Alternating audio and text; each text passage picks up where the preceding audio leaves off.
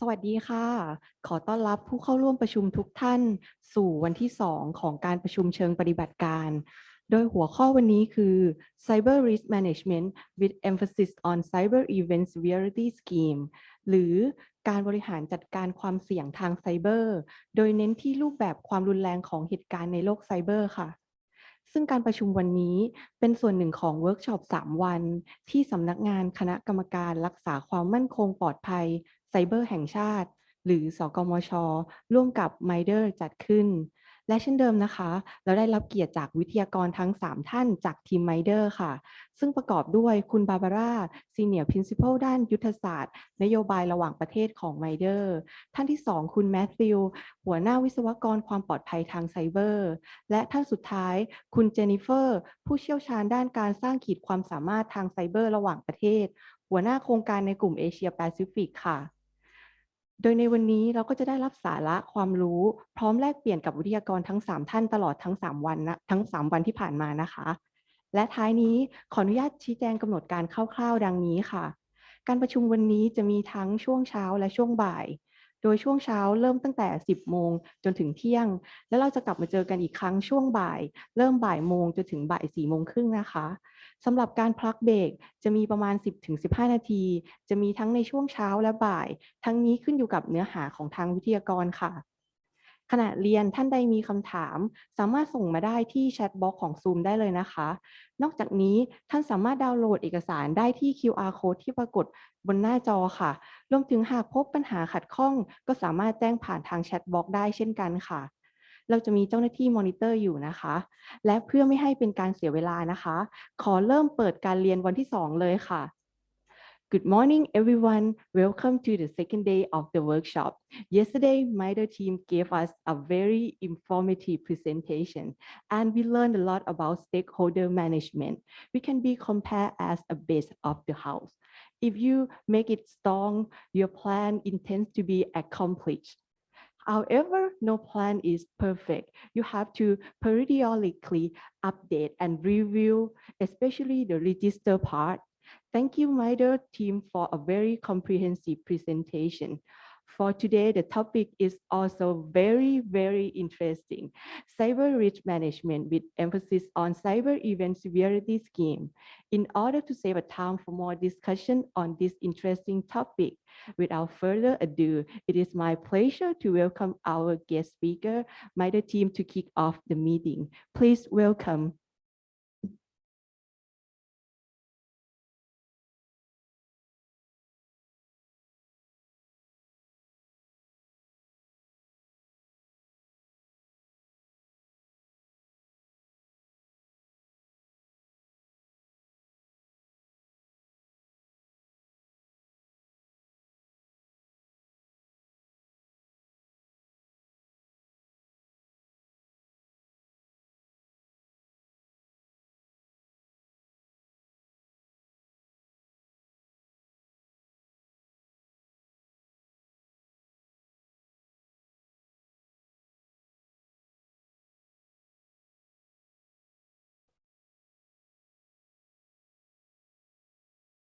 For those online, we're just waiting to get the slide showing on the screen here.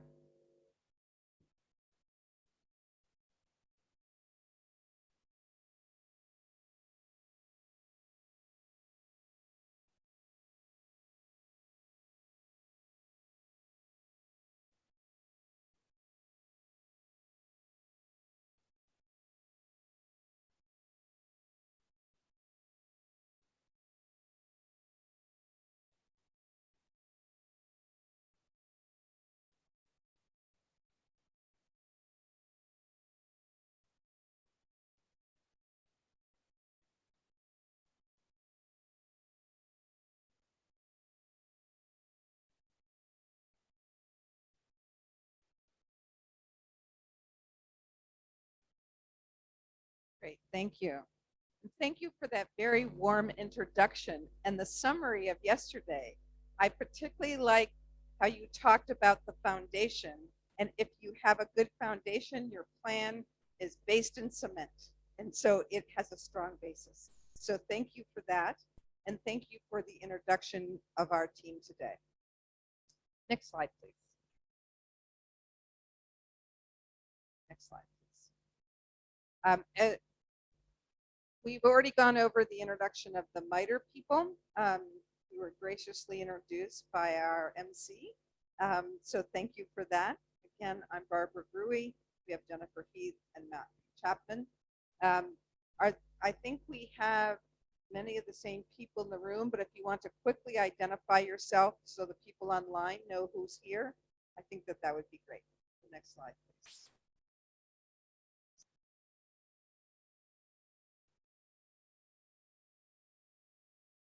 You want to start, Group Captain Jada? Oh. Yeah, thank you. My name is Group Captain Jadet Kuhakongkit, Director of Critical Information Infrastructure Management Office. Thank you.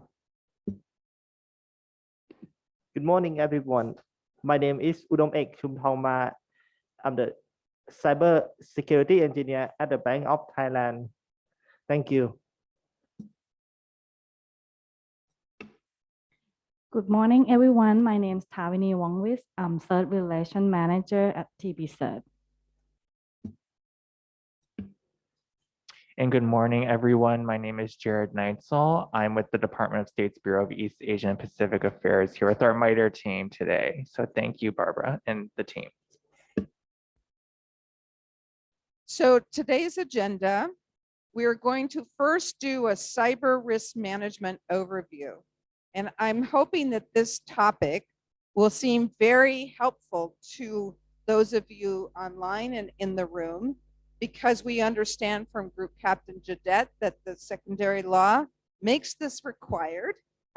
So understanding cyber risk management is important. We also will talk about conducting risk assessments. So risk assessments are a key part of the risk management process. And just like we had a stakeholder register yesterday, today we'll talk about the risk register, which is where you will keep track of all the risks that you've identified and how you're addressing them. There's a big emphasis today on the cyber severity scheme. So we'll talk about the purposes of the scheme, the elements of creating a cyber severity scheme program, how to design the cybersecurity or severity scheme, and then how you validate and exercise the cyber severity scheme. We know that you had a national exercise last year where you exercised incident response, and this, we will show you how this fits into that process. And then we'll do a wrap up and discussion like yesterday. Next, please. Again, we have objectives for today's session that we will ask you at the end of the day whether we met them. So you should be able to describe how cyber risk management is critical to any cybersecurity program. Describe the process and functions to consider when building a critical asset list. Describe the elements of a cyber risk register. Describe the purpose of a cyber severity scheme. Describe the steps to design a cyber severity scheme, and design and exercise a cyber severity scheme. And for those of you who joined us yesterday, you'll remember at the end of the session, we went through and asked you about these things. So pay attention, take notes, and we will talk at the end of the session about this. Next slide, please. Again, we go back to our house, the framework for maintaining cybersecurity. And yesterday, we talked about how the house works all together, that your strategic risk management has different rooms, and we have all the different rooms that need to be connected and work in unison for the overall strategic risk management. Yesterday, we focused on the stakeholder management, which is part of the foundation. Today, you will see circled that we are now talking about threat assessments, vulnerability assessments, and the consequences analysis. So we're beginning to build our house here. We're adding some additional rooms, and that will be our focus today. We will also be mentioning today a bit about cyber threat intelligence, which is our sun up in that left-hand corner. So pay attention to that as well. Next slide, please. So before we get into cyber risk management, we need to have some definitions. What is cyber risk? So the formal definition is here on the slide. It's the possibility of physical, financial, or reputational damage that's due to the failure of ICT systems or cyber physical systems to protect the confidentiality, integrity, or availability of the data of the systems or the data contained within them. Now, it's important to understand when we get into the risk assessment process to understand that risks may be intentional or unintentional. So the first with our little criminal there are the intentional ones. That could be online crimes such as ransomware, exploitation of IoT vulnerabilities, hacktivism, APTs, disgruntled insiders. It could be a lot of different kinds of actors, but those are the ones that are intentional, where someone is trying to cause problems to your systems or the data inside. There's also unintentional, and this is accidental, and this could be because you don't have adequately trained people. So for example, if there's a phishing attack that's coming out there, and if you don't tell people, oh, look out for this one, be careful, they might click on it. And so that's unintentional from their perspective, although the actor is intentional by creating that malware. But you could have technical staff that just pushes the wrong buttons or does something, or it might be natural disasters. Say that you have a typhoon that takes down the system. That's not intentional, but it can still cause consequences the same way.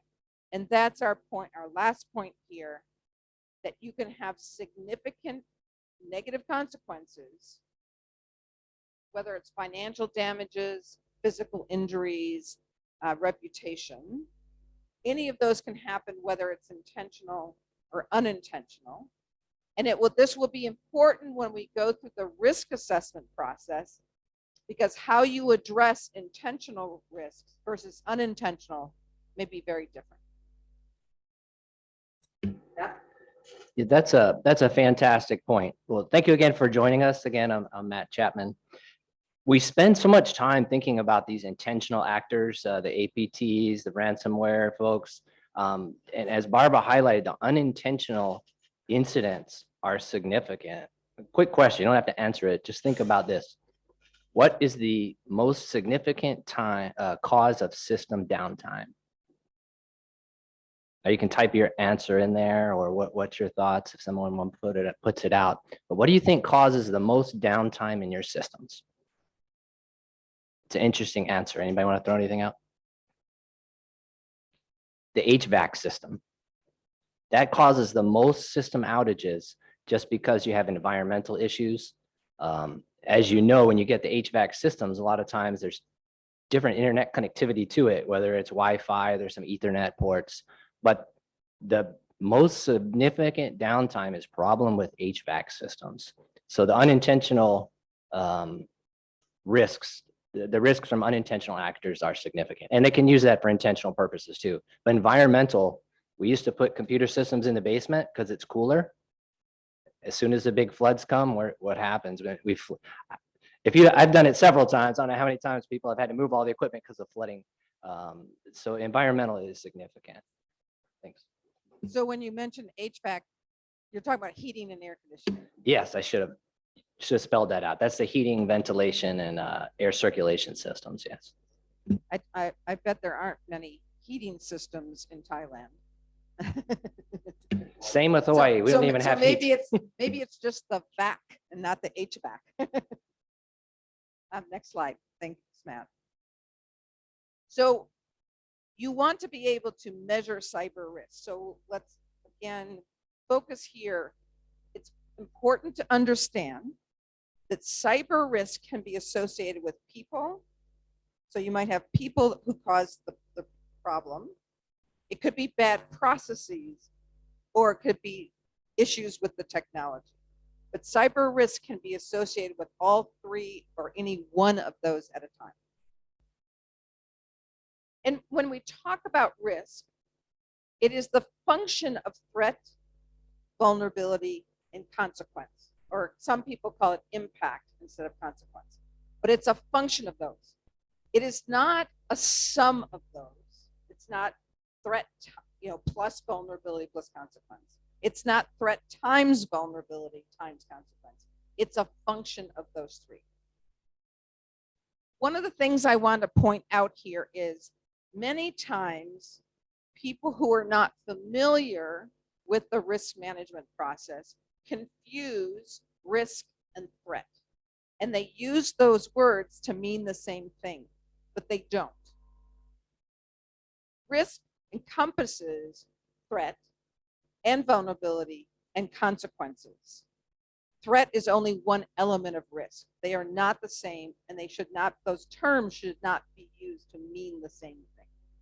Threat is the act, you've got the threat actors. Risk is what happens when you have a threat, a vulnerability, and potential consequences. Next slide, please. What does risk management need? And we know that in the cybersecurity laws here that risk management is required. And so many people are saying, well, what does that mean? And we're giving the example here from NIST, a special publication from NIST, which is the US Technology Standards Organization, for those who don't know. But risk management is a process that has 4 components to it. The first is to frame the risk, give context to the risk. The second one is assess the risk. And that's what we are going to be focusing on today. So that second arrow is where the major focus of today's conversation is going to be. It's responding to risk once determined and monitoring risk on an ongoing basis. Tomorrow afternoon, we will focus on those last 2 bullets. But we have a quote here from NIST that we thought was really important, so we wanted to give you the whole quote.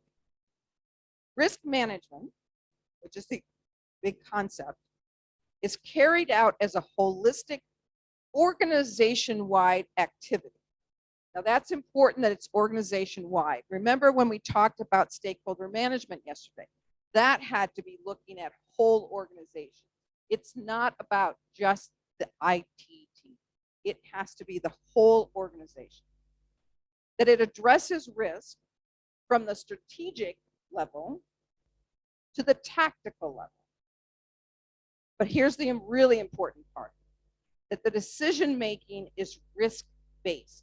That when you're deciding which actions to take and what to do with risk, that you're using risk-based decision-making.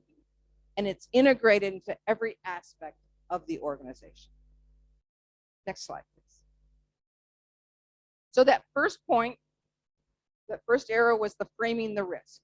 And so that, as we said, establishes the context for risk-based decisions. And a realistic and credible risk frame requires organizations to identify risk assumptions. Everybody is making assumptions about risks, whether they think it's significant or not significant. They make assumptions about who is, where the risk is coming from. There's a number of assumptions that any organization is going to make about risk, and they need to document it in their framing. There's risk constraints. It might be whether it's resources or policy, or there are other kinds of constraints. There's risk tolerance. So say, for example, a nuclear energy plant, their risk tolerance has to be very low because there could be very big consequences if anything happens there. But a cupcake company, their risk tolerance may be much higher because you don't have to worry as much about the impact beyond the company, and how what the consequences might be. So risk tolerance is going to be different for every organization. And every organization is going to have different priorities and trade-offs. So this risk frame will be organization specific. Next slide, please. So let's talk a bit now about assessing risks. And we know that this is risk assessment is part of one of the requirements in the law. And we've set out here that there's 8 steps to the risk assessing process. First one, and this is important, is framing the mission requirements. When you assess risk, you are assessing it against your own mission and objectives. So you need to identify your mission and objectives first, because that will drive your entire assessment process. The second one is identifying the critical assets. As we talked about the definition of cyber risk, we talked about intentional, unintentional. I mean, and we all know that the number of those risks is much greater than the number that any organization can address. You don't have enough resources. I think, Jennifer, you mentioned yesterday that every one of these organizations is facing risk and events time and time again every single day. You cannot address all of them. You will go out of business because you don't have the money, you don't have the resources, you don't have the people.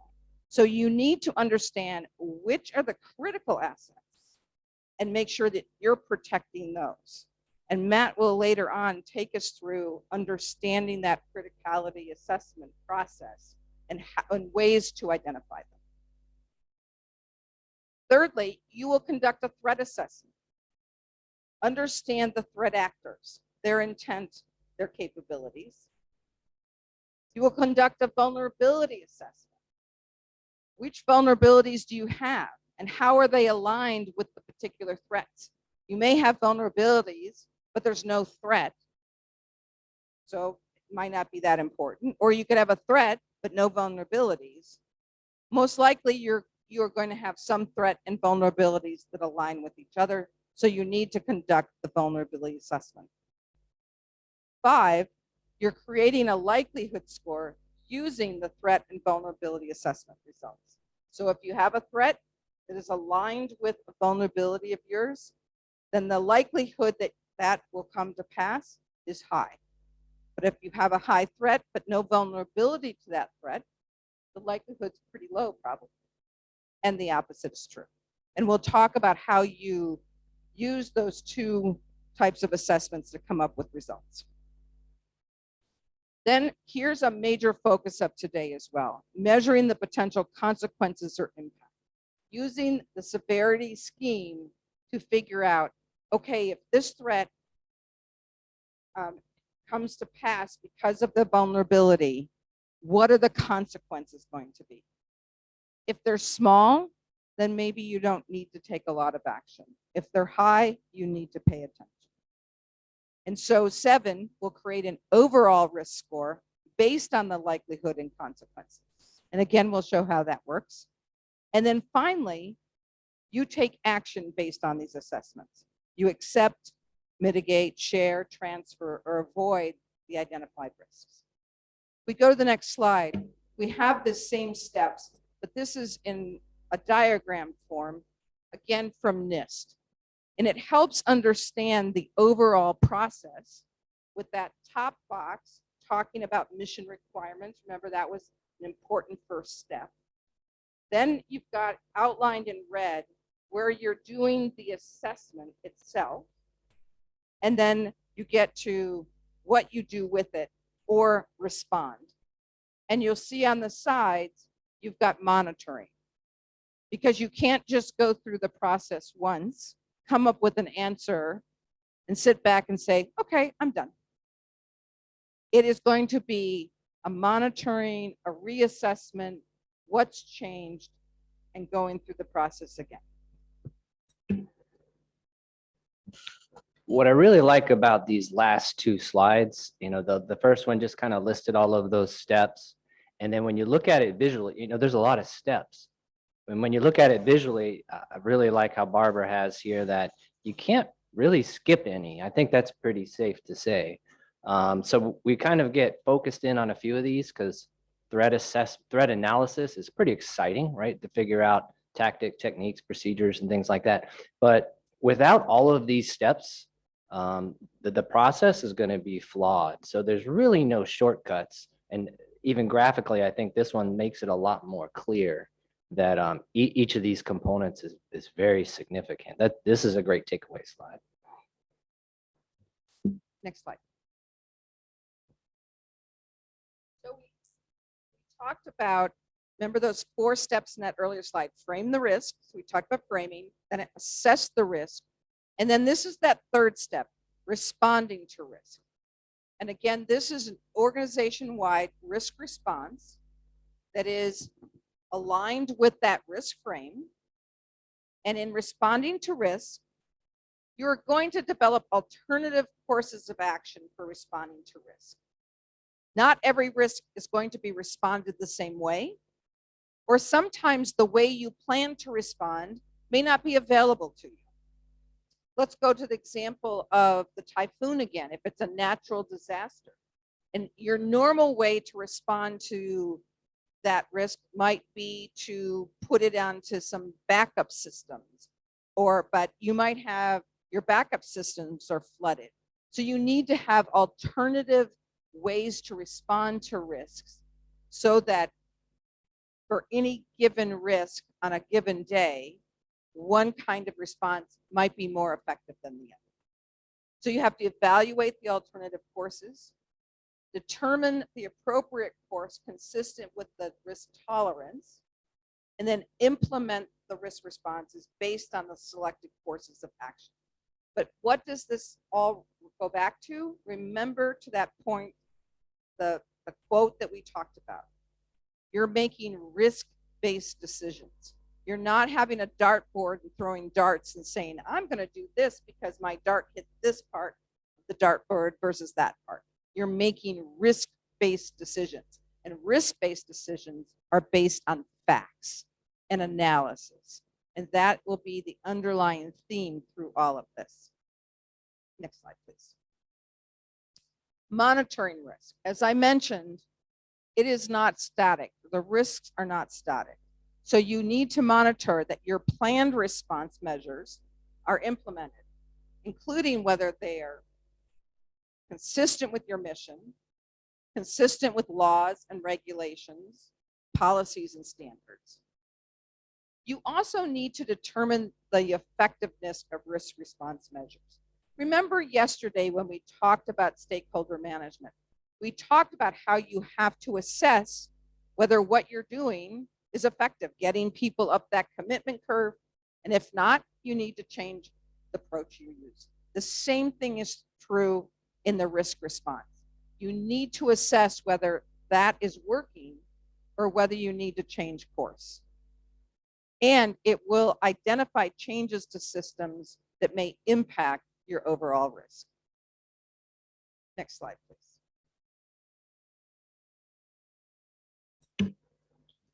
So now we're going to take a look at this process, right? We need to have this risk management plan, and there's some products. And we'll go back and let's highlight why do we need to do this in the first place? The definition we showed from NIST, and notice on the slides that there's the source where you can get these documents. If you don't have them, just go do a Google search and you can download those NIST PDFs. They're public, and they'll go into this in a little bit more detail if you'd like to as well. But this process, for different organizations, we mentioned risk tolerance. Perhaps you've been in an organization that has very little risk tolerance. The example we did the other day with the FAA and airspace control, very little risk tolerance. You can't take many chances with things like that. I've also worked with some organizations that will accept a lot of risk because the reward is worth it, whether it's a return on investment or sharing information with partners. Sometimes it is worth the risk, but it needs to be, as Barbara said, a conscious analyzed decision if it's worth the risk or not. So we want to go through a process that's going to set priorities for us. That's going to help us manage our finances, help us manage our resources, and we're making a calculated risk that has a higher return on investment. There's more to gain by taking the risk. But in some situations, the risk is too significant. We want to look as we try to figure out where we take risk and where we need to mitigate risk. What are these interdependencies?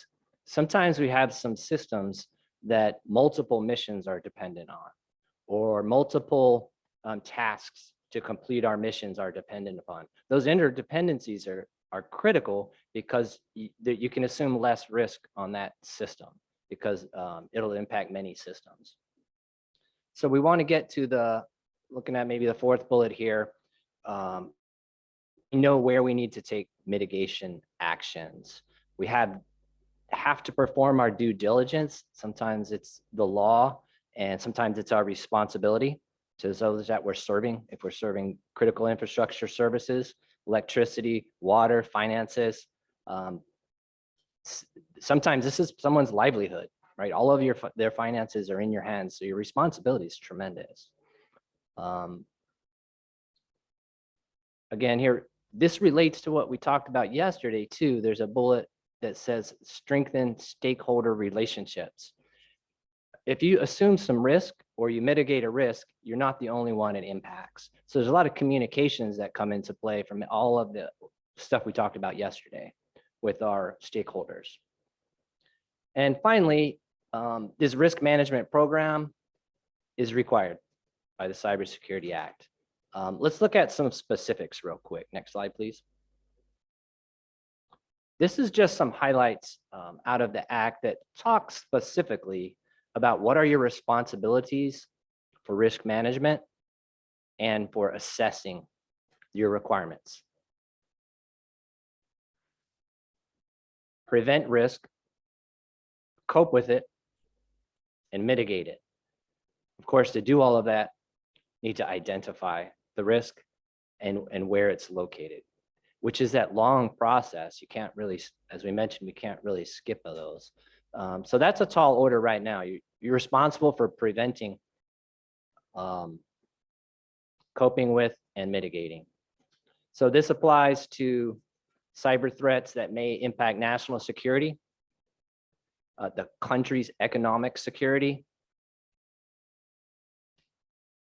physical security, whether it's by land, sea, air, space, and of course, cyber, right? That's our latest of the domains we have to protect as any nation state.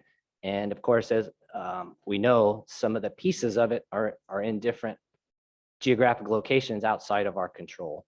So martial security in the cyberspace domain is quite difficult. And that's why we have professionals like you working on this. And it continues to get more complicated. And of course, public order. If we go down to section 13, we see there's some specific risk management principles that are specified. Anytime we say a shall, that means, yep, you have to do that. So specification of the risk that may occur to the computer data. And again, it could be in many places, that data, other systems, the property, and how does that impact life or we have here the body of a person. Again, prevent risk, examine and monitor cyber threats. So that portion of the risk assessment process is a specified task. What measures will we take to respond to events or incidents? And really the final state that we want is we want to restore services. We want to get back to that steady state, fix the problem, and let our constituents and our services get back to where they were before the event started. So all of these are mandated, and they're just important for the operation of our sectors. Okay, next one. And I still also have the chat open. If anybody, feel free to chime in at any time because we love to get your comments on any of this. The second piece, this one jumps to section 44.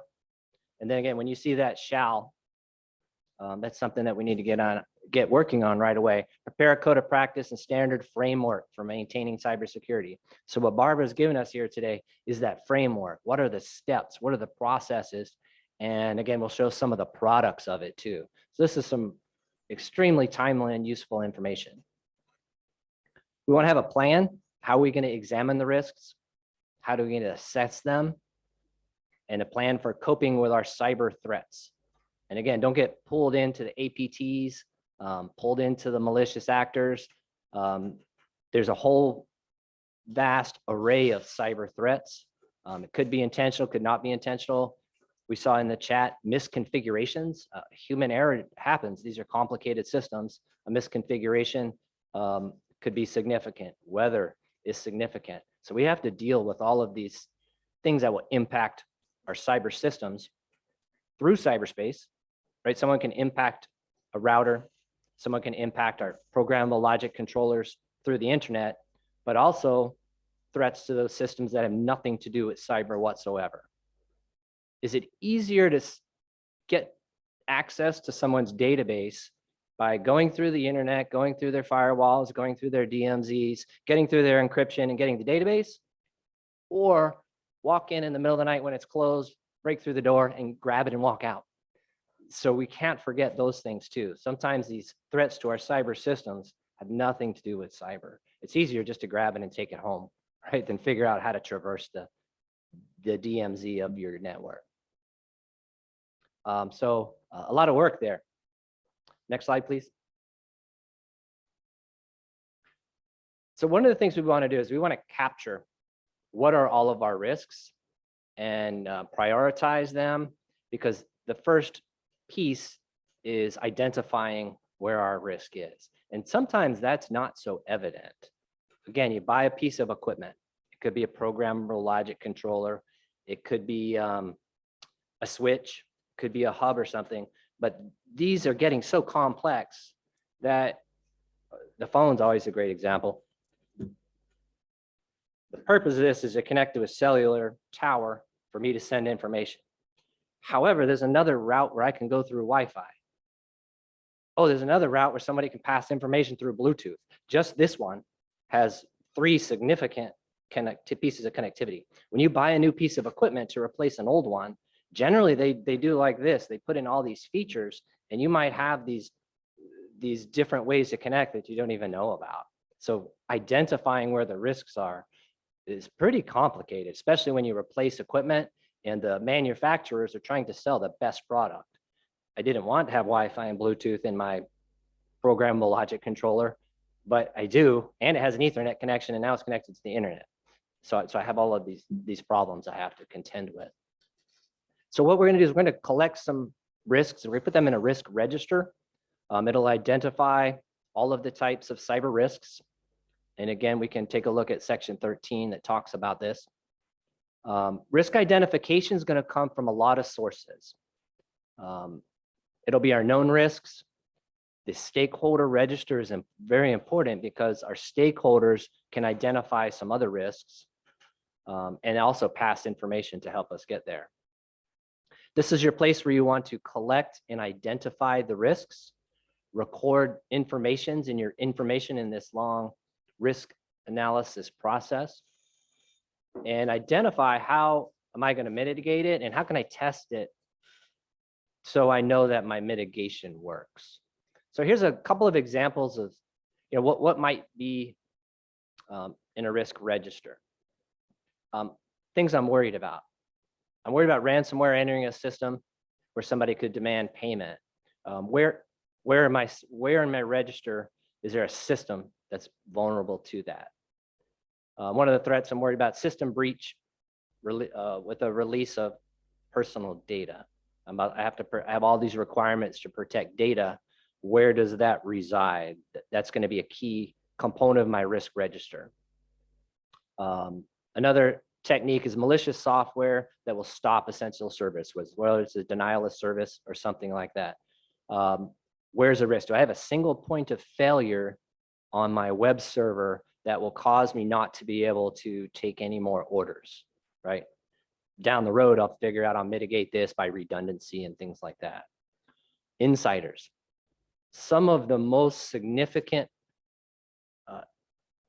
exfiltration or someone taking information is just from the human aspect. No matter how secure your computer networks are, it's encrypted, you really have it locked down, the services are closed, someone has permissions, right? It's someone's job as the administrator to administrate that data. So the people are so important because you're giving them complete trust, right? So your HR processes could be something on your risk register, right? Because the administrators have access to it. Most of the significant breaches globally are from people that had the permissions. They just took the information. So the human aspect is significant and likely would show up on your risk register. And I mentioned quickly some severe weather incidents that could shut down your data servers or something like that. Next slide, please. So here's a sample. And again, anytime that myself or Barbara says template, it's just a sample. Feel free to modify it, make sure that it matches what you're trying to do. But here's some of the things, or at least some of the categories that recommended in this template. On the stakeholder register, we said some kind of ID, but it's not a identifying ID for the person, but all of these elements, they do need some kind of database key, somewhere you can identify them that's not related to the information in there at all. So you can communicate about it without really giving out any of the information. So that's always important. It's almost always the first thing. And if you ever made a relational database or something, I got the key. Okay, the risk description. Kind of a short one. Later you can have a free text, but you need something real quick that describes the risk. And it's like one of the samples I just went through. The risk owner, someone has to be responsible for that risk. The databases are a little bit easier to capture if it's in one location, right? You know where it is. Someone's responsible for that data at rest and making sure that there's no access to it. So there's a risk owner. The category, there's some good examples here. This has to do with the transport of data. This has to do with the storage of data. This has to do with the ability to process things through my web server, whatever the category is. And we're going to talk about how to get there, but the end state is an overall risk rating. And Barbara's going to talk about that in detail. How do we get to this risk rating so we know what is most significant? The threat description. We're going to talk, it's a little bit there on the vulnerability description. So you can see each of the steps kind of have a place where you fill it out. What are the consequences? And on yesterday's example, we talked about communications that impacted aircraft in flight coming in and out of the country. What are the consequences if that link, and we'll just say it's a satellite link at this time, which makes sense. What's the consequences if that link is broken? It's pretty significant. So you want to capture that, and that's going to reflect eventually in this overall rating. And then that's the next one, the overall consequences rating. What are our mitigation measures? So now we have, after the assessment's complete, we're going to figure out what are the things we can do to mitigate, transfer, maybe accept the risk if the severity isn't that significant or the consequences are not that significant. Capture any assumptions, and in decision making, you do make some assumptions, but when the assumption changes, you have to go back and take a look at it, because sometimes our assumptions aren't right. And then capture any background information. There are multiple columns on the right because one particular item may have several risks. Again, we'll go to the data storage sample, right? We could have a risk from intrusion from cyber actors, right, through the internet. We already know we have a physical security risk. So right away, there's two of them. And it could be that some of these, and this is one of the major complications when you're running critical infrastructure. Some of these devices are buried, right? built into the system and you can't replace them.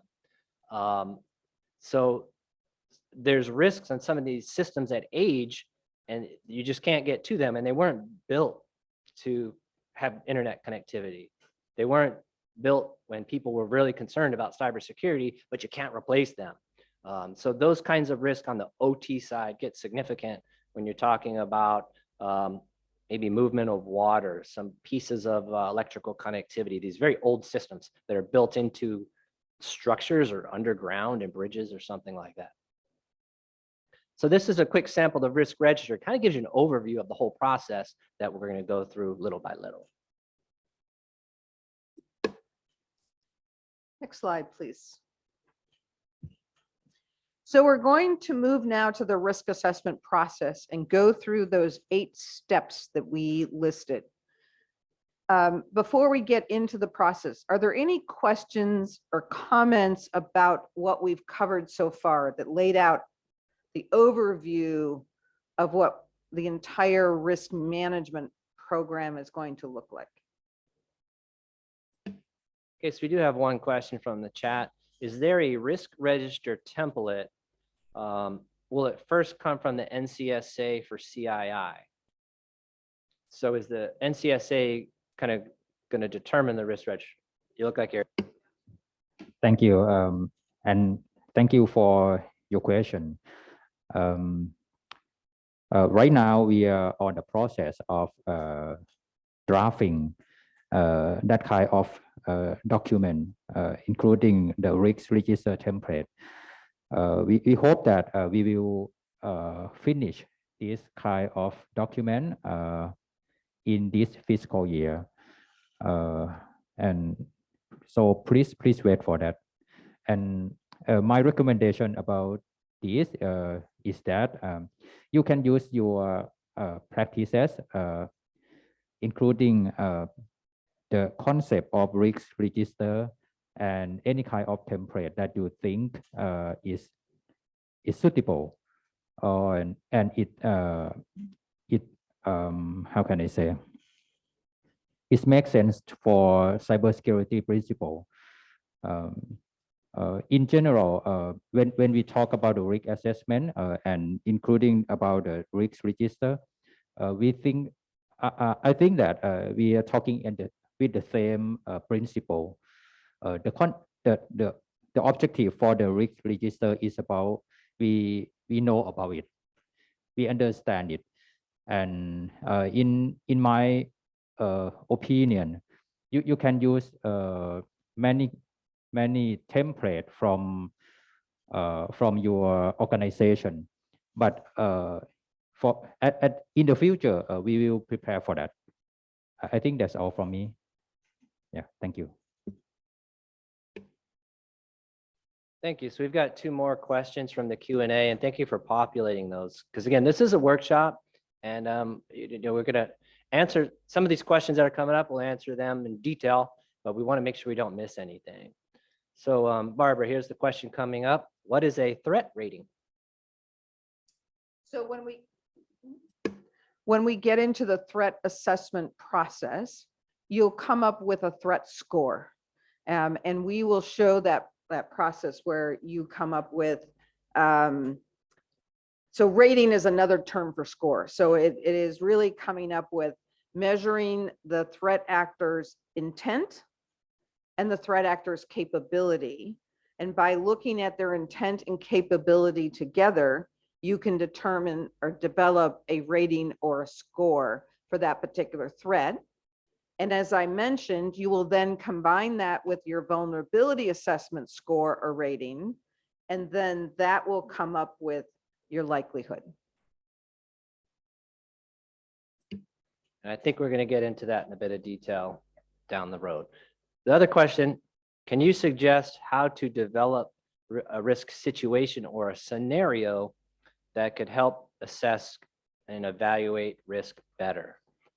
This is a great question, and it clearly shows that you understand the process, and this is what we're going to do throughout the day. So please come back, and if this question still is there at the end of the day, then we missed target. But we're going to do exactly that. We're going to walk through the process and the steps to talk about threat, talk about vulnerability, and yeah, even a scenario about how we can help identify and evaluate the risks.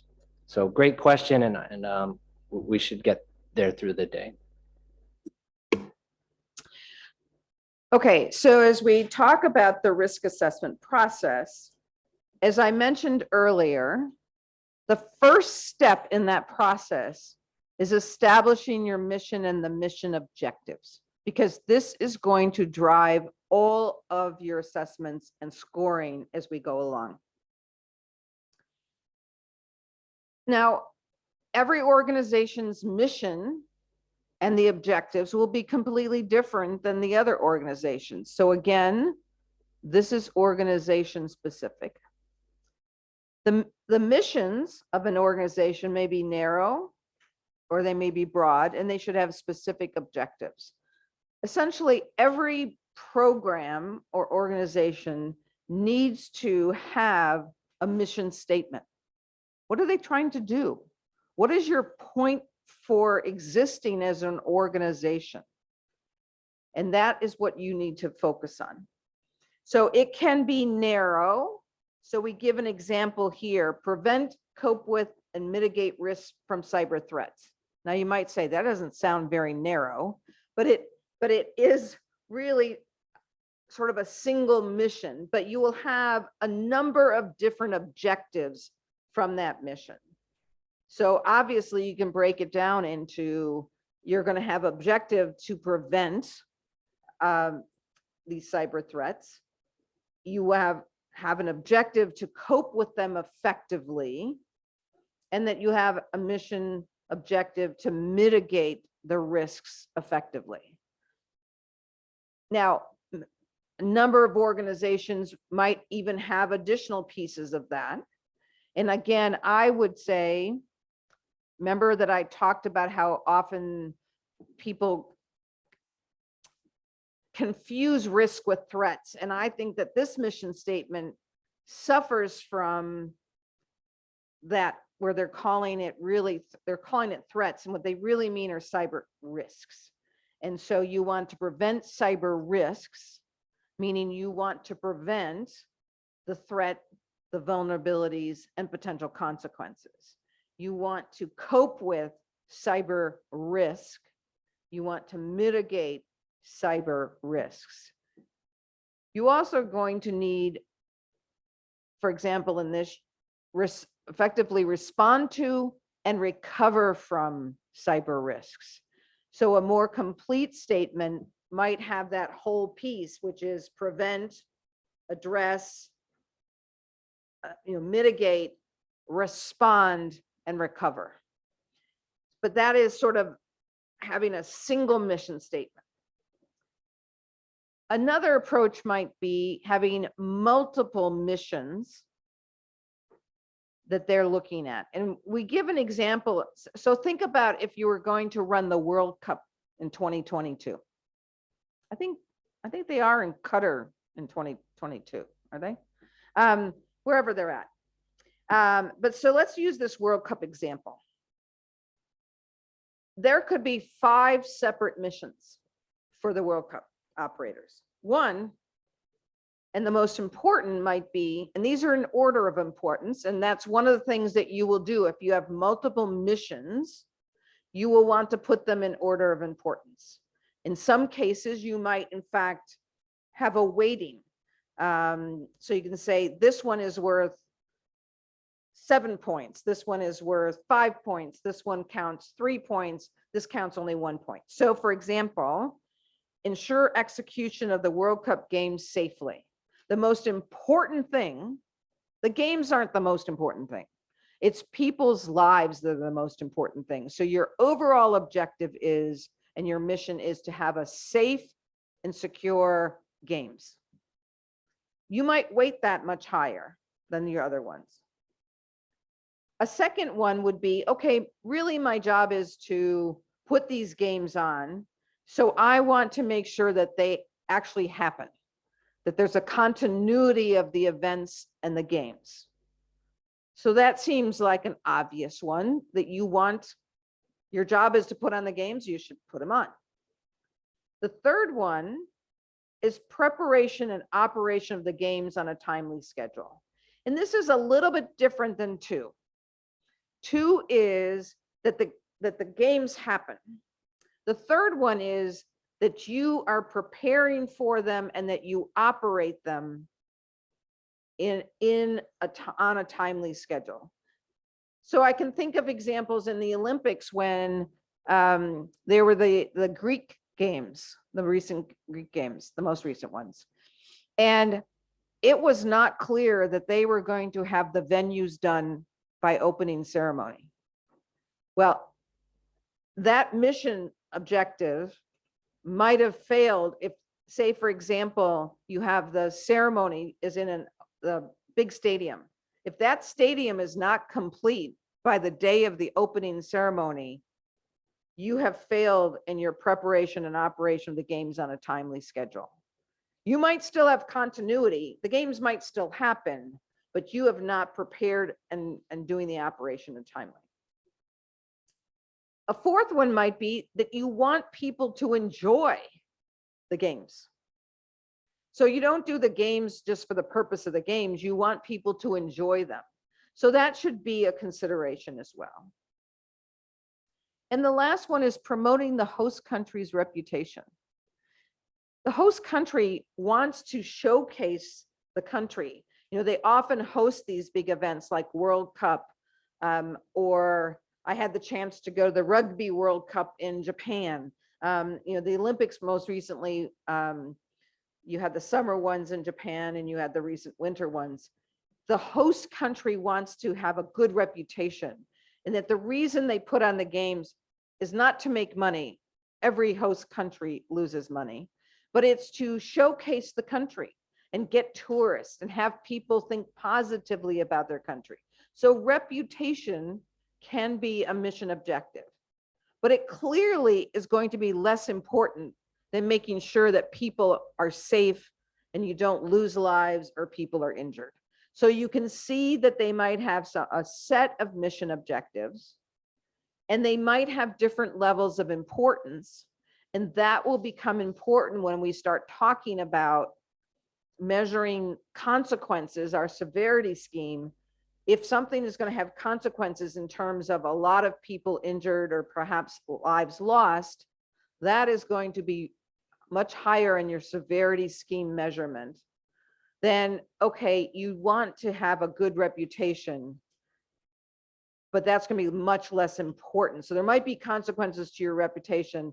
And if you can protect against a bad reputation, you want to do that, but you're not going to spend as much time and effort as you are on the higher level objectives. I think at this point, you know, we've been going a long time, and we're about to get into the criticality assessment, and Matt's going to have a lot to talk about that, and we're going to have an exercise. So why don't we take, how long a break do you want to take? 10 minutes? 10 minutes, get some coffee. Yeah, so if we will come back at 10 after 11, and then we'll get into the criticality assessment, which will be an interesting challenge.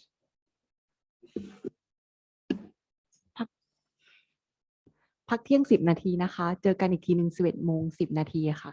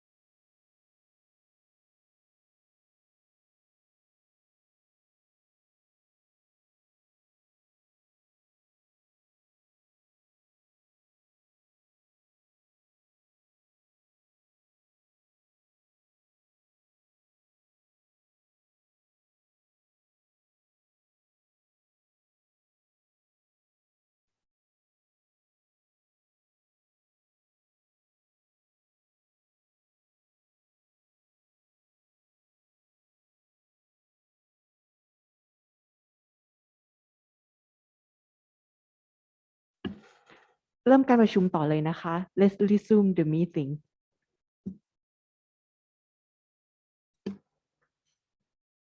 So we have a question that popped up in the chat right before we went on break. So I think I'm going to pass this one to Group Captain Jadette.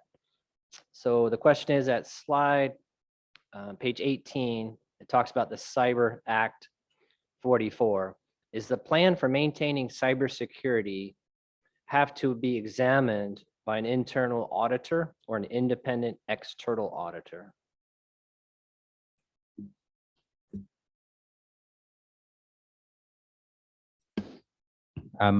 Thank you for your question.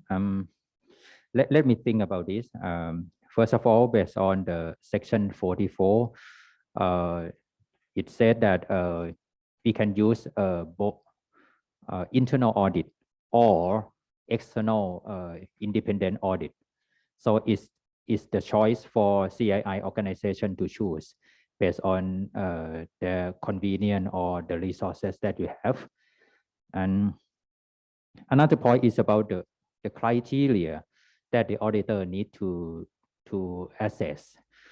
They need to think about the secondary law and the law itself, Cybersecurity Act. They want to be sure that the CII organization and the government agency need to follow the law and the subordinate law. So this is my answer. And for the specification of the auditor, we don't have this clarification right now. My recommendation is that the auditor should understand the process of the risk assessment and the risk management. They should understand the law, Cybersecurity Act, and also about the secondary legislation, so they can examine or assess the operation team correctly based on the objective of the auditing. This is my answer. Okay, thank you. And please continue to pass on your questions. I think we're caught up right now with the Q&A and both the chat box. So let's move along to the next slide. We'll get into the process. And what we really want to look at are what are some of the techniques to figure out what are the most critical assets in our architecture or really in our system. Generally, it is networking equipment, and worried about this domain, but it could also be processes and things. So we want to identify the critical assets, and we're going to talk about a couple of techniques to do this. So the question we ask ourselves is right up there on top. What impact would a service or a system failure have on the organization's mission?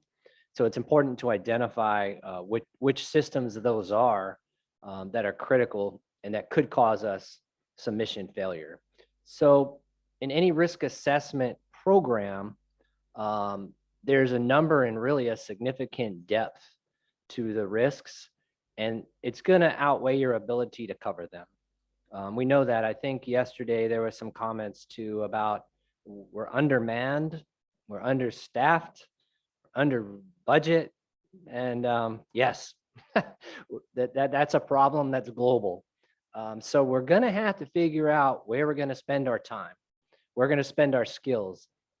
The folks that you have and the professionals you have working in your organization, you see how long it is to produce a cybersecurity expert. So you only have a few of these resources. So we're going to have to allocate them at very specific locations. And those are the locations that are going to impact your mission. Particularly in the cyber realm, you have a lot of different risks. I kind of said that before. We have different connectivity options.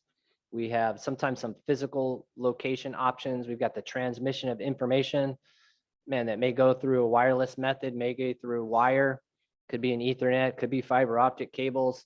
The complexity is significant. And then we have to work through the satellite transmissions. And of course, our favorite transoceanic cables, where a lot of our data goes through, because that's really our long haul connectivity. And that's hard to repair because it's really deep underwater. So we've had some challenges with that. So we're going to assess the criticality. And you see at the bottom here that we've got 4 steps. We're going to identify the mission of our organization. What are we here for? And Barbara kind of walked through some samples there. We're going to look at what are some of the tasks that we have to do to accomplish that mission. Then what systems do we use to support each of those tasks? And what are the interdependencies, right? This will help us figure out where we're going to allocate those cyber professionals, where we're going to allocate that money, sometimes to bring in some help or to upgrade our equipment. I mentioned briefly earlier that some of this equipment that our critical services and our national infrastructure run on is very old. Not built with cybersecurity in mind, if it's over 20 years old. So there's not so much money to replace it, and especially have to dig up the street to do it. So we need to figure out what is the most important things to keep our services running and what we're going to use our resources on. So it's not only personnel resources, it's equipment, construction, and maybe we're going to change our transmission media and go to satellite, which is expensive because you have the ground-based terminals. And we are doing this with all limited budget. So I'm sure everyone appreciates your hard work because it's a very difficult task that you have. So we're going to talk about a couple of different approaches of how do we get to this. So let's flip over to the first one. One technique, and we have the reference up there for you too, if you want to look up the Cybersecurity and Infrastructure Security Agency. We always say CISA. So there you have the text for what it stands for, because we like to use a lot of acronyms or abbreviations.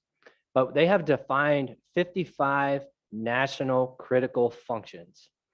And I put the whole definition here because it's pretty significant. So that national critical functions are things that the government and the private sector do, and this one says United States, so vital to the country that if somebody disrupts it, it gets corrupted, it can no longer function, it will have a debilitating, which means it won't work anymore, effect on the security, the economy of the country, public health, public safety, or any combination of those 3.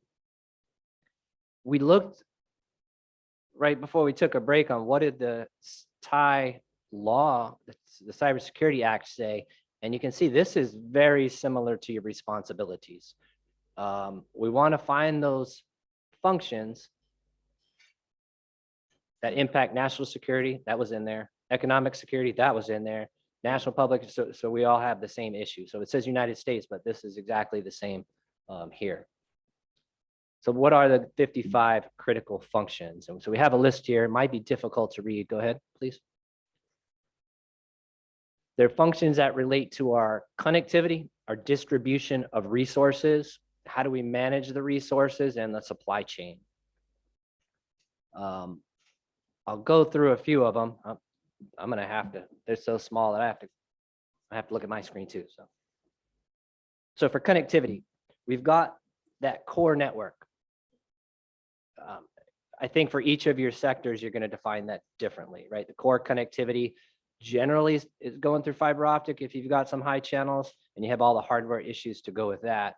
But what we're getting at is, will disruption in your the core network, how will that create that dysfunction that'll impact national security, health, or life, or the redundancies in the systems? And of course, what will it take? There's all of, this is a nice list because as you go down to the connectivity examples, just like the phone example, it'll remind you to check all of the different connectivity issues. Some of these are going to be more important than others. If I have some type of satellite communication that supports some of my systems, if that system goes down, it may not cause a complete dysfunction in my services. If my major fiber optic cluster gets broken because of road construction, that might cause complete dysfunction. So these connectivity options are going to be varied to how much impact it's going to have. Same with the distribution of services. A lot of these talk about transportation, but it's also the distribution of water, distribution of electricity. These are, again, all the defined as critical points in a distribution process. Management, won't go through those, but you have these lists. And of course, the supply chain. There's been a lot more focus on supply chain vulnerabilities. Most of that is outside of our control with global trade. So keeping the security of your supply chain intact, of course, is significant, and world events impact that too. We've seen the quick change in price in oil probably over the last month or so, right? Since there's been hostilities. So we have a hard time controlling the supply chain, but we need to know if one of these becomes disrupted, is it going to disrupt our critical services? So this is one way to approach it and look at all of the critical functions as they relate to our sector. So you have that list for you. Next one. Sorry, that one's so small, but there's just a lot of things. We want to make sure you had a copy of all of them. This one you may have heard of before. It's crown jewel analysis. And this is pretty, at least popular in some of my older jobs, is we're looking at what are those crown jewels. They call it that because the most prized possession I have that I can't afford to lose. On the right, there's a dependency model to how do we try to figure these out. We look at our missions, we look at our tasks, we look at our critical services.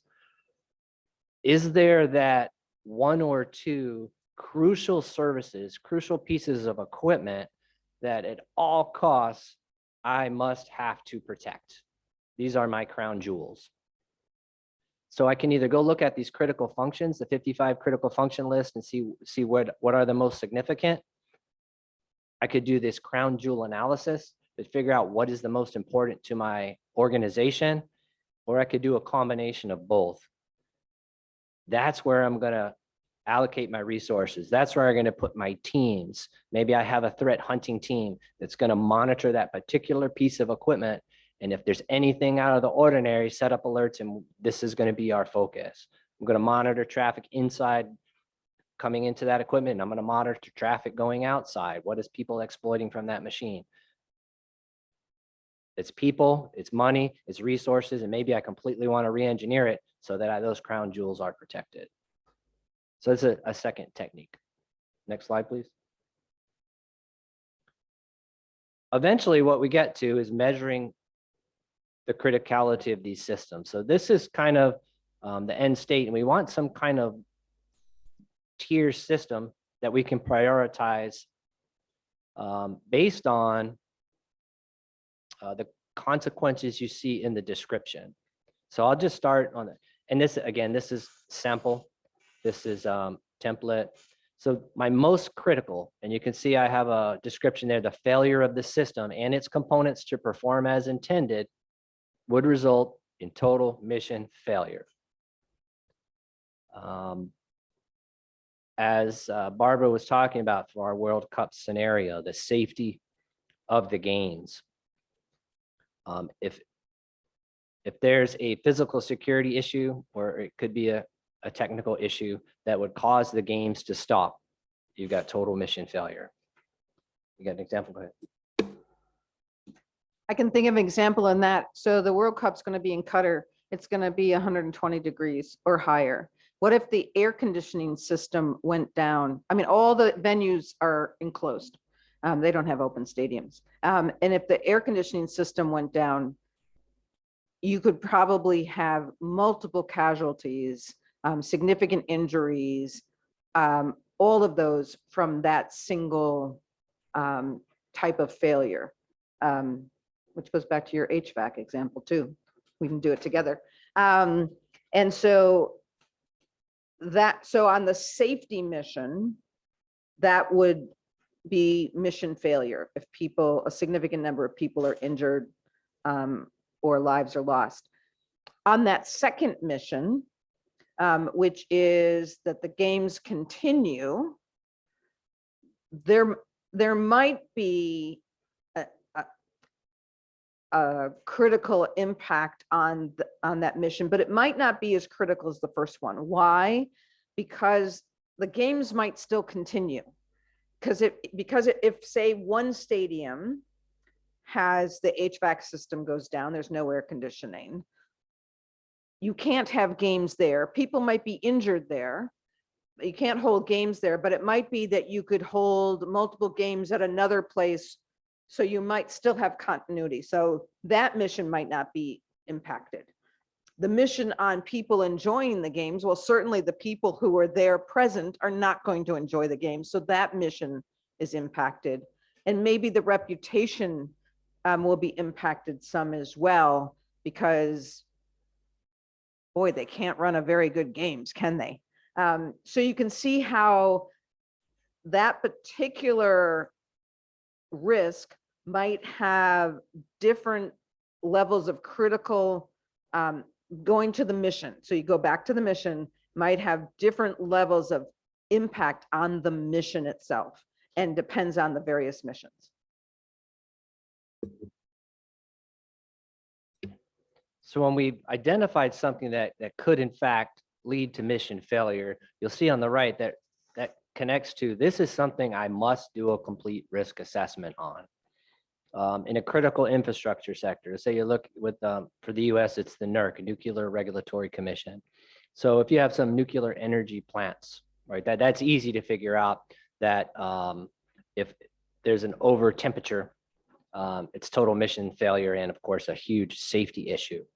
So of course those have safety devices, just like we do with any kind of the oil pressure tanks and some of our systems, that if there is the safety device recognizes that the temperature is getting too high, it shuts it down.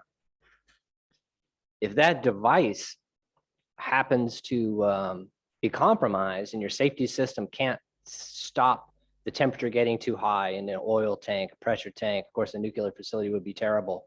That's pretty critical. So a complete risk assessment on that component of the system would be a highly mandatory thing to do, right? What are the connections of the safety system? What are the protocols it works on? All the way through the different layers of the processes, the hardware, the protocols, the transportation, the application. If you're an OSI model person, right? Each of those pieces, conducting a risk assessment on that because it controls the whole system. That's a critical component. All of those safety devices on any of your critical infrastructure, they're going to fall into that critical stage. Now there's some a little less critical, and they're defined here as significant and or unacceptable level of degradation to the mission. So we're not at mission failure. We can still provide some services. Something that falls in that level still should have a risk assessment to it, but you see it went from must to should.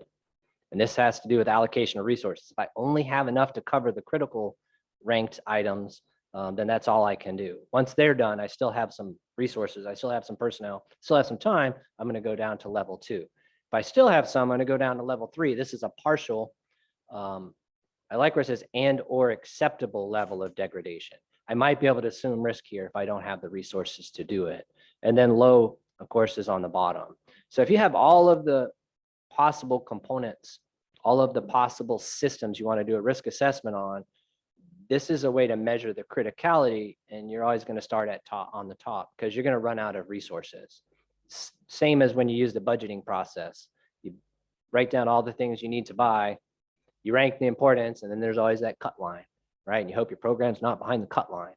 This is it with vulnerability assessment. Here's everything I have to I have risk with, and now it's in my risk register, and I have 200 things. I'm going to figure out how these are ranked, and there's going to be a cut line, and I'm going to have to assume risk somewhere, but I don't want to assume risk on that safety system that's going to make the centrifuge explode or something like that. So this is a sample of how we get there. Next slide. You go ahead.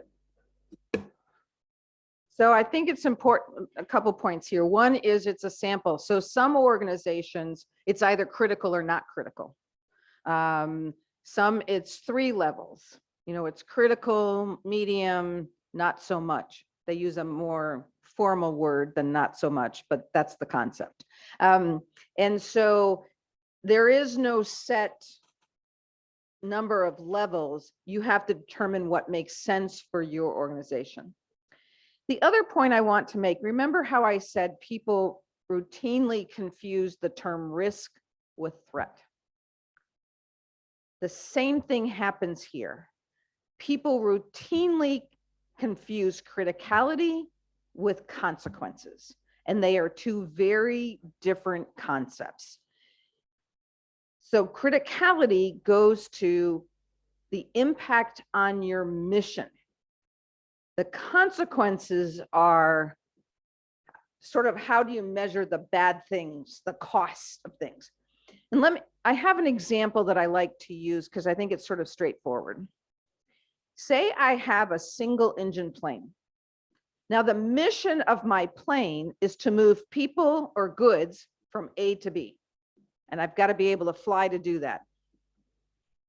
If I have a single engine plane and that engine doesn't work, that is critical to my mission because I'll have total mission failure. I cannot move people and goods if that engine doesn't work. Now, if I have a 4-engine plane, any single engine may not be critical to my mission because I can still complete my mission because I've got other working engines. But that's the criticality impact on my mission. Consequences could be 0 to a lot. The consequences are if that engine fails before I take off from the ground, the consequence is some people might not get their goods or that they might not get to where they want. So they'll be unhappy. I might have to compensate them for the delay.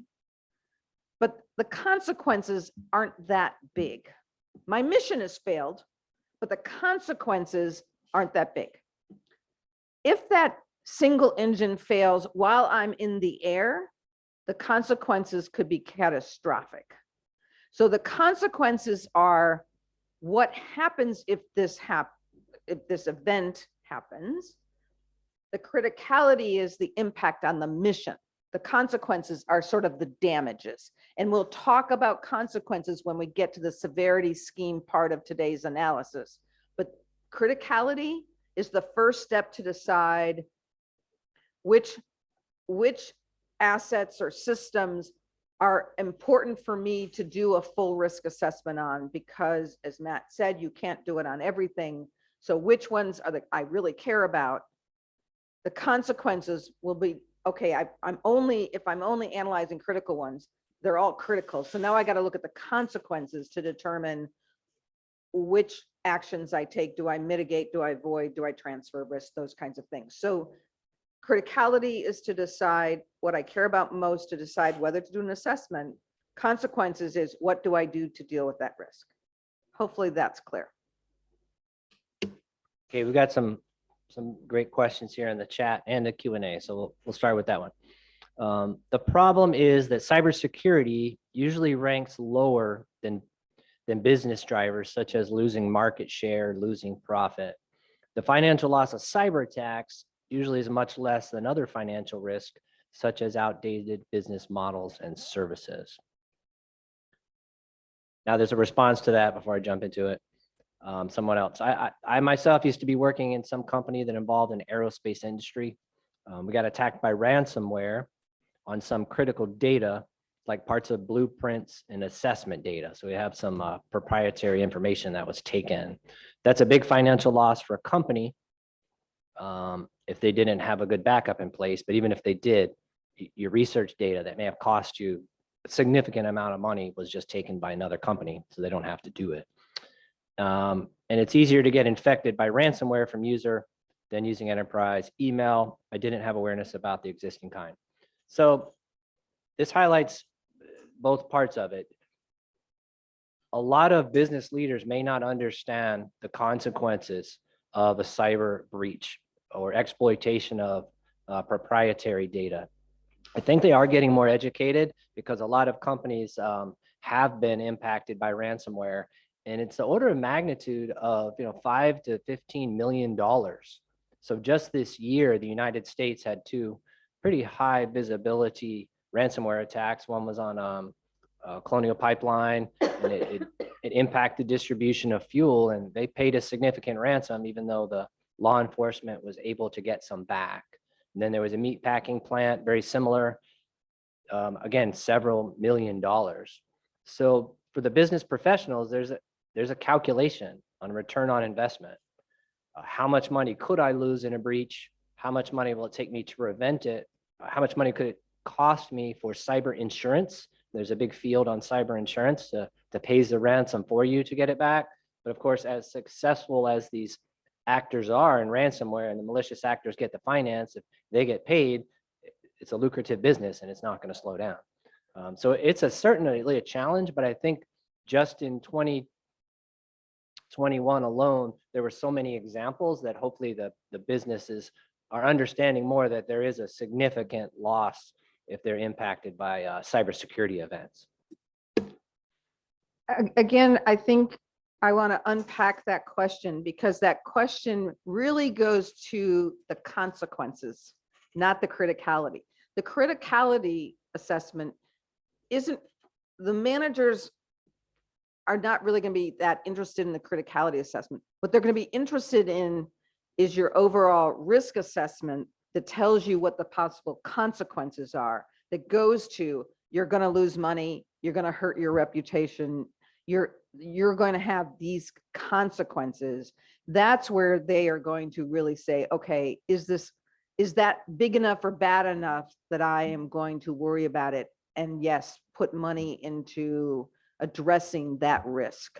But I think there's an underlying point in that question, which often is that managers or leaders often see things like cyber risk as a cost, and they don't see it as a area for investment or a profit center. And so they're going to focus on the profit center and not a cost center.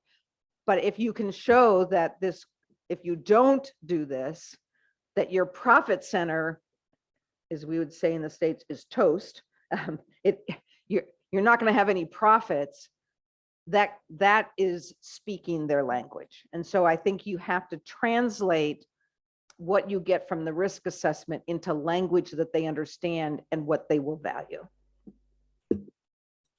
Right, and we're getting really ahead of ourselves, which is still great.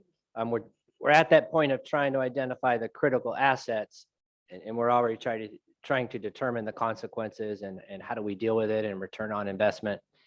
There's a couple more questions here in the chat process. For government agencies that have limitations in assessing risks from budget and manpower constraints, is outsourcing a third party a worthwhile option? Does anybody want to take a stab at this one before me?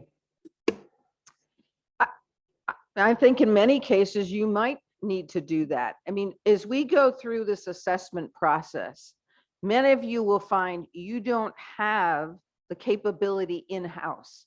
So for example, to do a threat assessment, it requires a certain kind of analytical capability. You need threat analysts. And that is a specific skill you might not have. So it might be that you get your threat assessments from Mandiant or FireEye, or from your ISAC or ISOW, or from your sector cert or someplace else.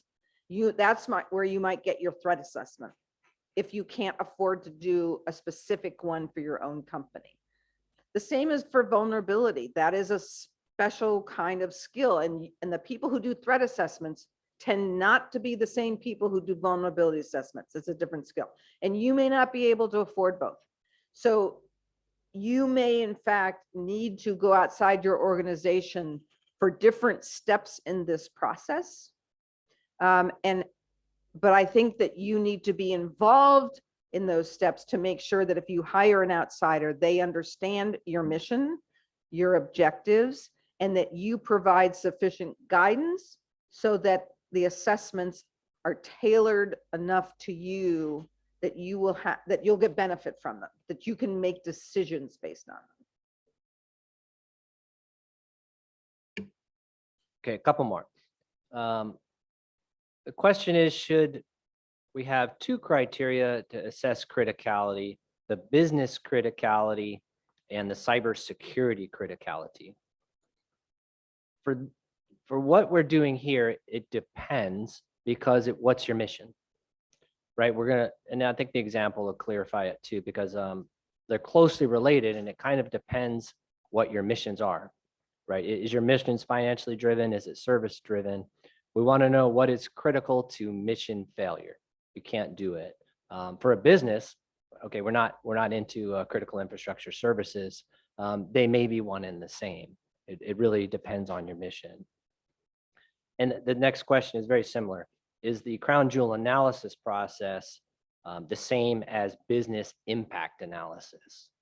For us, not necessarily. But I think it possibly could be for businesses. What do you My concern is when you say business impact, that you're confusing it with consequences. So terminology is important. And again, it goes back to criticality is how critical is it to your mission? Will you have mission failure? Will your mission be degraded? Consequences or impact are the damages. And so I think it's helpful to make sure that everyone starts using terminology the same way so that when you start talking about impact or consequences, people know you're talking about the damages versus talking about criticality. They know you're talking about the effect on the mission itself. And so having consistent terminology so that everyone knows when you're saying this term, you mean this versus that. Okay, I was trying to answer one and the answer question. We'll come back to that. Let's flip to the next slide and let's walk through an example. I think that will help a little bit. Let's see if we can get the board to work there. So here's what we're going to do for this exercise. We're going to select a critical information infrastructure sector and do a crown jewel analysis. So just for time, I'll go ahead and pick one. In the United States, we have 16 critical infrastructure sectors. So I'm just going to pick one of ours, which is water and wastewater. And now let me unshare this.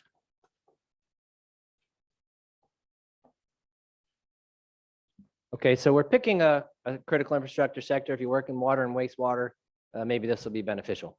What's important to note here too is what are we doing when we do crown jewel analysis? So we're going to extrapolate this to fiction a little bit, because if we really sit down and do a crown jewel analysis of our organization, the product is we're identifying the most critical thing.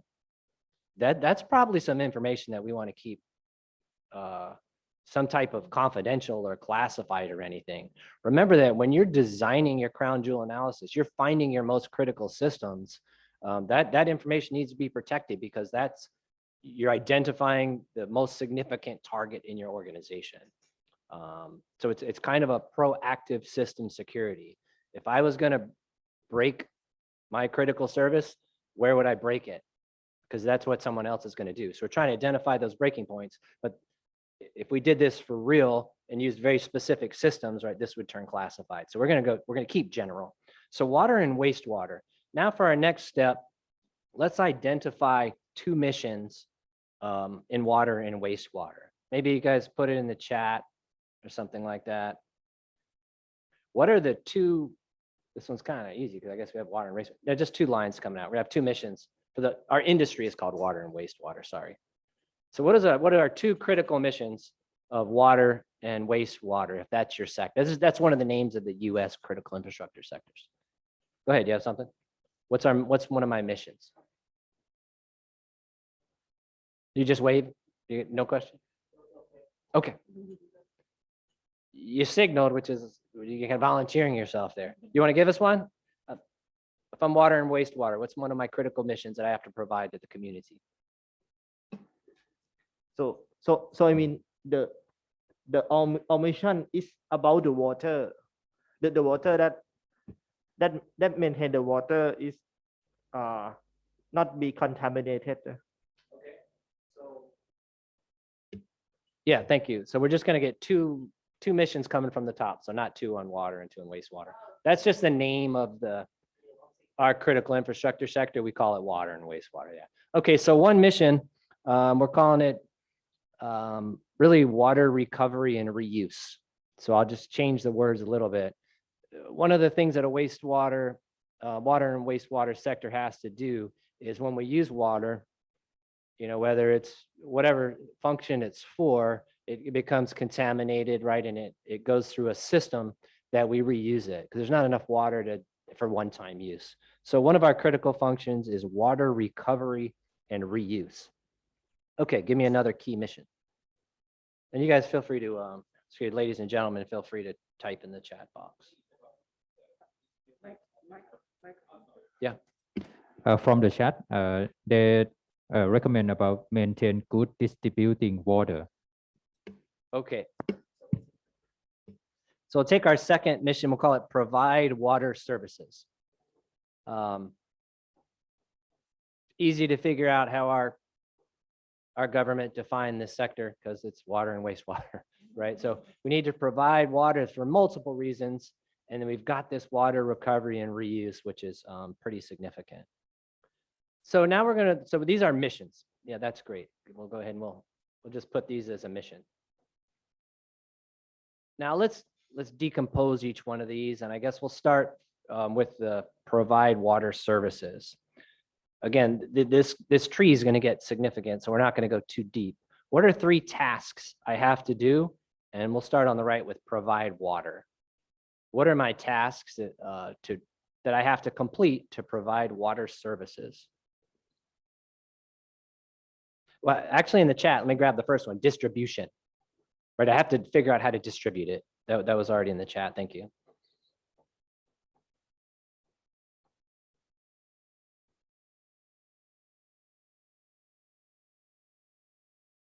Anyone else?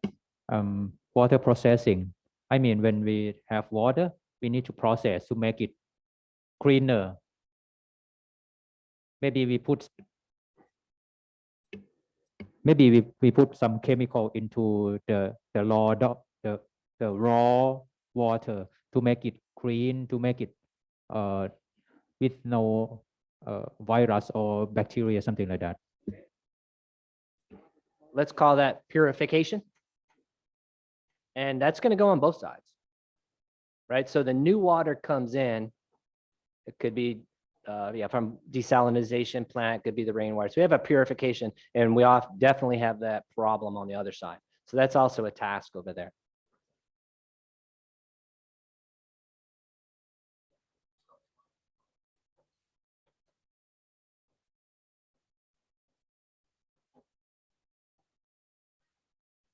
Okay, let's get a couple more tasks. Let's get one more for the providing water. We've got the distribution, the purification. How about the storage? We have to store it. So providing water services, we'll just add a third one that's storage, squeeze in that little corner there. For water recovery, you've got to collect it.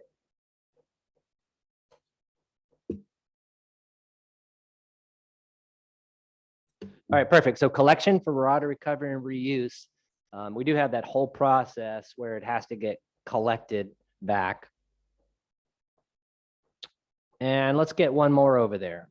I have the purification task, I have the collection task. So for water recovery and reuse, we have a third one.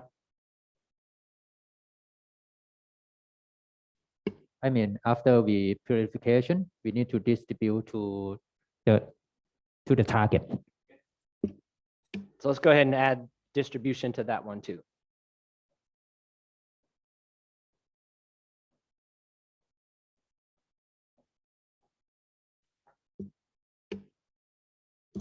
Now to keep Jennifer from doing magic, we won't break down each of these, right? But the next step is I have each of these. So we took our sector, we have 2 missions, and there's more than 2. We broke it down to 3 tasks for each mission. Now I'm going to go through each one of those, but we're not going to do them all. We're going to look at what systems do I use to complete that one? So I'm going to go into the purification one because we listed that twice. So we're just going to list it across the bottom and not put a line. So just across the bottom, here's a few systems that may deal with purification. We have to do filtration, right? Whether it's used water or new water, we do have some kind of filtration system. And again, we won't get specific on what type of filtration system we use or anything like that. So once it's filtered, one of the things you have to do is there's some kind of chemical or biological treatment, right? So you have to make it safe, they filter it, and then there's a just maybe chemical biological treatment, CB treatment, whatever will fit.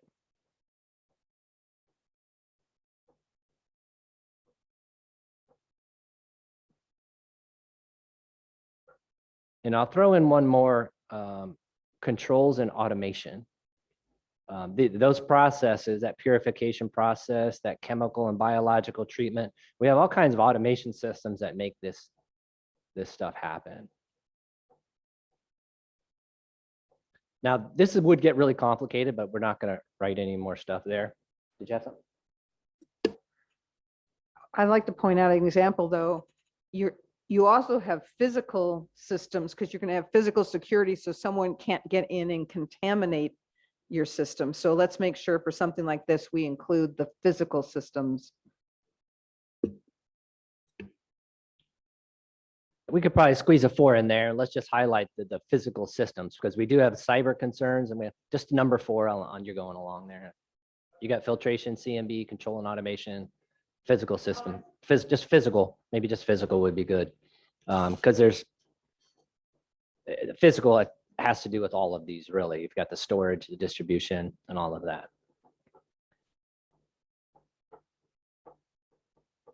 So crazy question. Do we have the capability of changing the pen color? See if we can change the pen. Yeah, okay. So pick something bright. Now let's take some of those things at the bottom. For example, filtration is a component. That system relates, so let's circle filtration in that color. That relates to purification. So let's link it. There's some kind of, right, there's a dependency here. Collection, not really. Distribution, not really.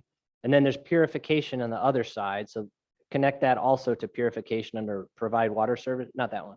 On the bottom, see the purification is a task on the right also. Yeah, so let's connect it there too. So whatever automated system or component that does filtration, it impacts both of those missions. So if we go down to each of these, we can figure out which ones are more critical. So let's look at the CMB treatment, the chemical and biological treatment one. So let's circle the number 2 CMB treatment. That's going to go to the purification on both sides. And probably to the storage. As water gets stored, right, it only has a certain shelf life, so you're going to continuously do some. You can see how complicated this is going to get if we do that. But this analysis is important, and it tries to help highlight it. So I think that's as deep as I want to draw this, but let me connect it to reality. So February 5th, 2021 in the United States, the Florida water treatment plant had a cyber attack against it. I'm not sure if that news made it here, but so we had a water attack on a water treatment plant February 5th, 2021. So what happened, there was a remote access, and they adjusted the sodium hydroxide content from 100 parts per million to 11,100 parts per million. So that changed the chemical composition to an incredibly dangerous level. Interesting note. So think of in the United States, I'm not sure what kind of sports you follow. February 2021 is this date was 2 days from the Super Bowl.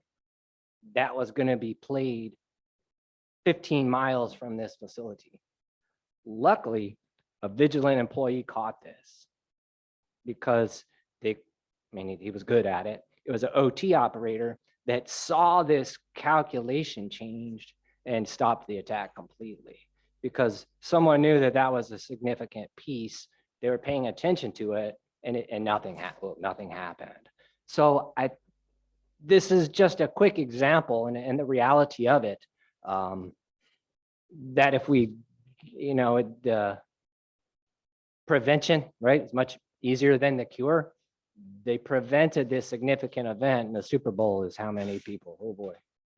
Super Bowl is maybe 50, 60,000 people. Yeah, most of those stadiums Yeah. probably hold 50 to 60,000. Yeah, maybe they just didn't like Tom Brady because that was the Tom Brady Tampa Bay one, I think.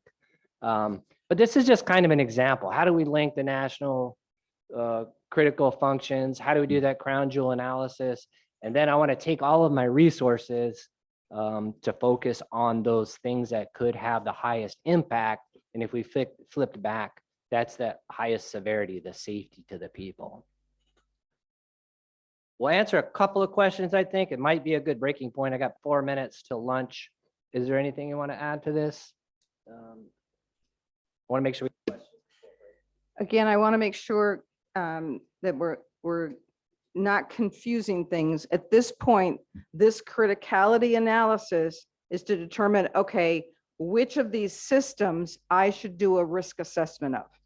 I'm not determining what the consequences are. I'm not determining should I mitigate it yet. I'm not talking about response. I'm just talking about, do I go and do the complete risk assessment, go through all 8 steps on which of these?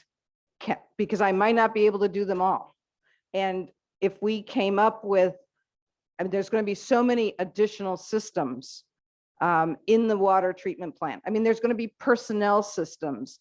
There's going to be security systems. There's going to be control of the water systems.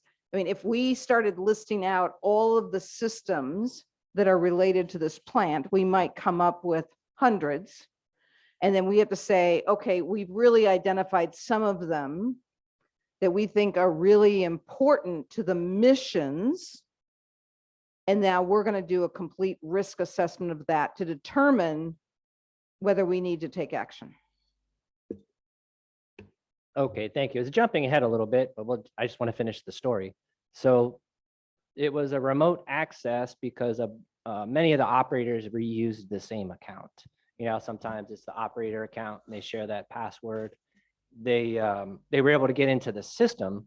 So later when we get to mitigation, the mitigation solution to this is they just didn't have the right engineering of the remote access process.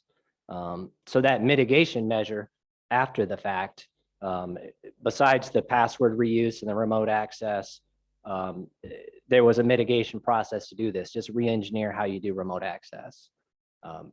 Luckily they caught it and it didn't have an impact, but the vulnerability was there. The threat actor found it, they executed it, it had high consequences, but it was stopped fast enough. So it was really an incident response because someone saw it, but the vulnerability was there and needed to be fixed by re-engineering remote access.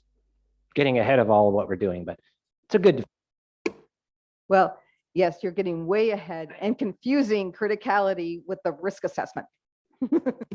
Don't let anything get in the way of a good story. Yeah. Okay, so I think we're ready to go lunch there. Thank you. So it's now the time for the lunch break. We will see you again at 1 o'clock. เราเข้าสู่ช่วงพักเบรกตอนเที่ยงแล้วนะคะ เจอกันอีกครั้งตอนบ่ายโมงค่ะ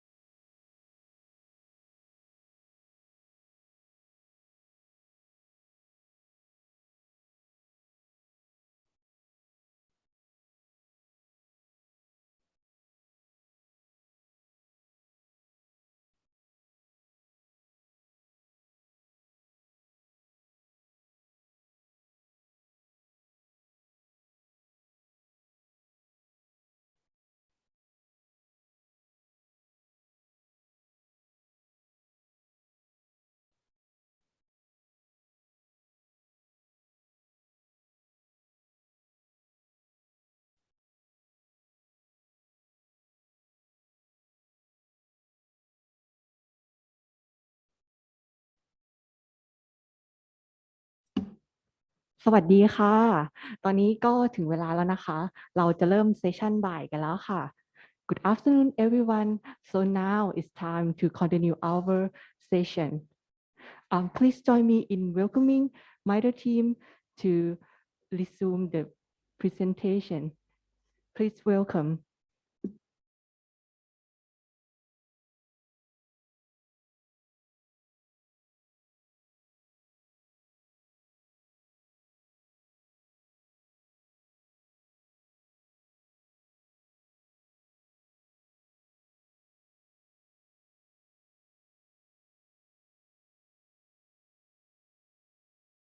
Well, while we're waiting for the slides to come up, we're now going into the threat assessment, the assessment process. As you remember, as we went through, all those steps were the threat assessment piece.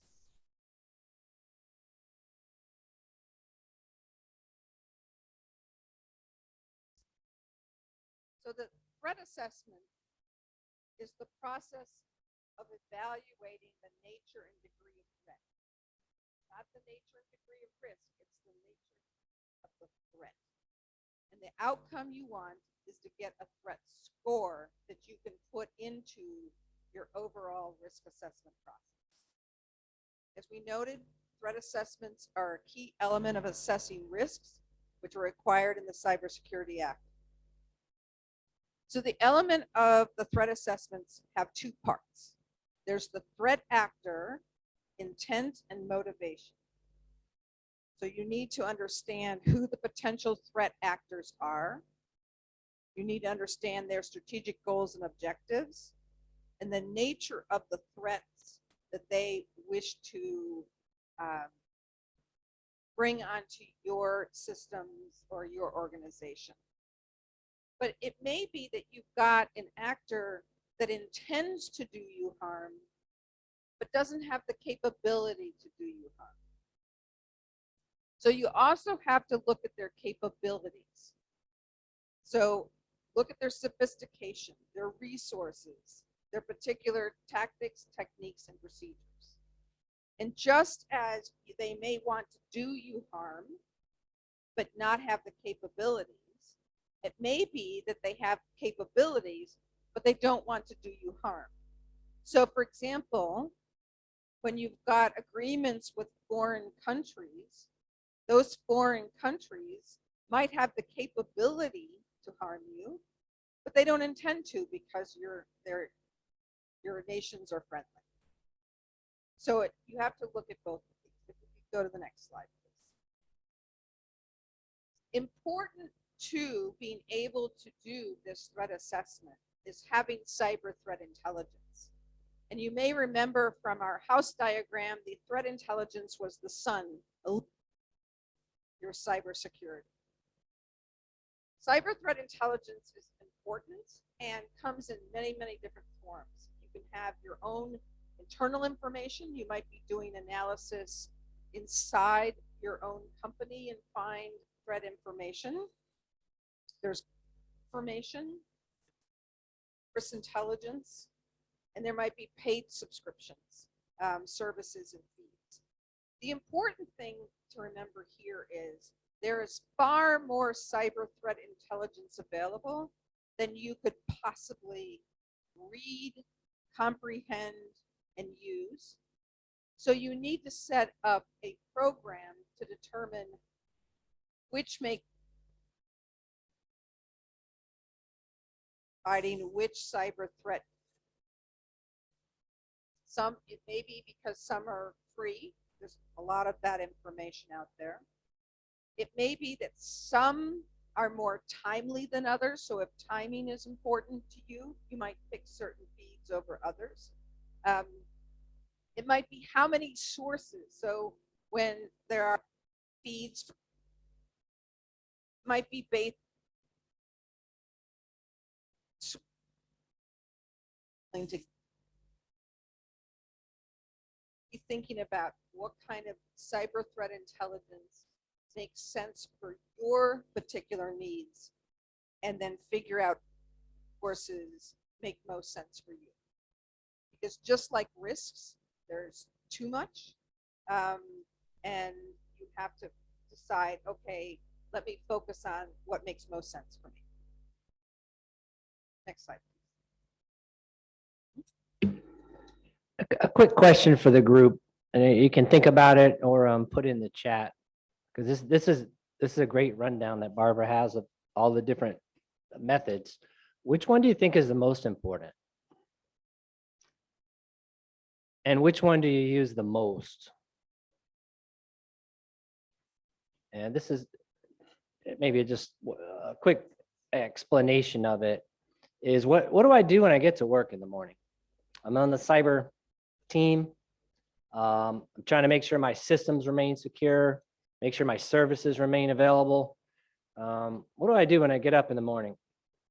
So maybe the most valuable is that internal information. What happened when we were gone, when nobody was here?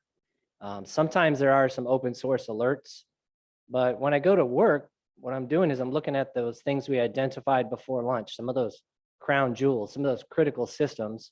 I'm seeing what new alerts came on board. Maybe there's something I need to check the log traffic for. Was there a new vulnerability that came out in open source? Do I need to see if the indicators of compromise are on my machine? It's such a long, complicated process that it's interesting to think about which ones are most important to you. Not all of those are equal, but even some of these malware analysts, they put out Twitter feeds that give a quick indicator of what's happening on a daily basis. And you can say, oh, did that signature hit me? Did I get something from that domain? So this internal information, your own data, is really critical. If I had to pick one, I would pick that, but I'm using the other sources to see, does any of that impact my traffic? Where it says logs, traffic analysis, what data went in and out, and was there a failed intrusion or a successful one? Because that's where I'm going to spend the bulk of my day, checking those critical systems. There's a great collection. ครับก็เดี๋ยวถ้ามีโอกาสอาจจะลองแชร์เข้ามาในช่องแชทก็ได้นะครับว่าแต่ละคนตอนนี้ทำงานในส่วนที่เกี่ยวข้องนี้ยังไงทั้งในส่วนของที่ดูจากระบบของตัวเองนะครับหรือว่าอาจจะข้อมูลหรือว่ารีพอร์ตที่แต่ละที่เขาส่งมาให้นะครับหรือว่าส่วนใหญ่ตอนนี้ดูจากเรื่องของข่าวเป็นหลักนะครับว่าแหล่งข่าวตอนนี้รูปแบบการโจมตีเวิร์มหรืออะไรยังไงที่มันจะแพร่หลายมากที่สุดนะครับหรือว่าใช้ในส่วนของการซื้อ Cyber Intelligence ที่มีคนวิเคราะห์มาให้แล้วนะครับก็เดี๋ยวในช่วงเวลาของช่วงบ่ายนี้นะครับอาจจะมีการถามในประเด็นลักษณะแบบนี้มาถ้าเกิดเปิดไมค์อยากจะร่วมแจมเลยก็ได้นะครับหรือว่าอาจจะพิมพ์มาในช่องแชทนะก็ได้เพราะเราจะมีคนคอยมอนิเตอร์นะครับในส่วนของการพูดคุยกันแบบอินเทอร์แอคทีฟแบบนี้นะครับก็ส่วนสำคัญของสไลด์นี้คืออาจจะได้ลองนึกดูว่าณปัจจุบันเราใช้กระบวนการยังไงนะครับที่มาประกอบกับเรื่องของตัว Cyber Intelligence นะครับOkay, go ahead.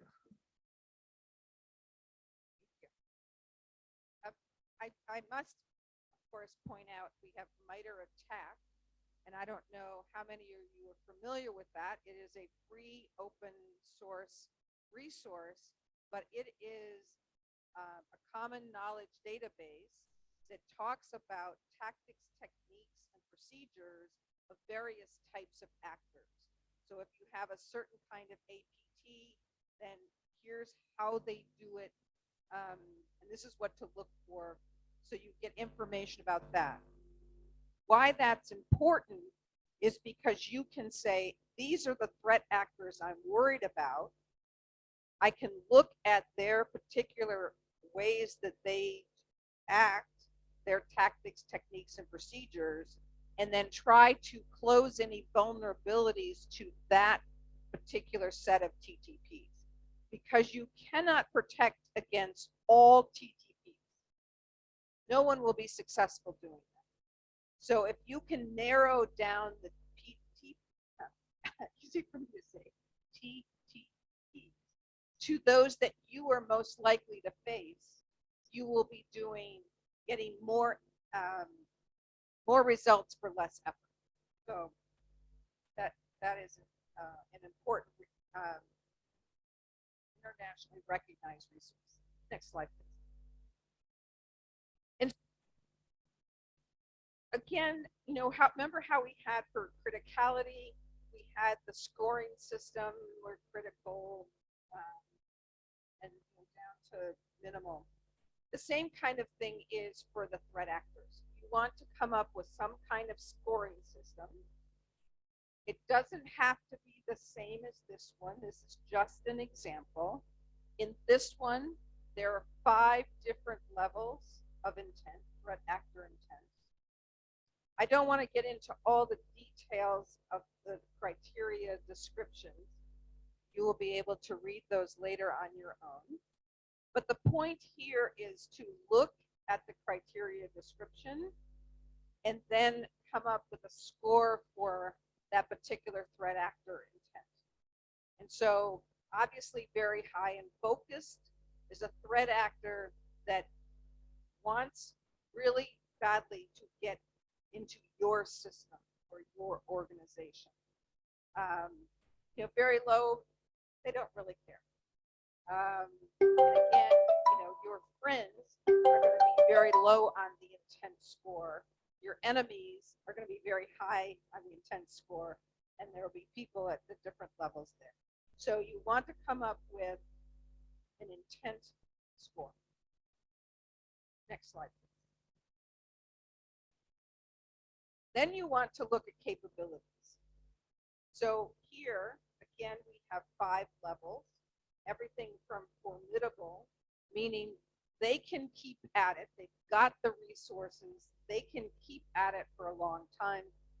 These are most likely going to be state actors and their particular organizations within the state actors who have the money, the time, and are willing to devote years to being successful. Got significant, and then you work your way down to very little. That could be some kid in the basement or in the back room who's just playing around. It doesn't really have the capability, but you need to understand the capability of the threat actor you're worried about so that you can come up with a score for them. Next slide. And this is where that comes together, because now you're going to have a threat assessment score. And as you can see across the top, there's the capability level. So you've come up with that capability level, whether it's very little all the way up to formidable. And on the left-hand side, you have the level intent, very high to very low. And now you can see which threat actors you're really worried about. So the ones in the upper right-hand corner that are formidable, meaning they have really strong skill and they have very high level of intent, you know that you're going to have to deal with them because they're going to keep coming at you because they have the intent and they've got the capability. And as you come down to the lowest one, you might have low level of intent and low level of capability. You're not going to worry as much about those. Again, you want to think about, where do I want to put my resources? What do I need to worry about? I need to worry about the things that are in red. Yeah, let's think about this at a national level. I'm the NCSA, or I'm kind of thinking at protection of the country, the security, the economic influence, and things like that. As she mentions, a lot of threat actors that are highly capable. They have roomfuls of actors trying to get information, penetrate systems. But as she shows here, the level of intent, what is the benefit of some of these highly sophisticated actors, perhaps implementing your healthcare system at a nation state level? What benefit would that be to them? Maybe the intent level is low, so you can kind of see that brings a moderate threat. So some of even the best, mostly skilled, mostly resourced, they have plenty of time cyber actors, there may not be much benefit to that actor to attack certain targets, which helps you in that prioritization because of our limited resources.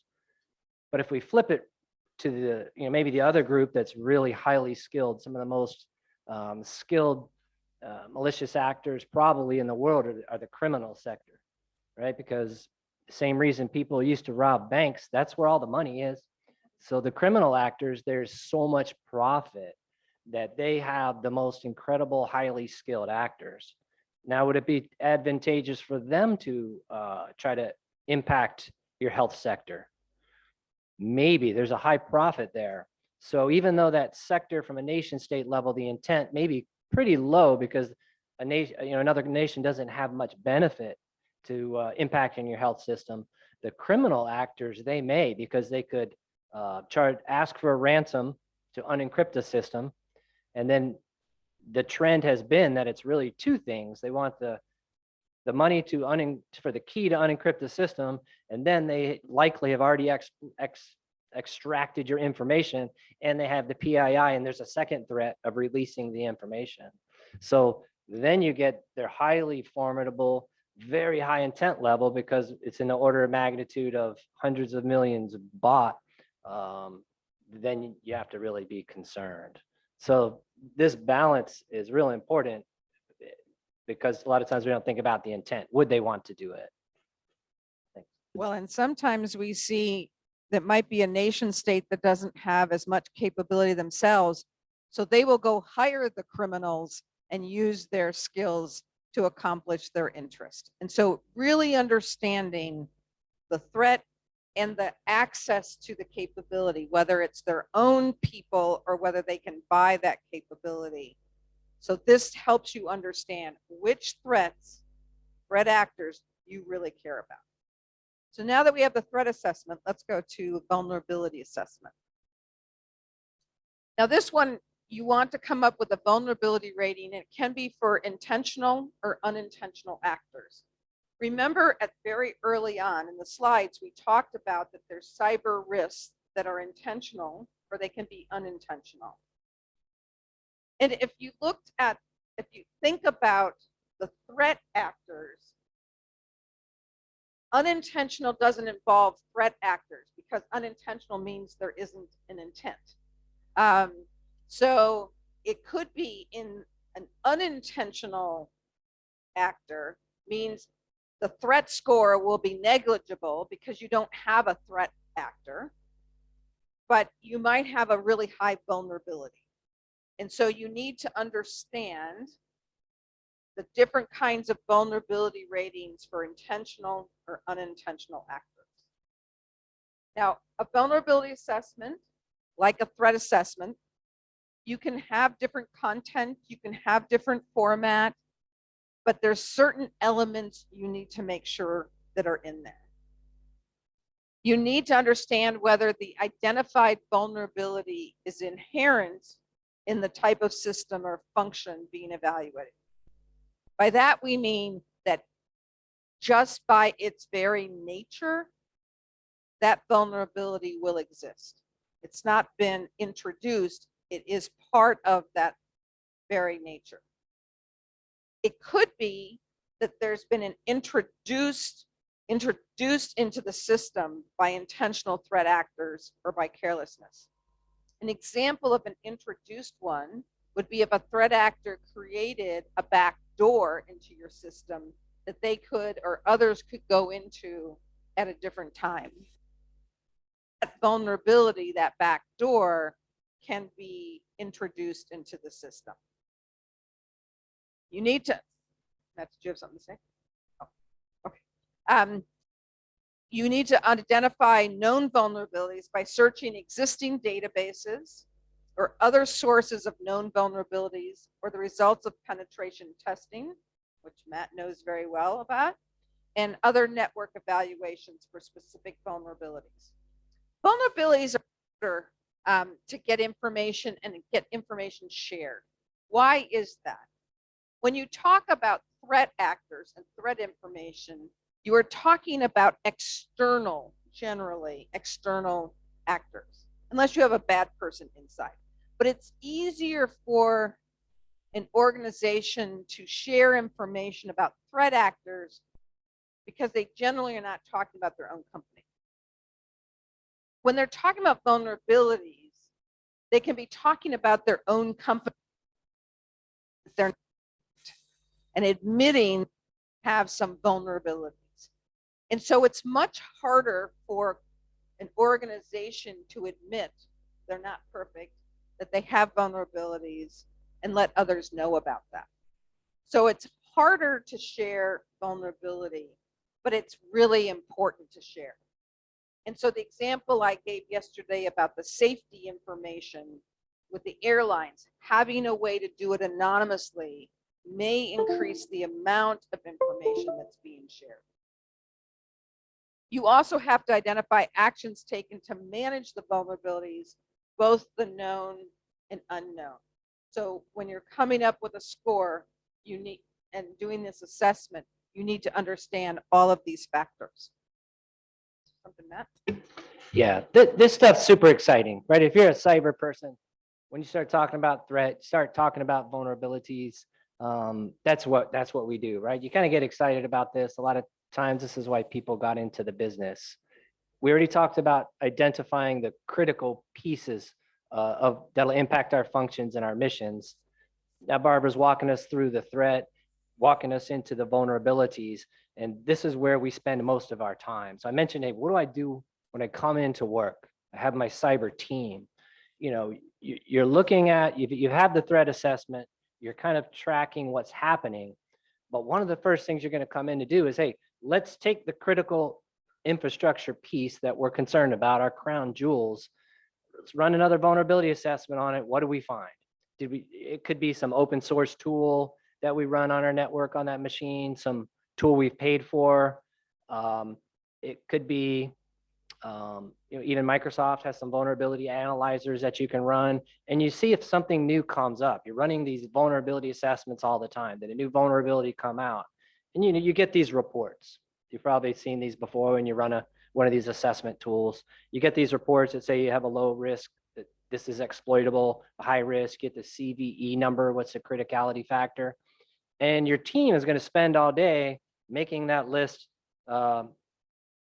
shorter and reducing your risk. You're going to come in the next day. Hey, run me a vulnerability scan on that critical piece of information.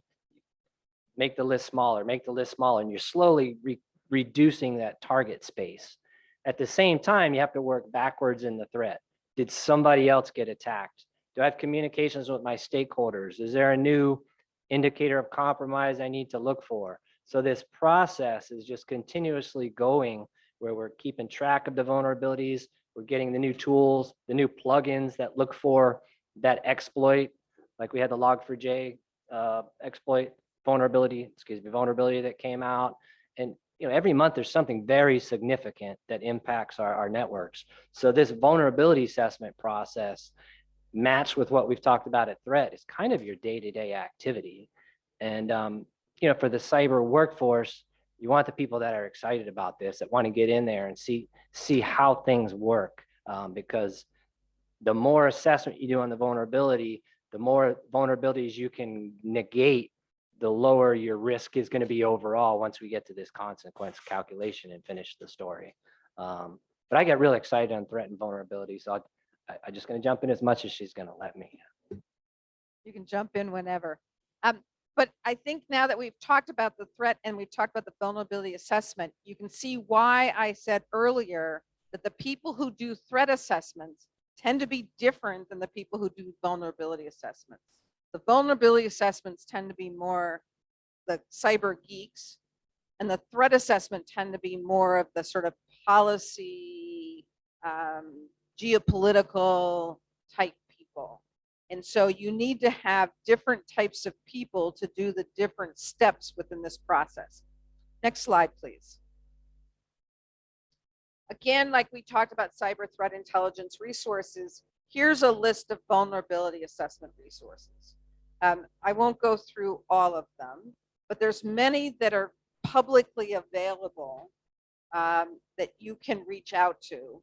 An important one, again, MITRE, the CVE. We were responsible for creating the CVE database. Now, many more organizations are part of that process. We're still the secretariat for that overall, but there are many other organizations that have been brought in to help run it because it's so big. But an important piece of that is that is a publicly sourced database where anybody can be providing information about vulnerabilities to it and can be added to that database. So although you might not be getting information directly from others, other organizations that you know, because they don't really want to admit it, here's a way that vulnerability information becomes available publicly, and someone who's doing a vulnerability assessment should be looking at all these kinds of resources. Next slide, please. And as we said, you have to look at whether they're intentional actors or whether it's unintentional. So we have a different scoring system for them. And again, remember that this is a sample scoring system that is being used by some, but it is not the only way to do it. So here again, we have 5 levels, and then we have a set of criteria. So for intentional, very likely means they are almost certainly going to succeed. Because the vulnerability is so big, easy to exploit, that unless you fix that, it is going to continue, almost certain to succeed. Yet very unlikely means there's a negligible probability of succeeding. So say, for example, you have a vulnerability in a particular laptop, and say that laptop manufacturer, Joe's laptop, comes with a particular vulnerability in it. If you're connected to the internet. But if that laptop is not connected to the internet and it's only used in an internal closed system, that vulnerability is very unlikely to be exploited in those circumstances. And so you have to understand the circumstances of whether that vulnerability is relevant to your own situation. Next slide, please. And then we have the same kind of thing, a set of criteria for unintentional actors. And very likely, so for the unintentional actors, it's much more about the organization itself. Does it have a good security program? Does it have a good training program? Do you have ways to monitor what your employees are doing? And so this will be much more about, remember that group of the OOPS? This is the OOPS group, and understanding the organization. So a highly capable organization is probably less likely to suffer from a vulnerability from an unintentional actor. Next slide, please.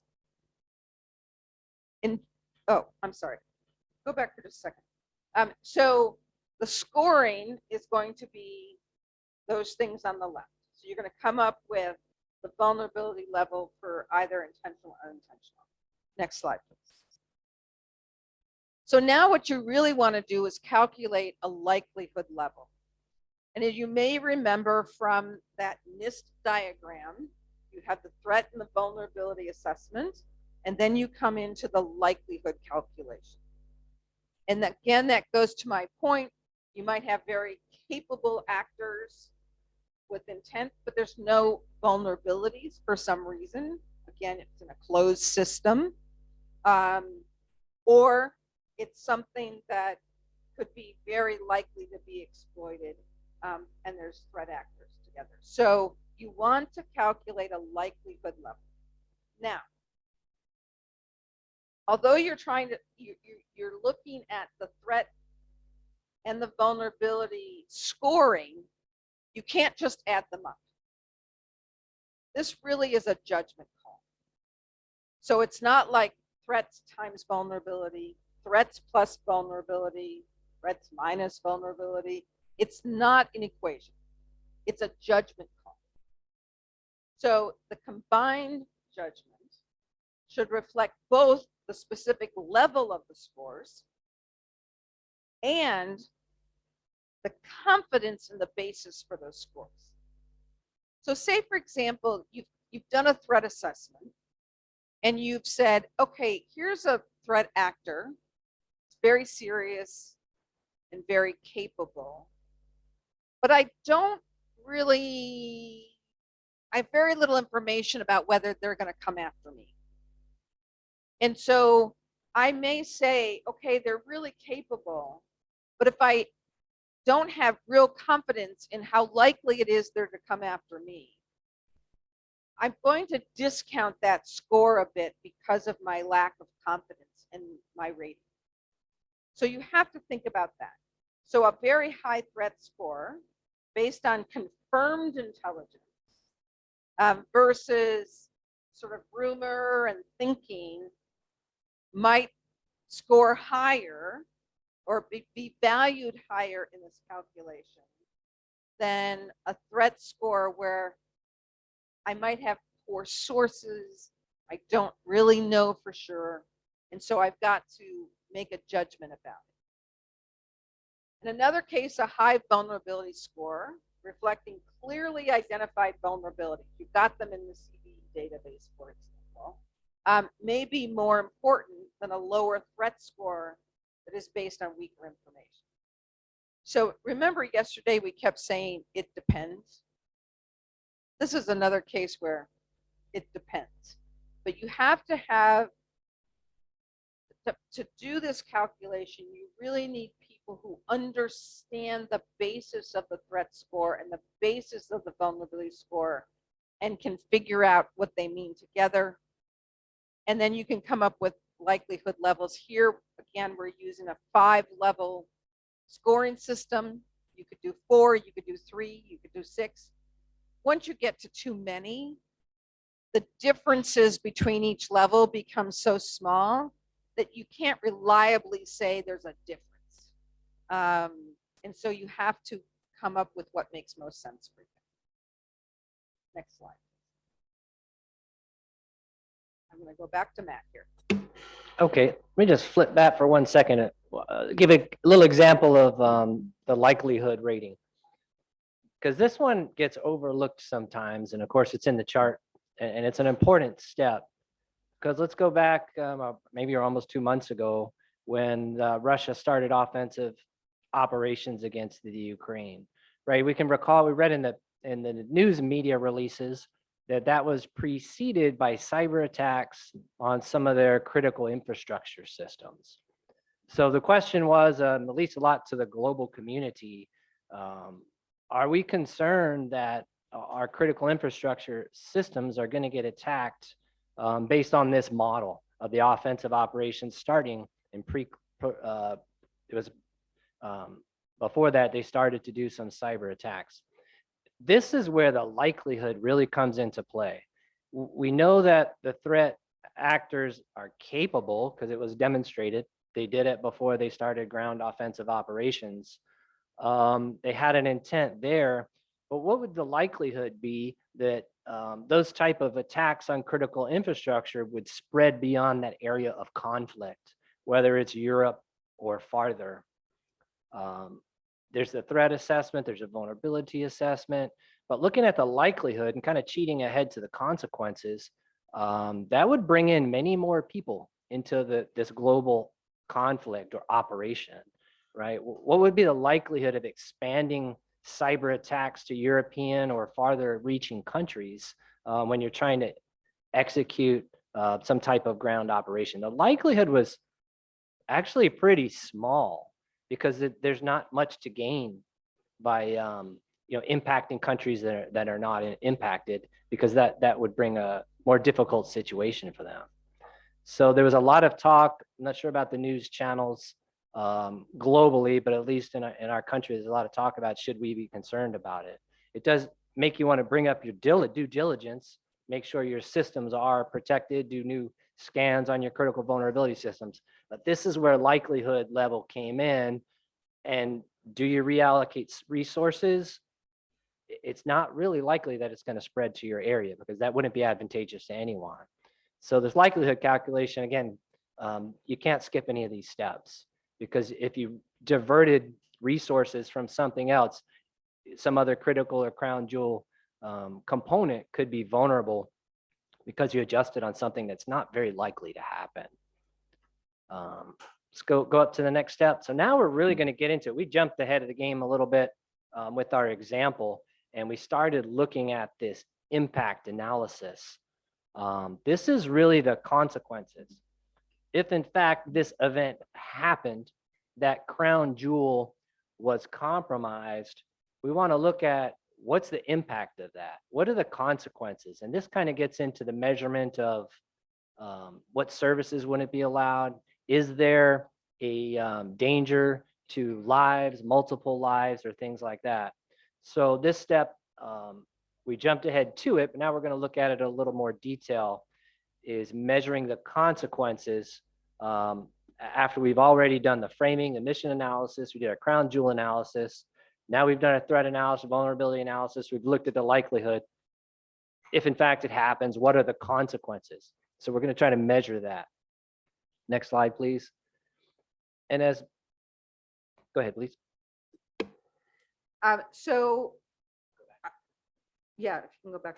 So as we talk about this, you know, when we're talking about consequences, this is in the assessment process, this is a type of a cyber severity scheme. And so this is the cyber severity scheme use case in the assessment process. But just like yesterday, we gave you a couple different use cases for each of the elements. Here, we're giving you the use case of a cyber severity scheme in the assessment process. And later, we're going to give you a cyber severity scheme in the context of an incident response. So it's important to understand, as each of these concepts we talked about, stakeholder management, we talk about these assessments, we talk about cyber severity, they apply for more than one thing. But so understanding how they can be used for different functions is important. So this is the first use case, the assessment case. So as Barbara mentioned before, this is a science, but it's not an exact science. You know, we have a lot of templates. We have, you know, this risk assessment process is some kind of function. Some things are weighted, some are not. So although it is a science, it's not an exact science. There's some art to this. And how do we determine what's more weighted? But if we start at the top, right, we had this criticality analysis, which was a process that had some kind of measuring. The threat analysis has some type of measuring. Vulnerability analysis, some type of measuring, the likelihood analysis. So there's a lot of different things to measure, and eventually it's all going to get put together through this function that you got to determine if there's some weights or things like that. So there's a lot of work, a lot of different charts, and a lot of different functions that as you get through this, you'll decide what weights are correct for your mission set. So unfortunately, yes, there will be math. Okay. And this step, as Barbara said, this is where the cyber severity scheme comes in place. This is the tool that bridges that gap between assessment and response, as well as what type of response you need to get. So this is really buried into that consequences piece. So when you hear cyber severity scheme, think of consequences, think of impact. What's the impact on my service, the security, the lives, those key things that you are mandated to do in the Cybersecurity Act. Next slide, please. So the purpose of this cyber severity scheme is you want to look at the scope, the impact, and the risk associated with an incident. Again, consequences and impact are very similar words. We want to use it in two different, really, I would say, times. There's some usefulness. As we've seen from the example in the board, we started talking about consequences if something happened. So that's kind of left a bang. It didn't happen yet, right? So in our assessment process, we understand the consequences. So for the example we had, if someone was able to change the purification formula, the chemical composition. But it didn't happen yet, but it's still very useful for us in calculating what the consequences could be. So there's a couple of bullets down there for use cases for this severity scheme. But when we're talking about an incident severity scheme, it happened. So now we have an event and we want to determine what is the impact or what are the consequences of it. The reason we want to put this together is it's going to take a unified team generally to respond to a significant event. We talked about HVAC systems in the World Cup. It's going to take a lot of people to fix that if you had that type of incident where you lost temperature control and your mission is at risk. Or if you lost communications with aircraft in flight. That has to do with the transportation industry. It has to do with the communications industry, telecommunications. So the unity of effort that everyone already has established that this type of event has a certain severity. So it mandates a certain level of response that everyone has already signed up to do. It's a risk-based response because it determines if you have a high risk from an event, the consequences are significant. The third bullet on the right in that box, again, highlights the stakeholder engagement. These instances have to be timely. The stakeholder registers have to be updated so that you can make those contacts right away to make an impact on it. Finally, the end state of any response, again, is the recovery and the restoration back to normal operations. So a few uses to this severity scheme. Next slide. So here's the steps. We're going to walk through each one of these is how do I design a cyber severity scheme? I won't read through it. So we have all the steps and let's start with the first one. The first one is what is the scope of our scheme? So it really depends who we are. If we're the NCSA, the scope is kind of a national mission set, right? So I'm looking at a cyber severity scheme that has to do with impact or consequences to the nation as a whole. If I'm one of the sectoral service providers, right, my consequence in my severity scheme is going to relate to that. So on our water purification example, right, it's going to relate to what are the consequences of inability to provide services for water at each of those stages, right? The storage, the distribution, the purification. Sometimes the requirements are outlined in national laws or in your sectoral specific regulation. And we do see that there are some specific classifications in the Thai cyber law, but there may also be in the sectoral specific regulations, particularly when we're looking at safety monitoring devices of critical infrastructure that could be quite hazardous. So identify the scope. Step 2 is what are the goals of the cyber severity scheme? I mentioned it, we're looking at a risk-based response, and we want to make sure we get the resources appropriate. If it's something that's a critical, life-threatening, it's timely, the resources have to be allocated to it, and bargaining for the resources needs to be done ahead of time. We want a standard level of response. If in fact it's at a particular level, we all know how much effort needs to be put into it. Okay, step 3, please. Now there's the tiers, the levels, schema. They're all similar terms, and we don't want to make it too complicated. So generally, I would say 6 to 3 is kind of the levels we've seen in response. I think the CISA model has 6 different levels. Cyber law kind of has 3 with some subsets in there, but it needs to be easily understandable and have descriptions so it could be easily categorized. We need to identify who has the authority to declare it, who can declare a critical event, a non-critical event, so that all the reactions will happen. Step 4. Oh, hold on. Now that's good. I shouldn't have said that. Still step 3. Let's look at what the Cybersecurity Act mentions about severity. So if you take a look at section 60, we do have 3 levels that are really dictated in the Cybersecurity Act. So we have the non-critical, critical, and the crisis.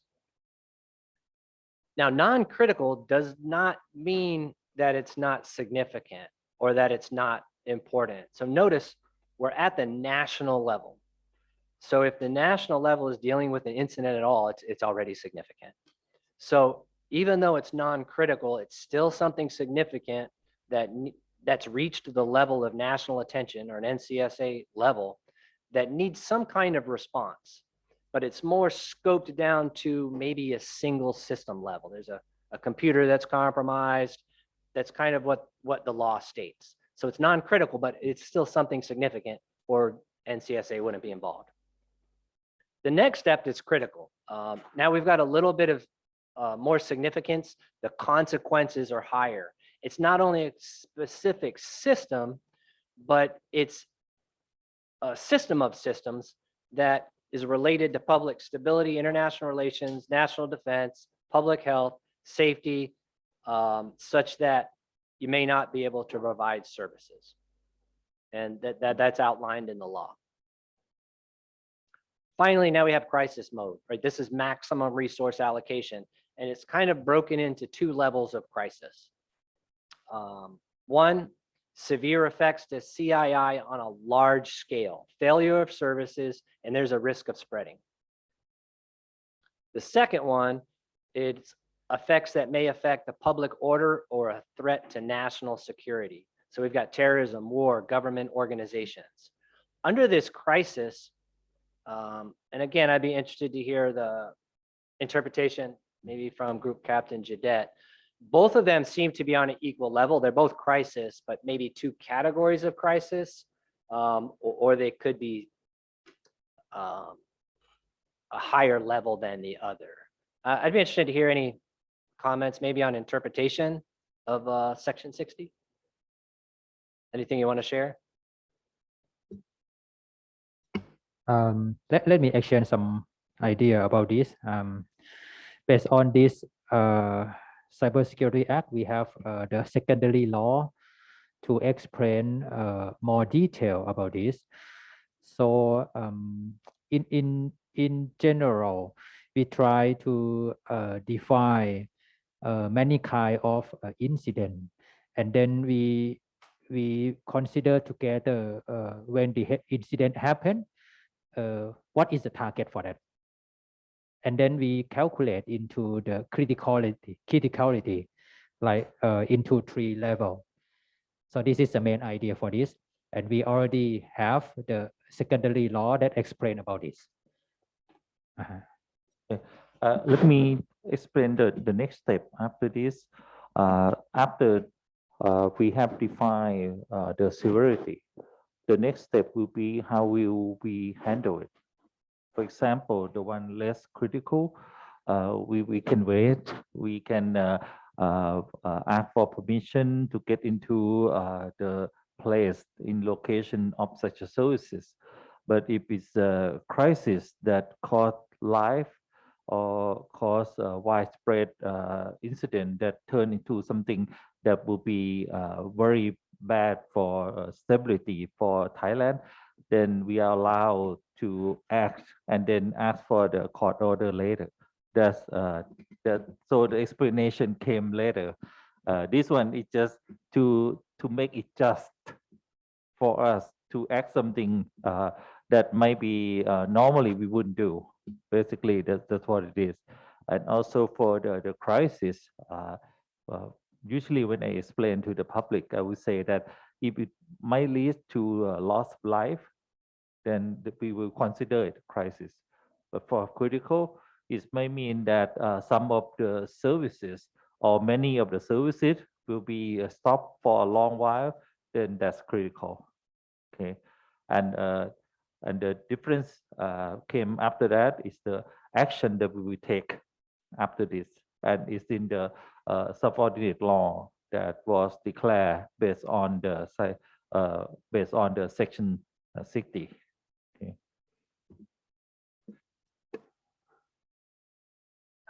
I'd like to make 2 points here. The first one is, you note that the law here uses the word critical, but that's not talking about criticality in the criticality assessment. It's talking about the consequences piece of it. And so, so it really is the severity, and so this is why it's important to, terms mean something. And so I think even though the law might use the word critical or translate to the word critical, in your head, you should be saying severity next to that word. So I think that that's an important piece to remember. The second one I want to point out is that these 3 levels, you can use these same 3 levels in your assessment level. When you're doing your consequences analysis for the assessments, you could use this as your 3 levels of consequences, or you could use this in incident response. So this same severity scheme here could be applied to your assessment use case or to your incident response use case.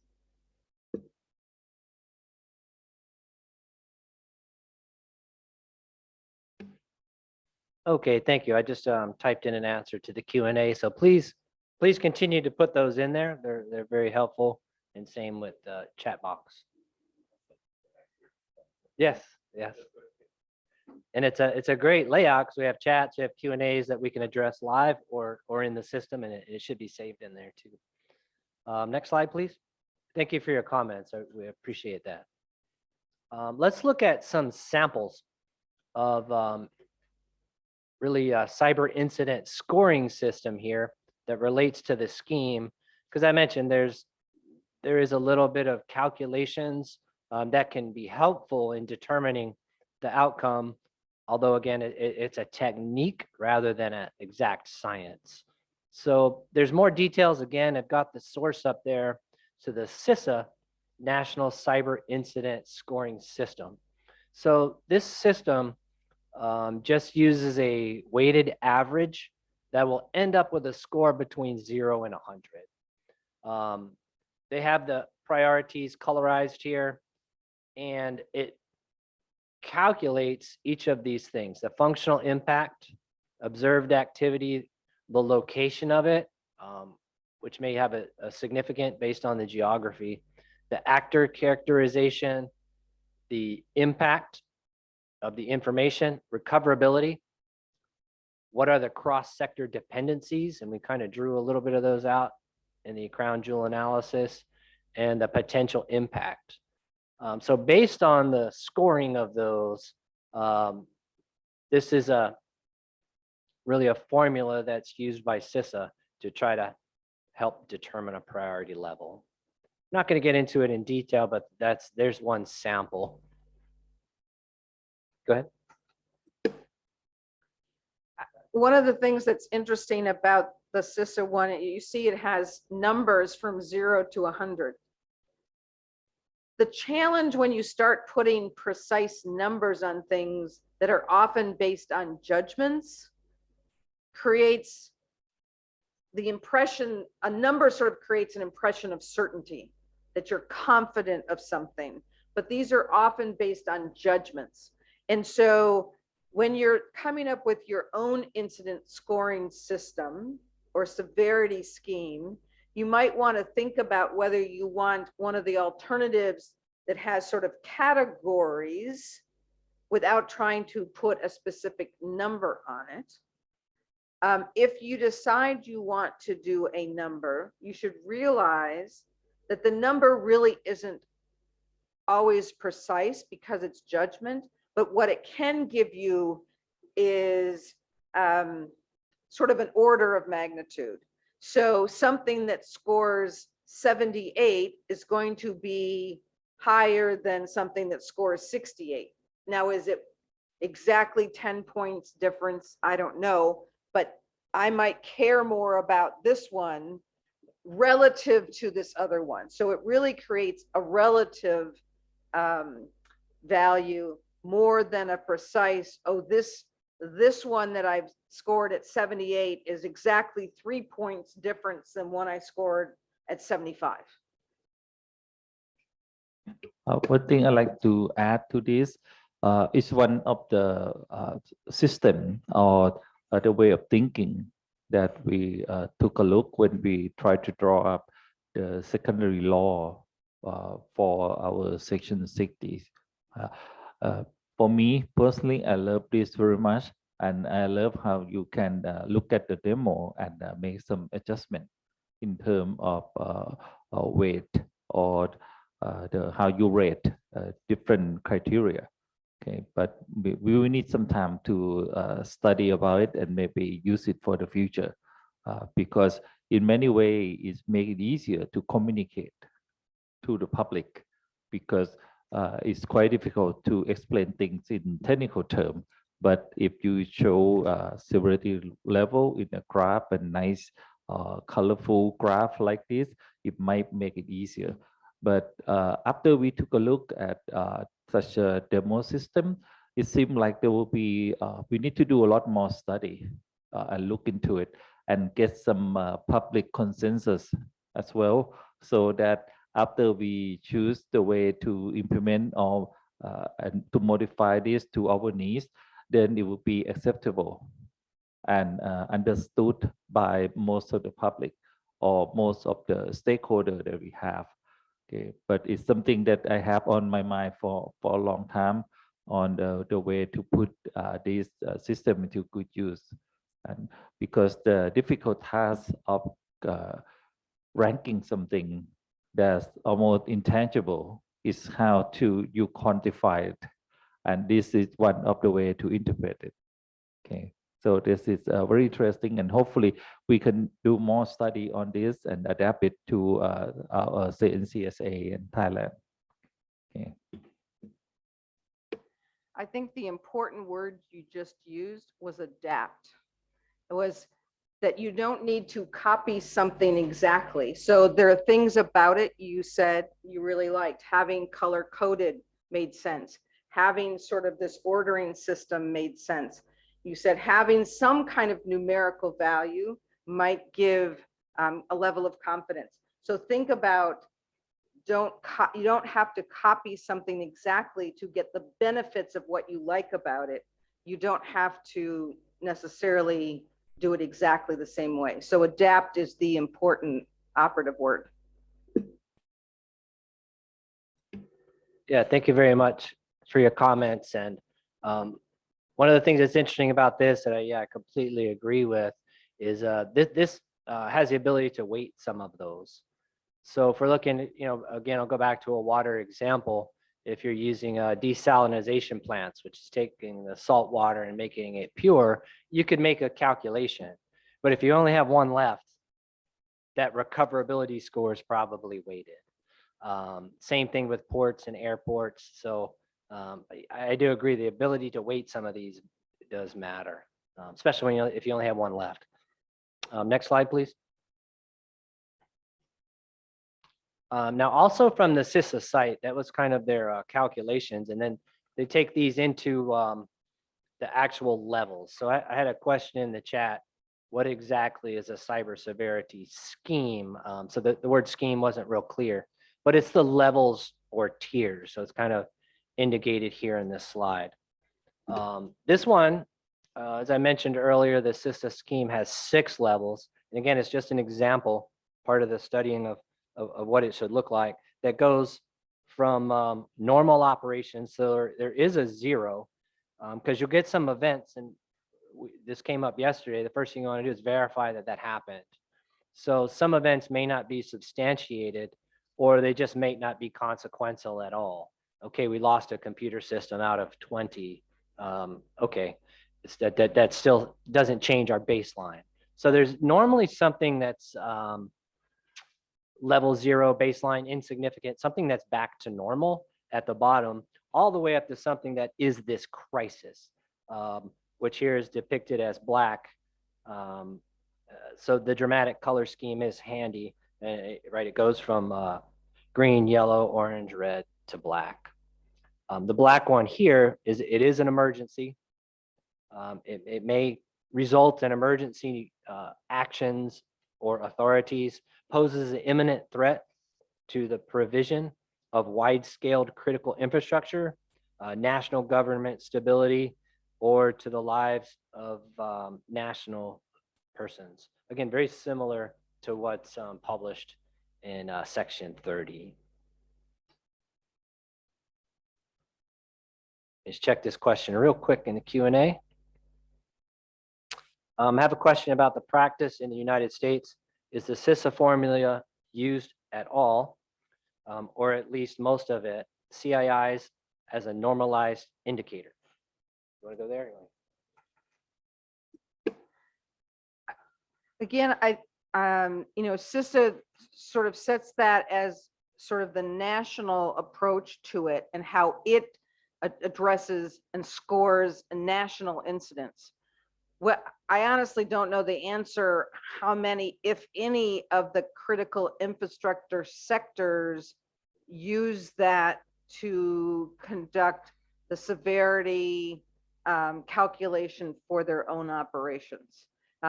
So it was created for the national level for CISA to use.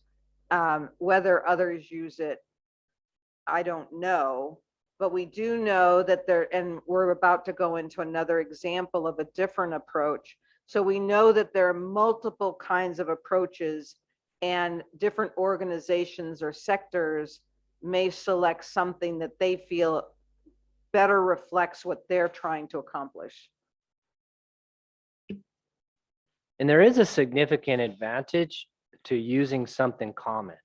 So, you know, if you get an alert that there's a new vulnerability that's ranked 9.5, that means something to everyone because we know the scale, right? That's a significant vulnerability, probably authorized remote access. I need to do something about that.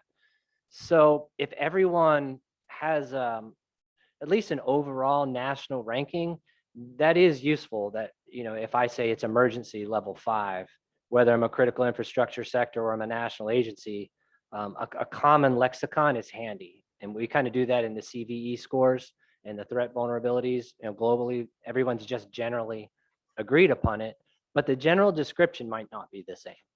So for my specific agency, I do see some advantages to using the same color codes and severities, but how I define an emergency is going to be very different, right? Based on my sector. So bringing up the numerical scores for the common vulnerabilities, I think is a perfect example, though, of how sometimes it doesn't work exactly as you intend. So initially, when they came up with the vulnerability scoring, the CVSS, they came up with a numerical system that everybody thought in the end was terrible and didn't capture exactly what you really needed to know. So for example, it was the scoring system was, if this was exploited, it could be really, really bad. So it'd have a really high score, but it didn't tell you if it had ever been exploited or was likely to be exploited. So then it was the SSVC score or CV score. I forget which, it's the same letters, but in a different order. There's the CVSS is the original, and then there's like the SSVC or the SSCV. So SCI actually worked on this new scoring approach that takes into account whether that vulnerability has been exploited in the wild, meaning it has in fact been exploited in the real world, not just in a laboratory that's looking for vulnerabilities. And so that's So the challenge when you come up with a scoring system is what are you actually scoring? And is it a meaningful score? I can apply a number to anything and say, okay, that's a 5. That one's a 9. But are those numbers meaningful and tell you something important and valuable? And so when you're coming up with a numerical score, you have to answer those questions. Will that number be meaningful? Will it communicate valuable information? And is it consistent? I mean, well, if different organizations are looking exactly the same facts, will they all come up with the same number? If they won't come up with the same number, then your numbering system has some challenges. So if I could ask Group Captain Jadette, I got a question from the Q&A here. Can you give an example of what is known as an emergency or severe situation? Is cyber warfare or cyber terrorism considered an emergency level cyber threat? Kind of two questions there, but can you give an example of what you would have classified as an emergency or severe situation? Maybe from an NCSA perspective. Excuse me, can you say again, please? Yeah, so a question in the chat from the NCSA perspective, can you give an example of what would be an emergency or severe situation? Well, maybe I can jump in and share my thought. I think the focus for Section 60 right now, it doesn't focus on the act itself or the threat actor. It will focus mainly on the impact or the result or severity of such incident. Okay, but we're not saying that we have to wait until we have seen the result. Okay, for Section 60, if we foresee that it's gonna be very bad, it's gonna be critical, then we can act based on that. Okay, but the main focus is that we will focus on the result of such act. Okay, for example, if it's cyber terrorist or cyber warfare, but if it's the starting stage, then maybe it's non-critical. But it doesn't matter that, but it doesn't mean that we're not going to do anything. We have to be prepared because that's in the secondary law based on Section 60 as well.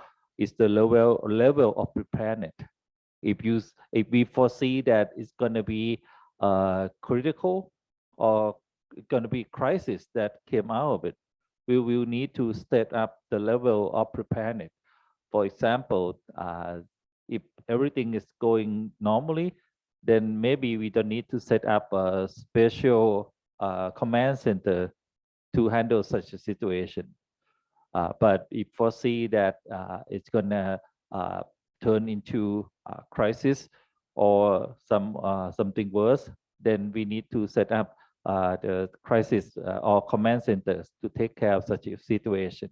Okay, and in terms of some of the sample, maybe the good example would be power grid, because when some electricity company got attacked and it's not billing system, but it's involved the power generator or the grid that provide power, that could lead in, even though no one is dead from the situation, but it could lead to that.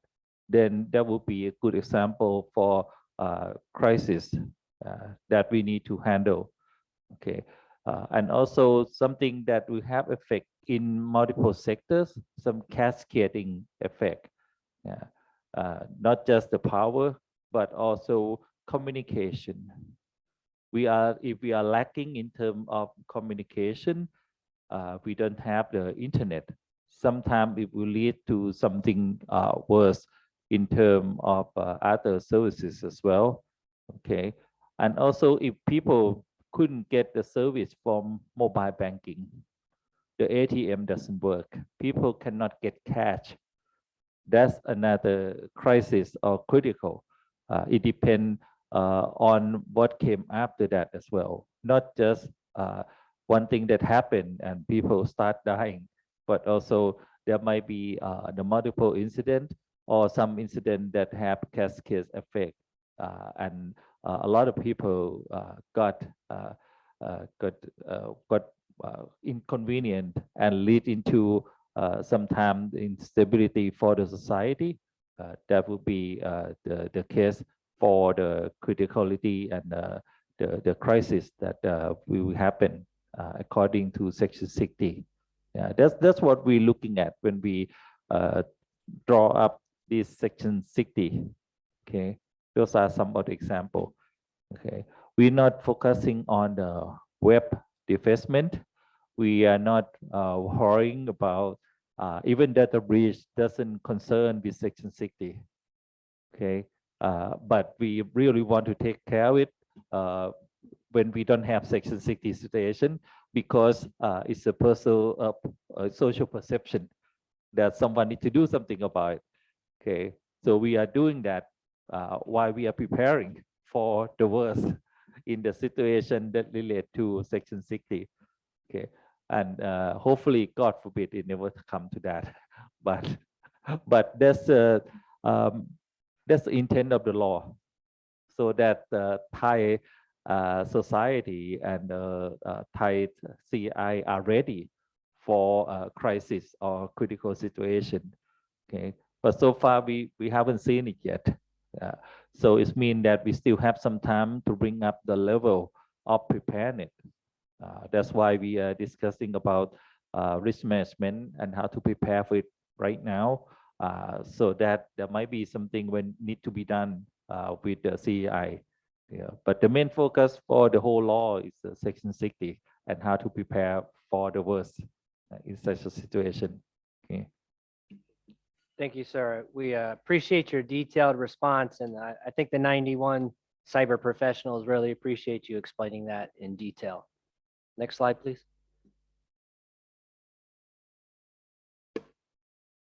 Actually, I'd like you to go back to the slide before for a moment, please. So if you look at this scheme here, you'll notice that how you categorize whether something is emergency or severe or high, there's only a general definition. And so it doesn't tell you specifically why something is in that category. It's got a general idea of it poses an imminent threat, but what's your criteria for that? And that it's going to be wide. What does wide scale mean? Or what does a significant impact mean? So you have very general definitions. So we're going to show you in the next slide a much more concrete approach to this. And so in this one, remember we talked about those different missions from the World Cup. So these are similar missions on the side. So this one is the consequences that are aligned to the specific mission. So if you've got that, your first important mission is public safety.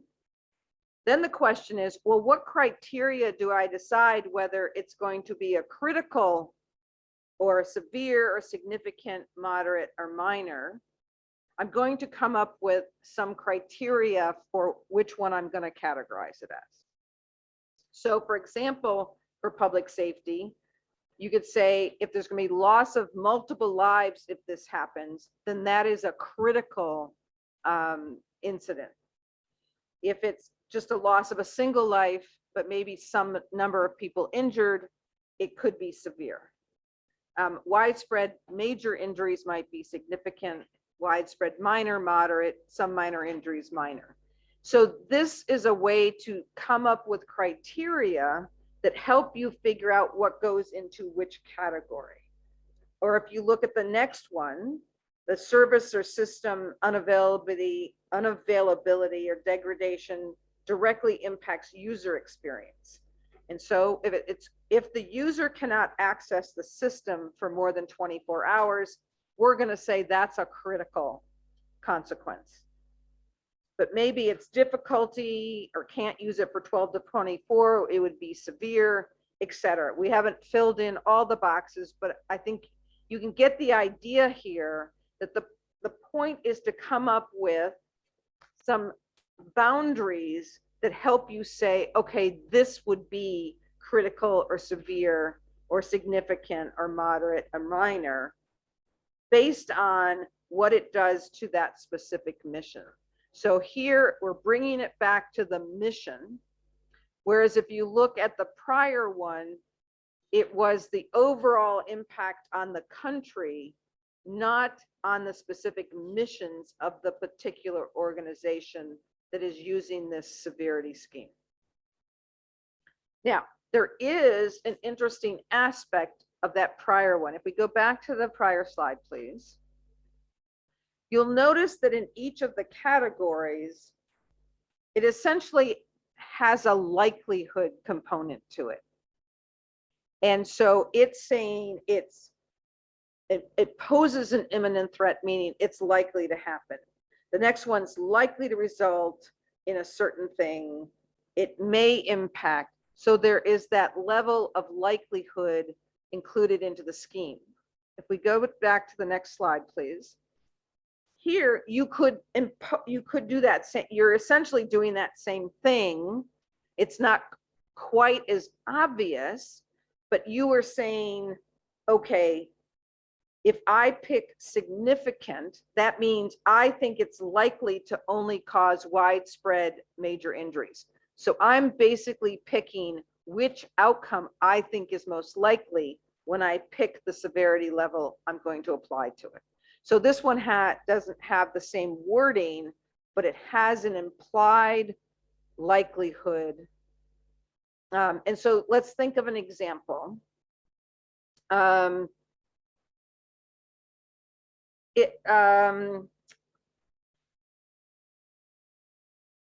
What about a signaling? You've got a signaling system for trains. You know, you have the signals that say the train can proceed, or it's got a red light so the train can't proceed. If there was an attack on the signaling system so it didn't work and a train should stop but it doesn't and there's going to be a crash, that if that crash occurs, it is likely, because of how quickly, you know, depending on the speed of trains on that track, the number of people that might be on the trains, you can say, you know, that is likely, if it happens, to cause the loss of multiple lives. So that one, you might say, I'm going to say that kind of thing is likely to result in the loss of multiple lives. But say that you had, you know, so for the London Olympic Games, there was a threat against the power system at the main stadium on the day of the opening ceremony. And that's an outdoor system, I mean, outdoor stadium. And so if that were to occur, looking at the safety mission, is that likely to result in a number of injuries? Probably not. So from the safety mission, I'm probably going to score that as minor.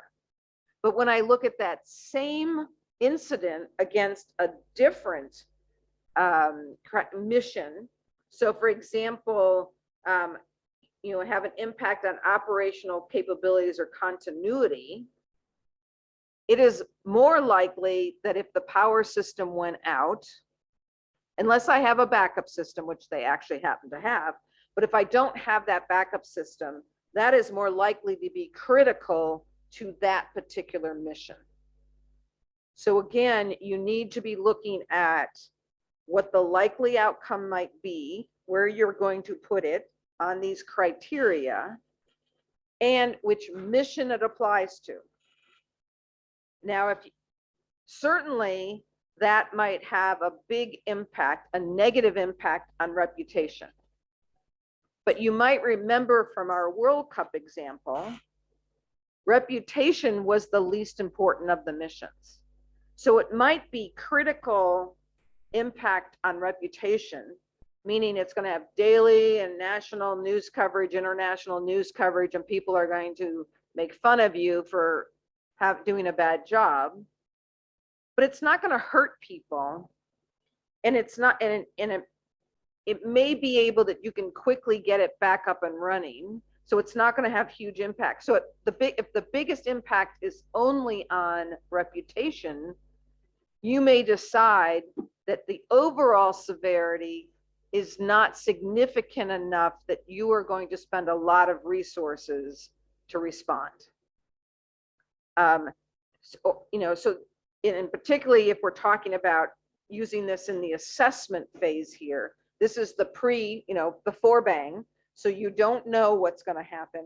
You're trying to estimate where things are going to be. And you might remember that slide that Matt talked about, that bridge. When you're looking at consequences, you're not looking at it to say, oh, that's the answer. You're looking at it to say, what action am I going to take based on what I've analyzed? So it is the bridge between getting answers to deciding action. And so having a scheme that helps you decide gives you better assistance in making decisions about what actions you're going to take. So if you're left of bang, you're talking about actions like mitigating, avoiding, transferring risk, those kinds of actions. And your consequences are going to be a key part of your overall risk score that will help you make those decisions.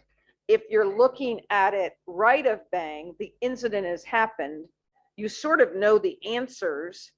And so in some ways, the DHS form or approach on that previous slide may work better for an incident that has happened, where this kind of scheme might work better for an assessment process.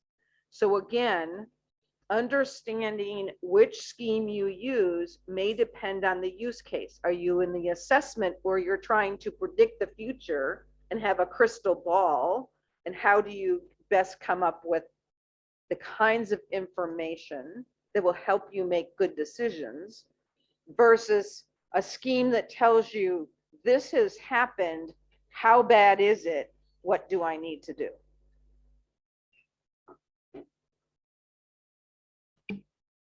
So we got a quick question in the chat.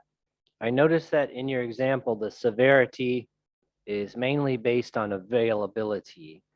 Do we need to consider confidentiality and integrity?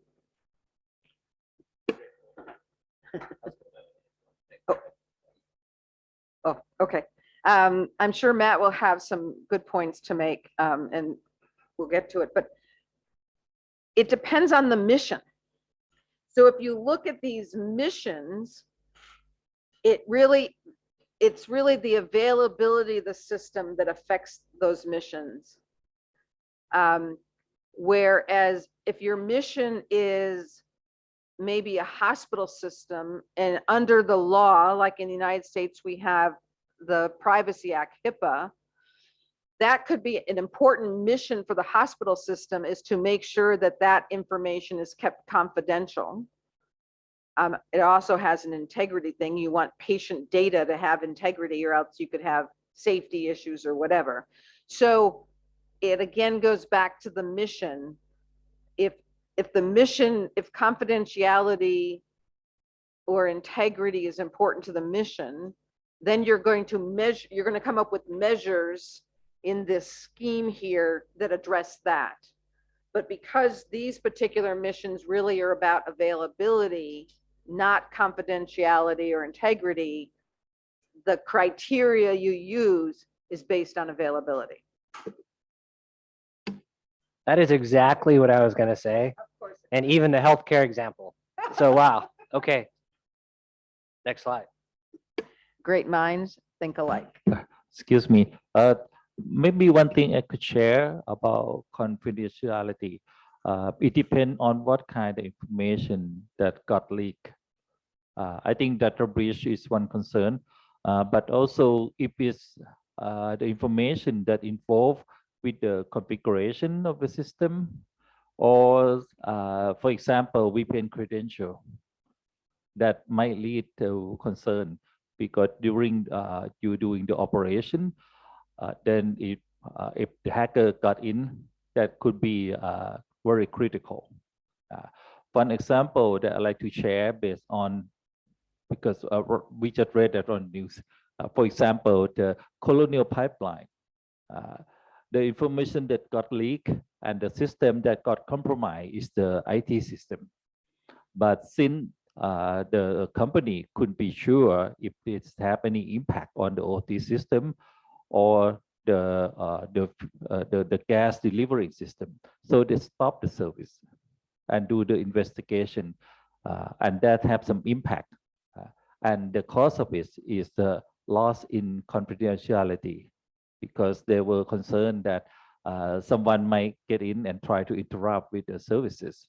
Okay, so but for most of the example, I do agree that main concern is the availability, but a few cases we might have some security problem because the information that got lost is very important piece of information. Okay. Perfect example.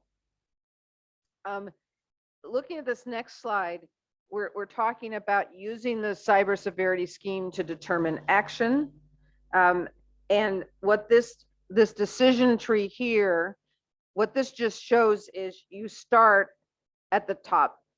You want to start is it urgent? Is it going to require immediate action? Answer that question first. If the answer is no, then you go to the next one and work your way down and determining what kind of actions and what kind of response is needed. Again, this particular format, the scheme on the right, is really geared towards incident response as opposed to an assessment process. So this one is a decision tree when you've got an incident. That really works. Do you have anything else on that one, Matt? No. Okay. Next slide, please.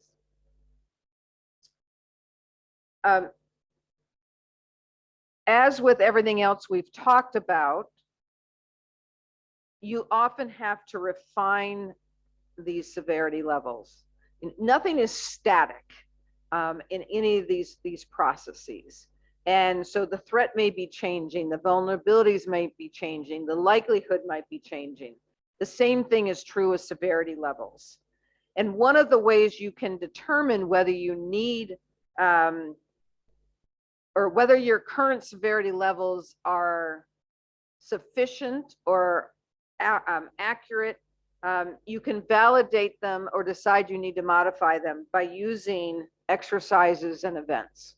They can be a way for you to test whether the system works. And so that when participants get certain information and they figure out, okay, I'm going to categorize it for this severity level, I'm going to then need to do this.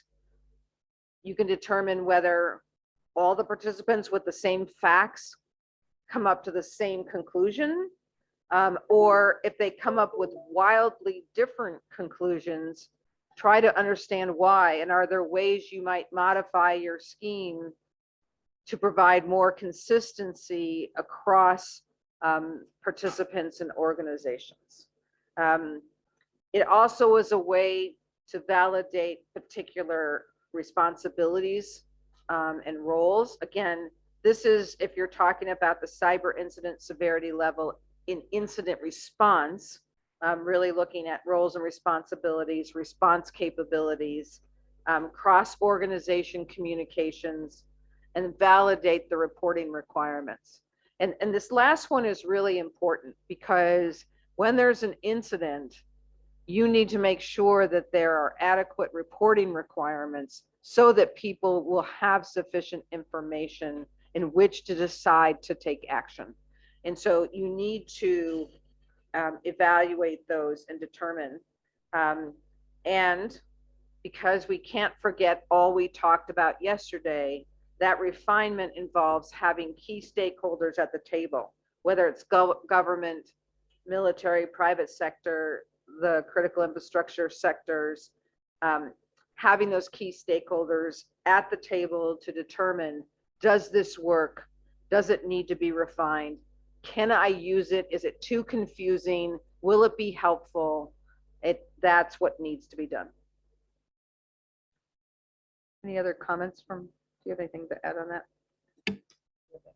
When we're talking about the refinement of the cyber severity scheme and testing it, one of the techniques is, this is something very useful in a tabletop exercise. So if you have the right stakeholders gathered, you build a scenario where you just walk through it as a group to determine what are the responses. Does NCSA determine this is a crisis action? What are we going to do? So that everybody can kind of document and walk through these and say, yeah, this process, we did validate the steps we put together, maybe in the supplemental law. The practices are intact, and at the same time, the stakeholder register is updated, and we know who to talk to. So the tabletop exercises are very valuable resources to validate the stakeholder registers we talked about, the incident severity scheme that we talked about, and the response actions due to the level of consequences. Before we go to the next step, are there any other questions? We've really tried to do a deep dive here into the severity scheme, show you different approaches, and explain why you might want to do different approaches and what makes most sense for your particular circumstances. But are there any other particular questions about the scheme itself before we move to the next step? Let me give some idea about defining the cyber incident severity level. As I told you, we are drafting the National Cyber Incident Response Plan.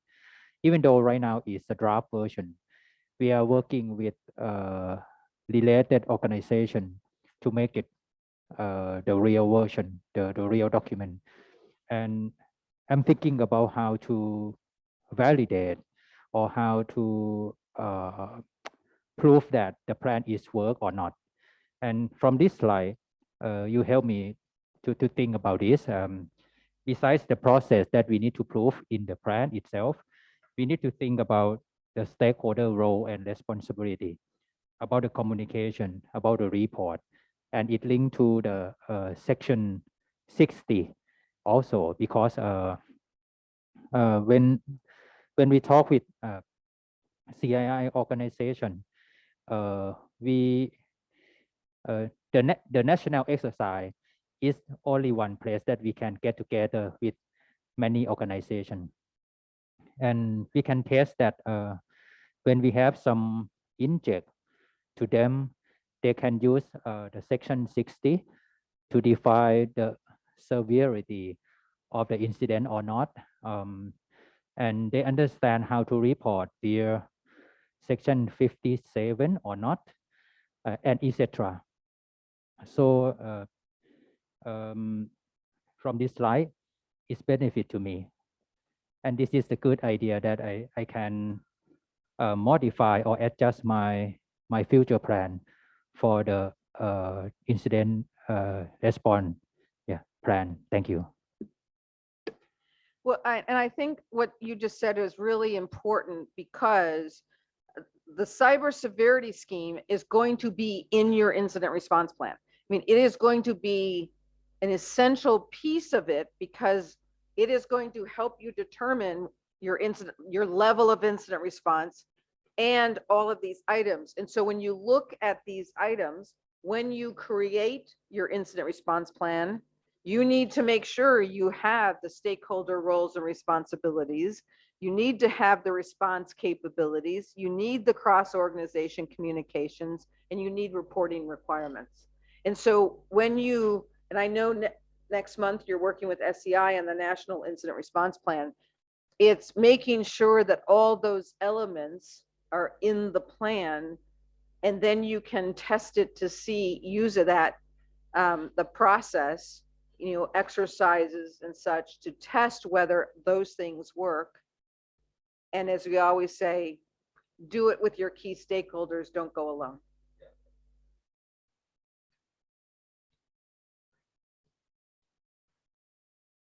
Yeah, maybe a break right now would be good. Okay, just maybe flip to the next one and we'll pause. We've been going about an hour and a half, a little more, since lunch. So I think it might be a good time, maybe so instead of waiting till 3, we'll go ahead and take a few minutes break now. And maybe 2:50 or something like that. 2:45, we'll come back and we'll go through the last portion. พักเบรก10 นาทีนะ พักเบรก10 นาทีนะคะ เราจะพบกันใหม่เวลาบ่าย 2:45 นาทีค่ะ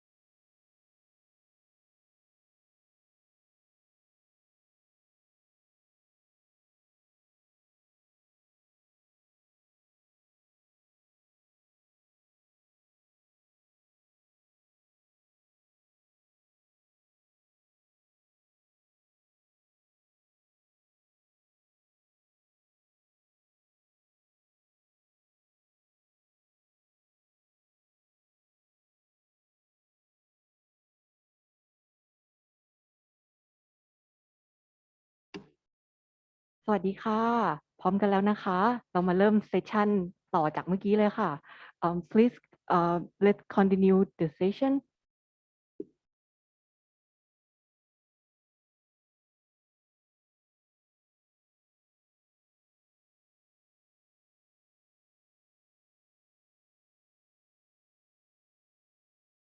So this is step 7 is where we bring all of this together. So we talked about how we did the threat assessment and we did the vulnerability assessment and we came up with a likelihood score, right? Remember that? And then we did our consequences severity score. This is the overall risk score. We're going to look at likelihood and we're going to look at consequences. And so if you look at this particular chart, you'll see on the left-hand side, the likelihood level that we came up with. And then we've got across the top, the consequences severity. And then when you've got the very high level of consequences and a very high level of likelihood, you're going to be in the critical spot. And the same thing is if you've got low level of consequences and low level of likelihood, you're going to be in the lower left-hand corner. And so the point of this is, where do you put your resources? So when you use your overall risk score to decide, okay, I have limited resources. Which risks do I need to most? Overall risk score is going to get you there. Now notice when I say score, there's not numbers here. You could create a version that has numbers and that weights the various missions, and you can get as complicated as you want. But this is just a simple example of taking your likelihood level, taking your consequences severity level, map them here, and now you can say, okay, if my risk is at this level in that upper right-hand corner, that's where I'm going to go first. Does that make sense? And as we point out below, this type of analysis is a key piece of categorizing risk, which is required in the Cybersecurity Act. Next slide, please. That I've got my overall score. Remember, I'm going back to that bridge that Matt showed you. You go from your overall risk score that includes consequences, and now I'm going to decide how to address the risk. And this is my final step in the risk assessment process. Do I accept the risk? Do I mitigate the risk? Do I share the risk? Do I transfer the risk? Do I avoid the risk? And so I now have to say, I've got the most severe risks, and what do I do with them? How am I going to address it? And so this is the final step in that risk assessment process that we showed you. You had that assessment piece. Can you actually bring up the NIST diagram one more time?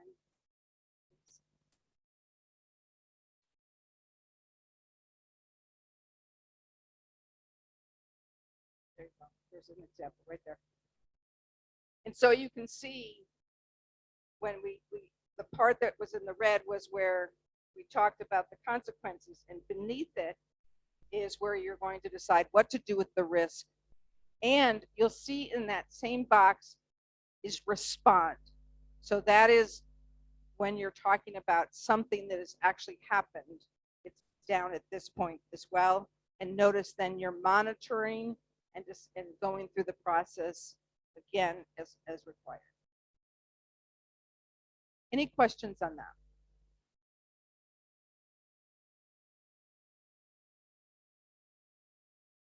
I think that then takes us to our scenario, doesn't it, Matt?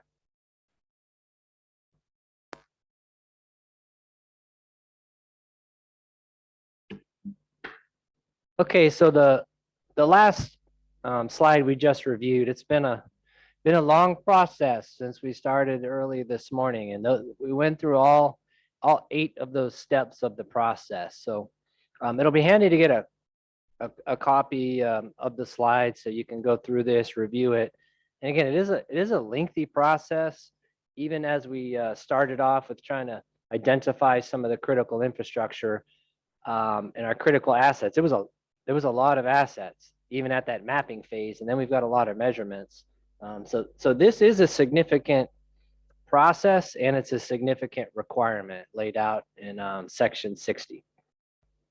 So I always like to try to pull it back to some real world events here. So let's look at an event and ask a few questions about the risk assessment process related to it. So this is what I think April 19th I have up on the board. And you know, we have a lot of feeds that tell us about cyber threats, cyber vulnerabilities. So you know, this one I kind of picked up on a news feed. I think we all get up, read some type of newspaper or some digital newspaper. You know, on my phone, I have a few apps between international news, national news, local news. And if something hits local news, it's probably significant in the cyber domain.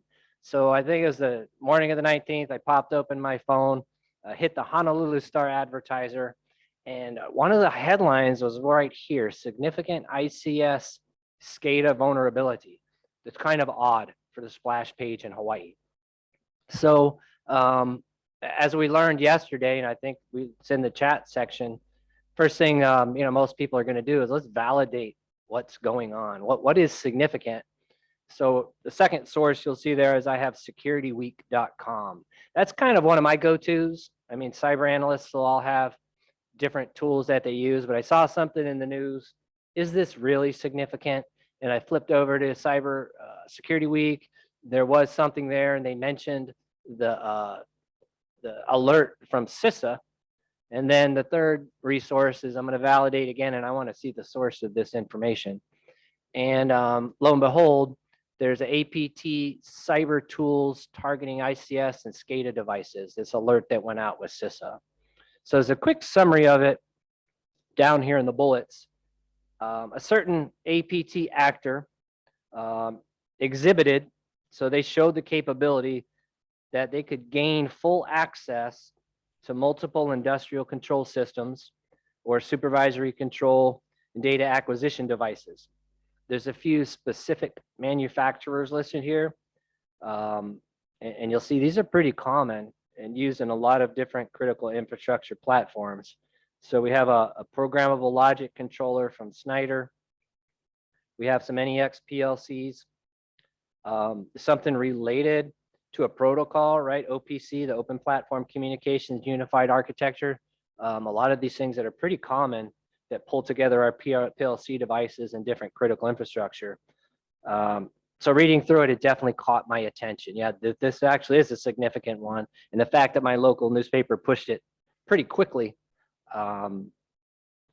says that this is worth a little more analysis. So going down in the CISA alert, there's some customized tools that were used to scan, compromise, and again, it could be, it's a demonstrated capability by an APT. And they can control different devices of OT, of your operational technology, if in fact you have some of those. Next bullet, ability to compromise Windows-based engineering workstations. So we know that if we're involved in critical infrastructure, the engineering workstation is where the engineer would go to be able to reach the intelligent electronic devices, the programmable logic controllers, and really the things that tell the conveyor belt what to do, right? The pressure gauge or the water purification. So not only do we have some issues with demonstrated ability to impact the programmable logic controller, the protocols that connect these things, and things down to the device level, that's problematic. Ability to compromise a motherboard driver. And here really, now we get to it, what we've been talking about with the severity, that's great. What's the impact of it? So we've got a couple of bullets here. What are the impact of this vulnerability, escalate privileges, moving laterally in the network. Right now, we're looking at section 60. This does kind of relate to the ability to spread to other critical infrastructure devices. And it actually says disrupt critical functions. It really depends what your devices are connected to. And then finally, the CISA alert has some recommendations. Detection. Is this something I need to worry about? And that gets to that when I said, one of the most important indicators you have is your local information. Do I have some of these indicators of, first of all, do I have this equipment? The chances that a critical infrastructure sector has none of this equipment is low because they included a lot of things. Has anything happened in my networks? I'm going to go into the logs, and this changes my work day when I wake up in the morning and get to work, and I'm in charge of cybersecurity for this sector. We're having a busy day on April 19th. Could limit communications, could isolate systems, device hardening. So this is the scenario. Just for fun, I don't know what happened, but click on the blue link and let's see if we can bring up the actual alert. So that alert is it should open up on your browser. Let's see if it goes. Okay, it's because you got to reshare the other one. Yeah, stop share and then reshare the. Okay. Oh yeah.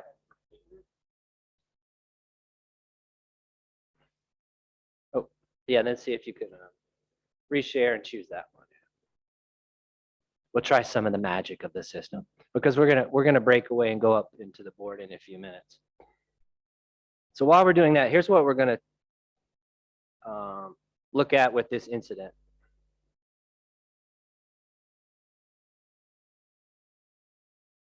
They put it too hard to do, Colin.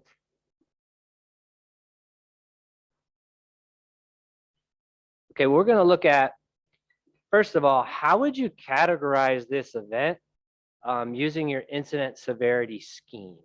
So we'll go ahead and we'll just use the example that we had.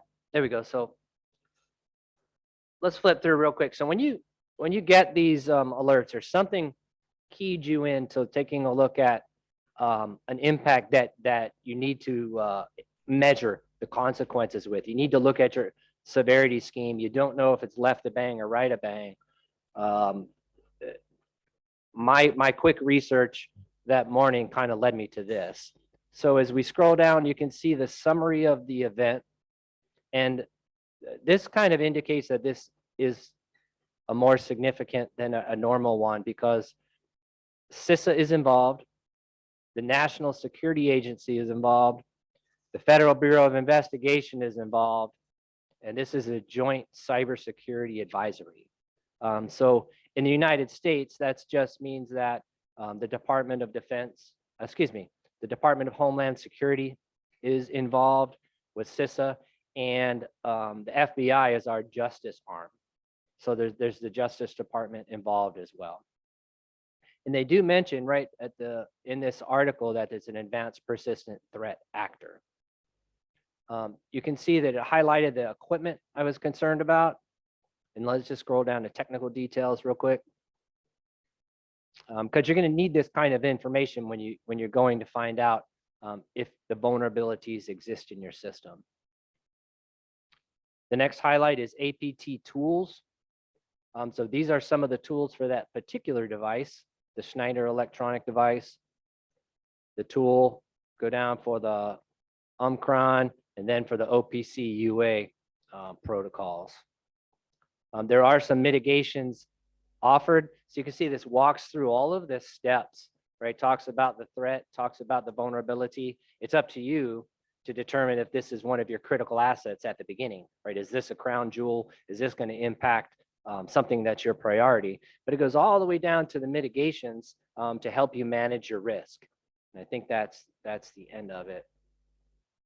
So now if I can get you to unshare and come back, I thought it would be good to take a look at it. And then at the bottom, there was some additional resources where you could, let's say example, you had that Schneider PLC. You could click on Schneider's site and since this was coordinated between our Department of Homeland Security and the FBI, there's likely, hey, here's the patch or here's the version number that you have to be up to, right? So now you're going to start mitigating the risk by closing the vulnerability. It's not much you can do about a threat, but you can change your vulnerability measurements.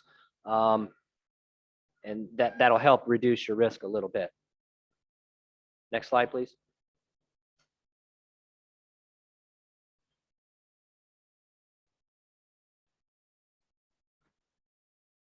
Doesn't want to go. Okay. So here's the question.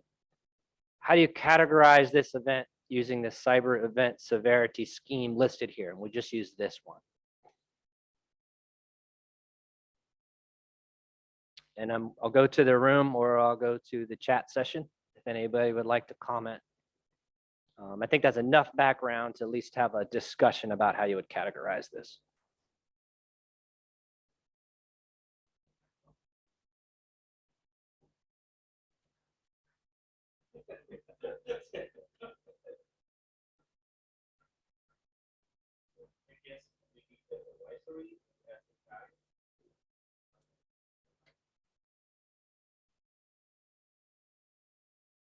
So we've got all of that information in the advisories.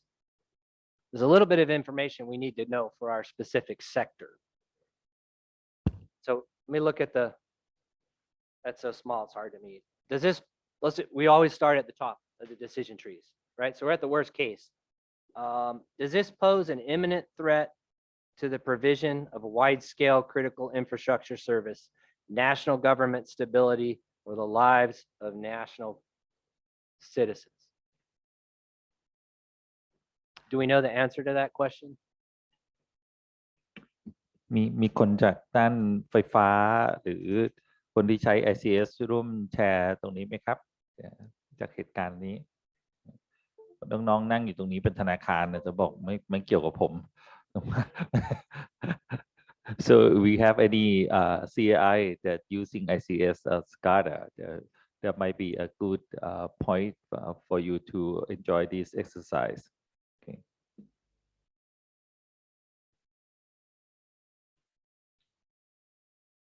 So two, while we're waiting, one of the tools we threw up right away, right? How do we manage all of this? Is that risk register, right? So we have the ranking of some of our critical assets. Some of it might be related to our crown jewels, right? And remember, we captured some of the hardware information, the descriptions of it. I wouldn't know the answer until we find out, does any of this advisory and vulnerabilities align? So that kind of highlights the importance of this, the risk register, your ability to identify some of those crown jewels. Where are the choke points that are going to disable services? And yeah, I'm wondering if any of the information in this alert people know applies to their situation now. As a CII, if you have, most have some type of programmable logic controller, you work with OPC, it should be of interest. We'll just go to the next one here. What measures are in place that may reduce or mitigate the risks created by these exploits?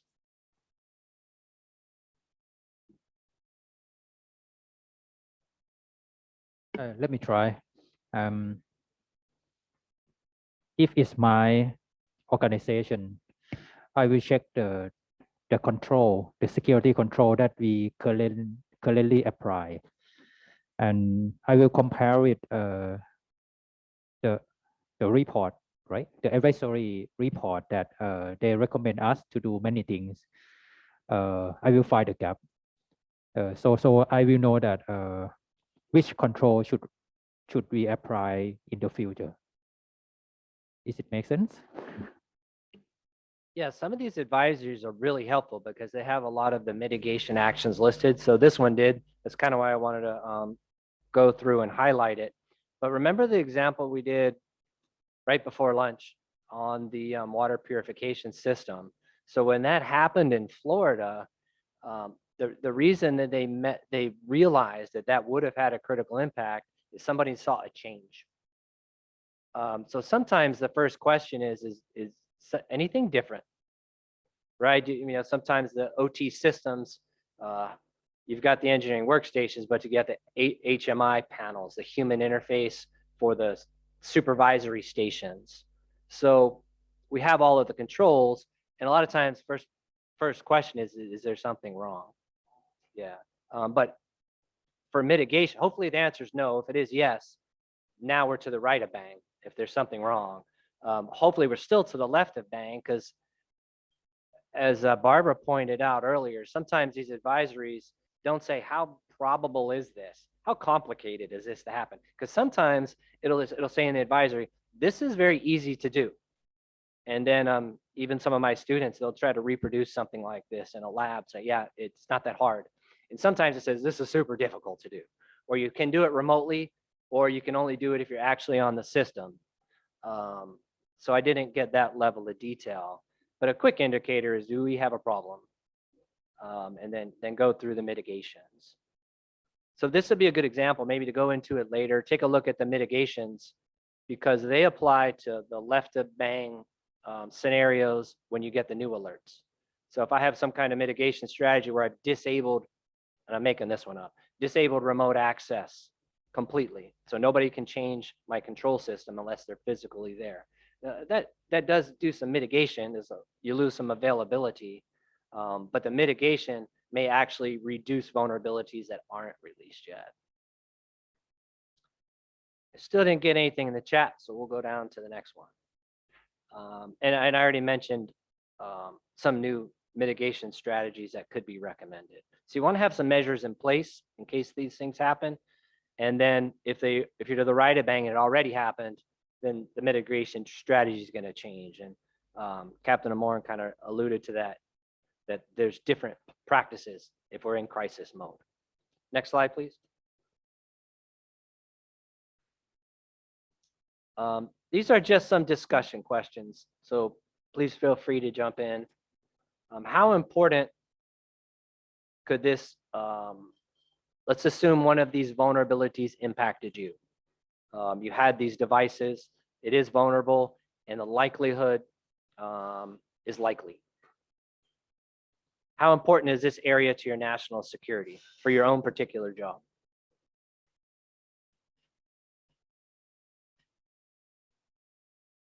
We've got the sleepy after lunches.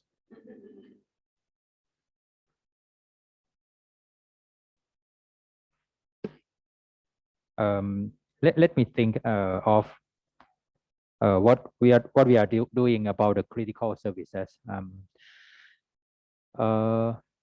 I think we have the same thought that at the national level, we should think that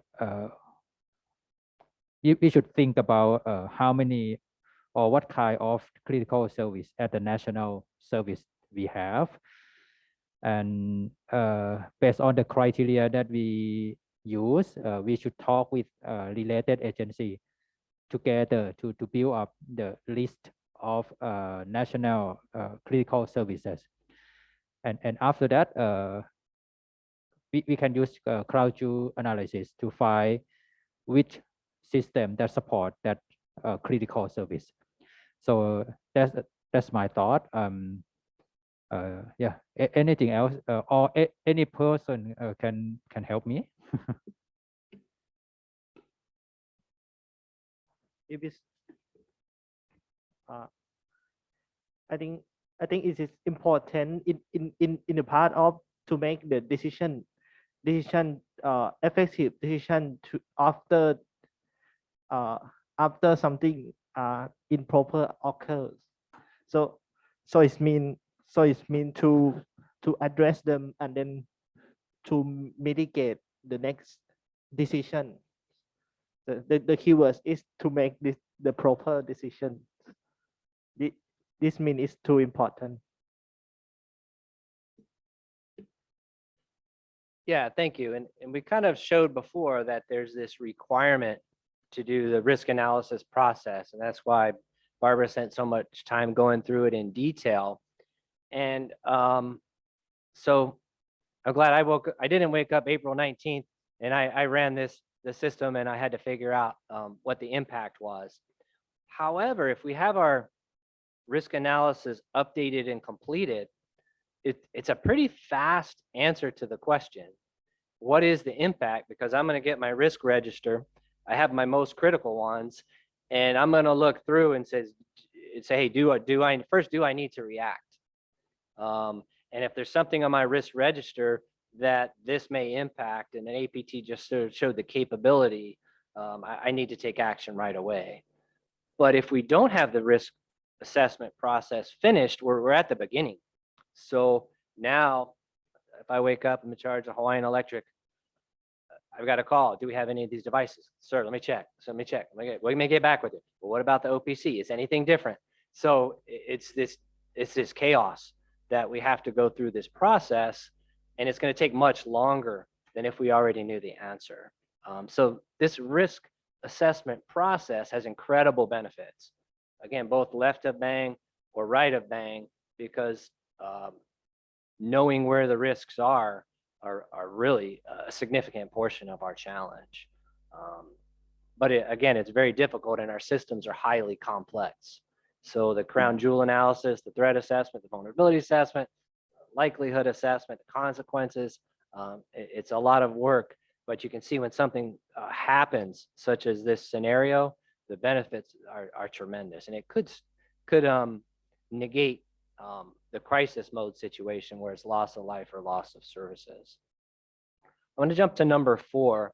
So if anyone wants to comment, how resilient do you believe your assets and services are against this type of published threat?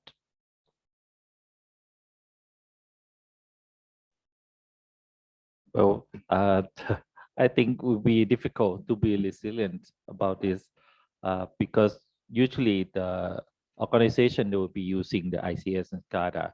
If they want to have some resilience on fault tolerance, it will cost a lot of money. So basically, I think even before this kind of thing will happen, or this kind of attack from outside will happen to this kind of system, they probably have to keep the close watch on the status of the system, and not just the status of services, but also the connection that might lead into more risk. For example, usually for ICS and SCADA system in Thailand, the first thing that we need to discuss with them is that they have to make sure that there's no internet connection to minimize the risk. And that kind of situation is they need to recheck, not just assumption, because even though there might be some kind of secondary system, but still to have exact same system as a backup, it seems like it's most unlikely because it will cause a major investment to have a duplicate system. Okay, but for part of it, they might have some at least +1 as a replacement, or to help just in case that one system go down, the other will help. Probably not exactly the same system. Okay.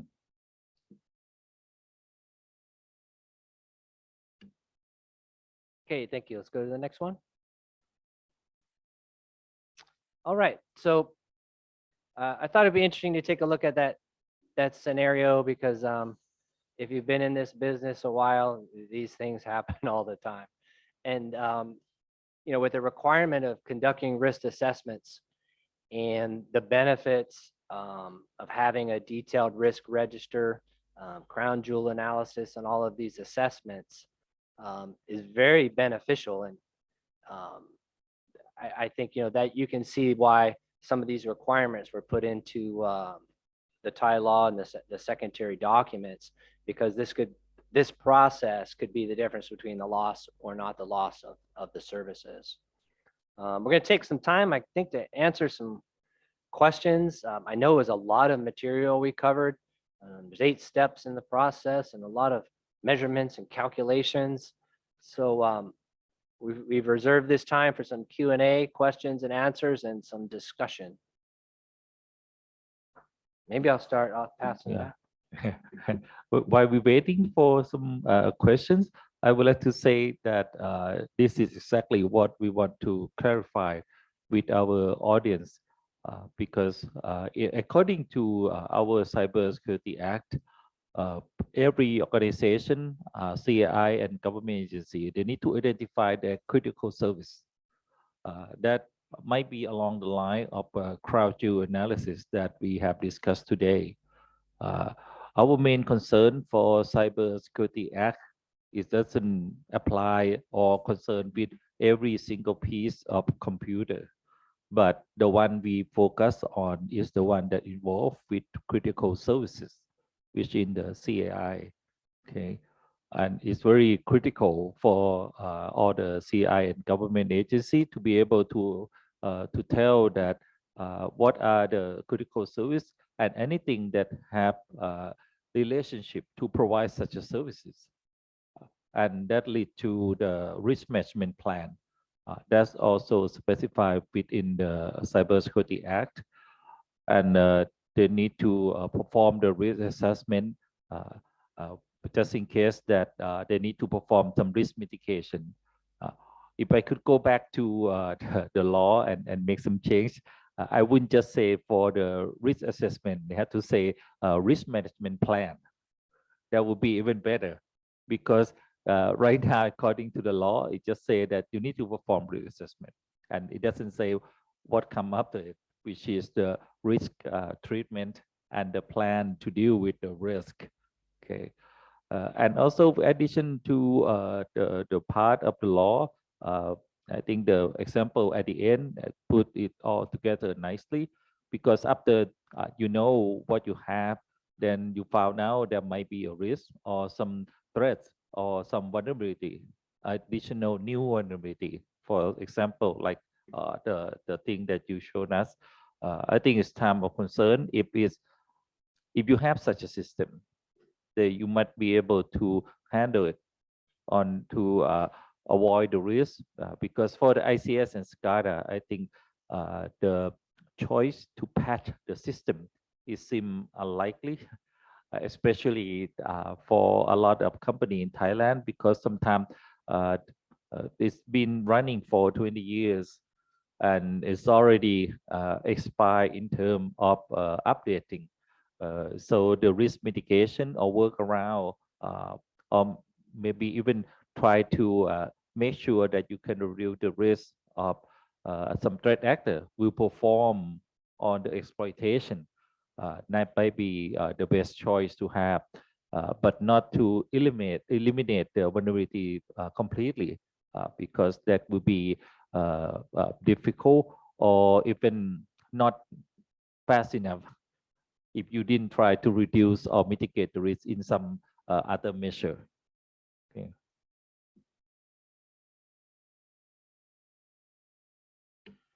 And one other thing I wanted to mention about that is, so in this particular vulnerability, it may be something that's difficult to execute, or it may take a little more skill. But if there's not the likelihood that an APT would execute something from this advisory, it was released to the public.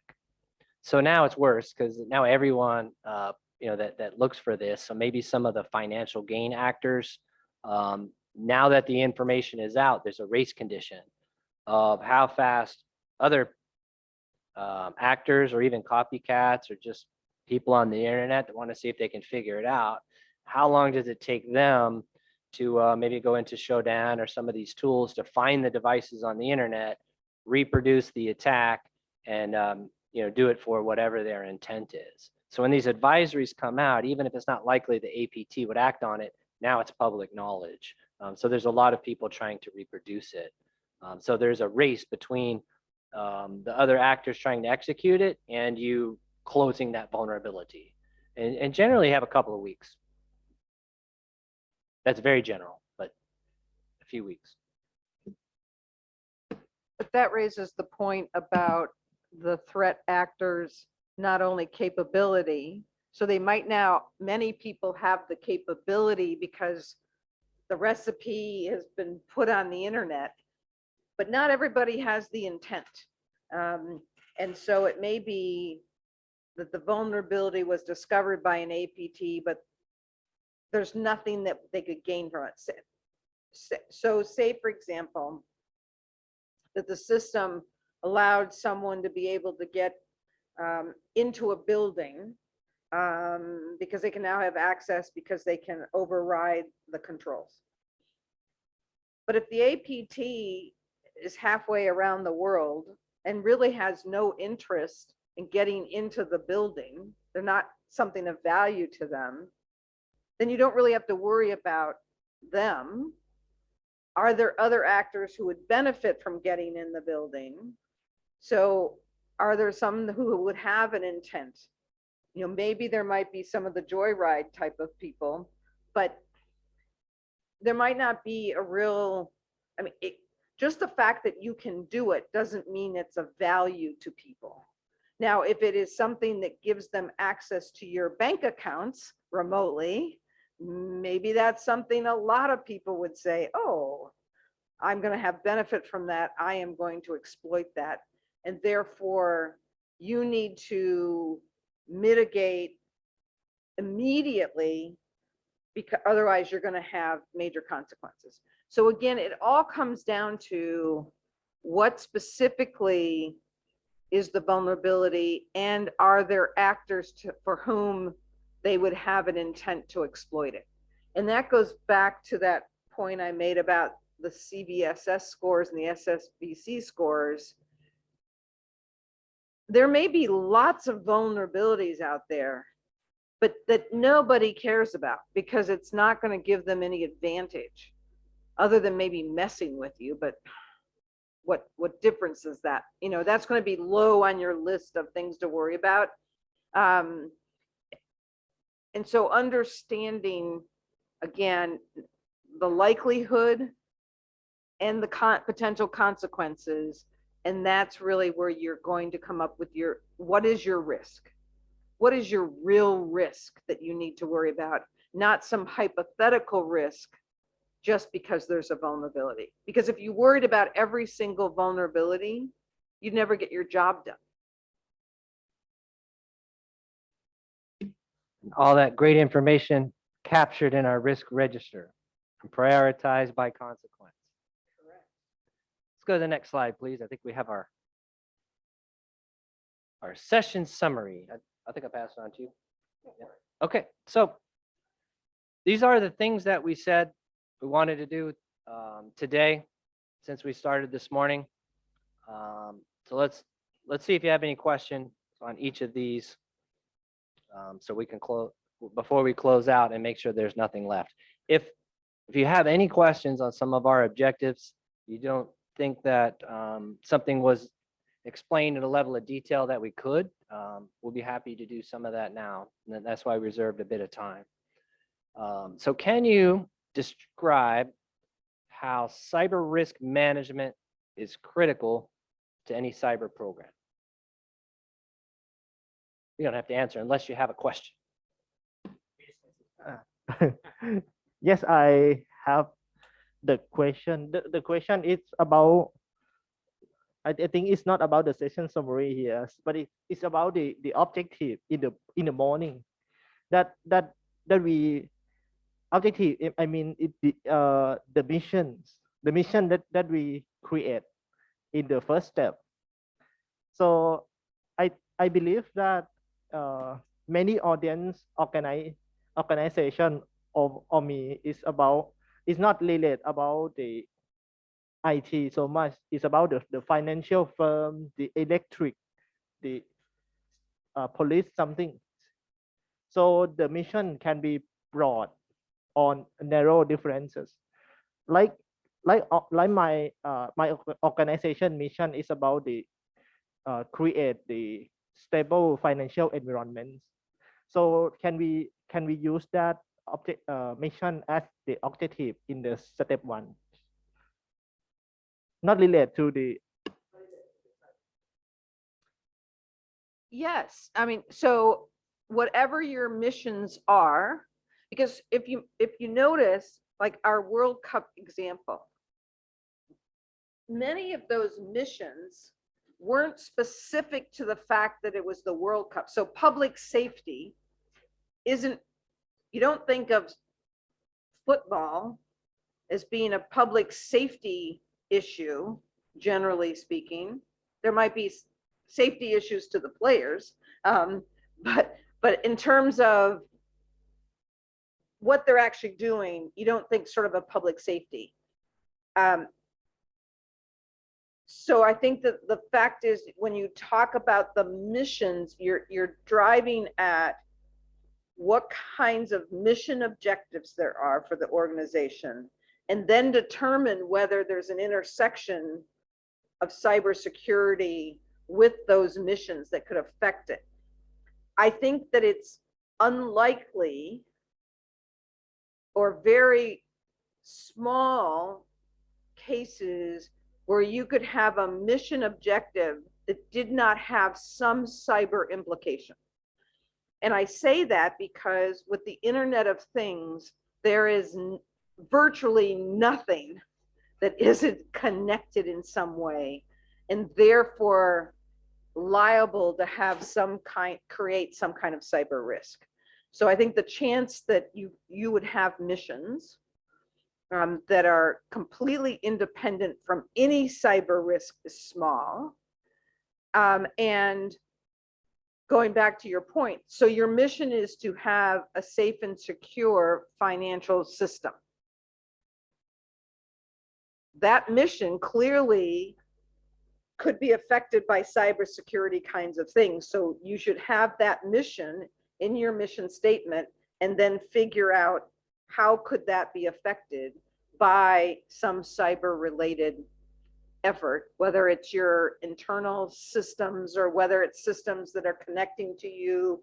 You know, the entire banking system is completely connected electronically. I mean, that's how it functions now. I mean, how many people go into a bank these days? Right? And so, I mean, there's entire populations, they do all their banking on their phone. They don't even have a physical bank. So the idea that you could have a mission that is completely independent of cybersecurity is small.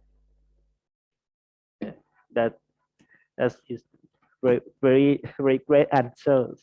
So I put that mission is just an example, but it's clearly that the risk management is nothing about the cybersecurity, but it can be used at all workplace in many cases. Yes. And then what about if we narrow down that the objective, like we create like the mission that we will create the system level agreement at this percentage. Can we like that about the missions?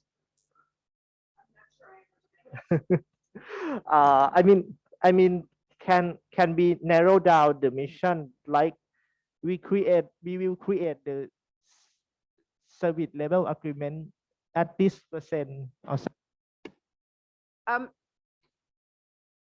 Well, hopefully, if you have too many missions, you probably have bigger issues than cybersecurity. You know, organizations should be able to have some concise missions that are not this long list. You should be able to articulate your central missions and their objectives. What's the point of the existence of your organization? And so if you start listing too many things, I think you start diluting your mission, and you have more business operations problems before you even get to cybersecurity. Yeah, I think we need to separate the term missions and functions. Yeah. Because you might have multiple functions to fulfill the mission. Okay, so for the mission, the minimum it could be kept at a clear and concise. This is the main mission. For example, as in case of the bank, it means that people, the main mission is that you will be able to handle the money for the people safely. And then there might be multiple functions that you have to provide. The function for deposit the money, withdraw the money, or take loan. That would be the functions of the system. But the main thing is the mission that will provide financial services to Thai people, for example. Okay. That's an excellent point, and I think that that clarifies in an important way. Thank you. Like I said to Jadet during lunch, I think we need to post the article about crowd analysis that's on MITRE website to educate more Thai public on this because it's very good way to identify which system is important because to make sure that it's all related. Everyone will say that everything is connected. So everything is important, but for the crowd analysis will help justify the critical system and other system that might need to be able to decide to have resiliency built into it. Okay, and I think you have a very great and very good article. In the past, I saw it. There's a smaller version in maybe not more than 20 pages, and then the long engineering design document, which is like multiple 100 pages, and crowd analysis was part of it. Okay, and that was both of them a great document. Okay, and it would be good for the public to learn more about this concept. Well, I think you raise an important point.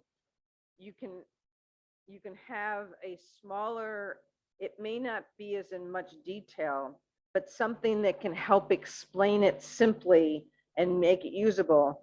So I think we will talk about this particularly on Friday when we talk about the cybersecurity framework from NIST.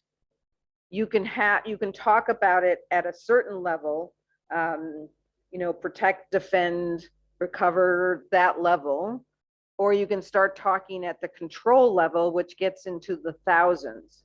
And you will have users out there, some who can understand and make use of the high level approach. But if you start talking thousands of controls, they will just say it's too hard. I'm done. See you later. But then you might have some sophisticated organizations that are willing to invest at that level. So I think it's important to have at different levels of availability so that everyone can find the level from which they would benefit.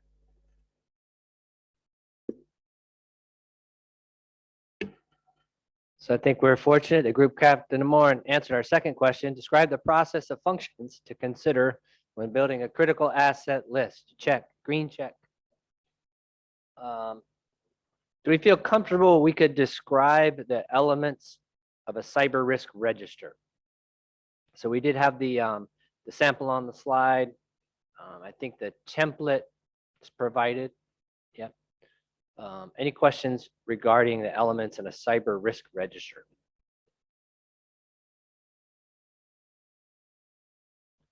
I'm going to move quickly. Describe the purpose of the cyber severity scheme. I know we had a lot of confusion earlier between threat assessment, vulnerability assessment, critical assets, and the impact or consequence.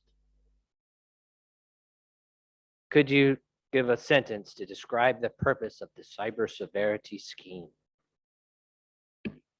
Okay, let me try. We try to understand that the asset have the variety of the severity scheme. And we need to understand that because we need to provide the security control or mechanism to protect them. Some assets have more important than the other, and we need to apply the security control to protect them better than another one. In summary, I think we have the limit number of resources. We cannot provide everything that we have to protect everything.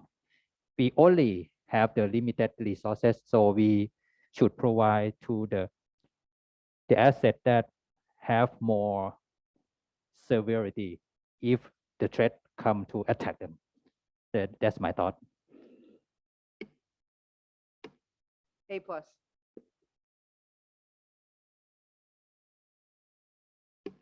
I would like to add more of my comment. I think the purpose of the cybersecurity scheme is because we have the limited resource, either person, either tool, either money budget. So that's why we have a cybersecurity scheme in order to treat some specific case that have a lot of, impact. Yeah, that is for the point. Thank you. Green check. I have one from the chat box too. This is a great statement. Survivor severity scheme formulates a process so that everyone's on the same page. It classifies the severity or categorizes the severity so we can define what we can do for each level. Employee can follow a playbook of what to do at each level. I like the note of a playbook. Right? The more procedures that are in place, everybody understands it. I like everyone on the same page. Things can be done quickly, especially when you're to the right of boom, incident response. It was a great comment.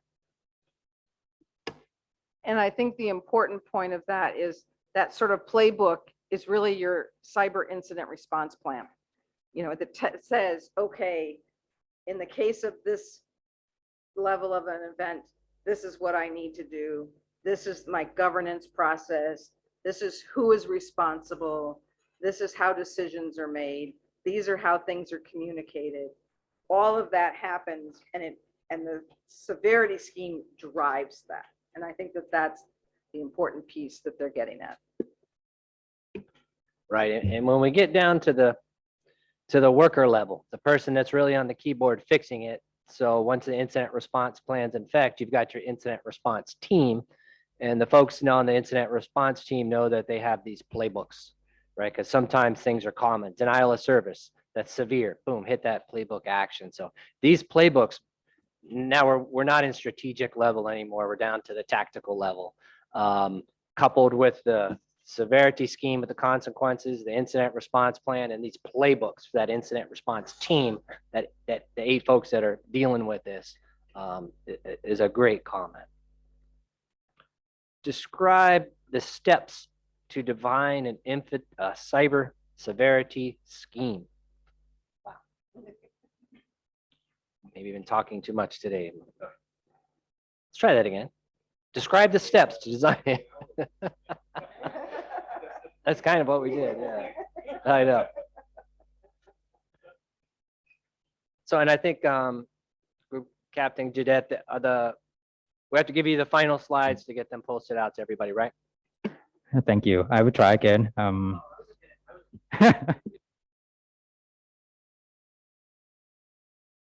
I see. Okay. Oh, yeah, I'll try. And it's a process. I mean, when we try to follow the step for a cybersecurity scheme, we need a process.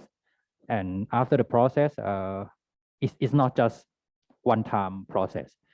We need to monitor. We need to do some continuous improvement.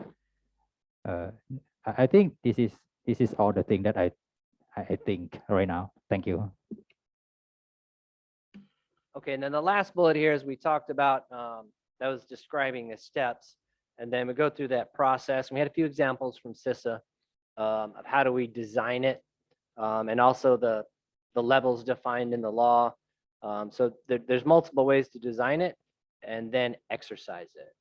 Right, that's that validation process that may lead to a TTX, and periodically to make sure your stakeholder register is updated, the incident response plan is updated, the cyber severity scheme. And these exercises don't have to be a big formal tabletop exercise, right? It could be a quarterly thing within your organization, could be semi-annual, to make sure things are updated and current so that when there is an event, it can be reacted to timely.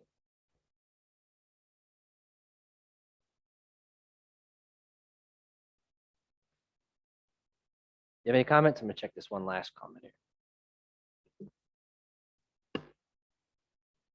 Well, as Matt said, we've covered a lot of material today. And we hope that maybe you can bring up the house again, if you could.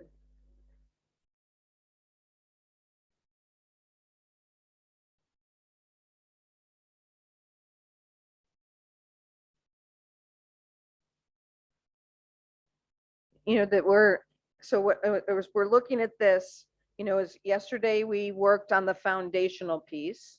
Today we worked on these assessment pieces.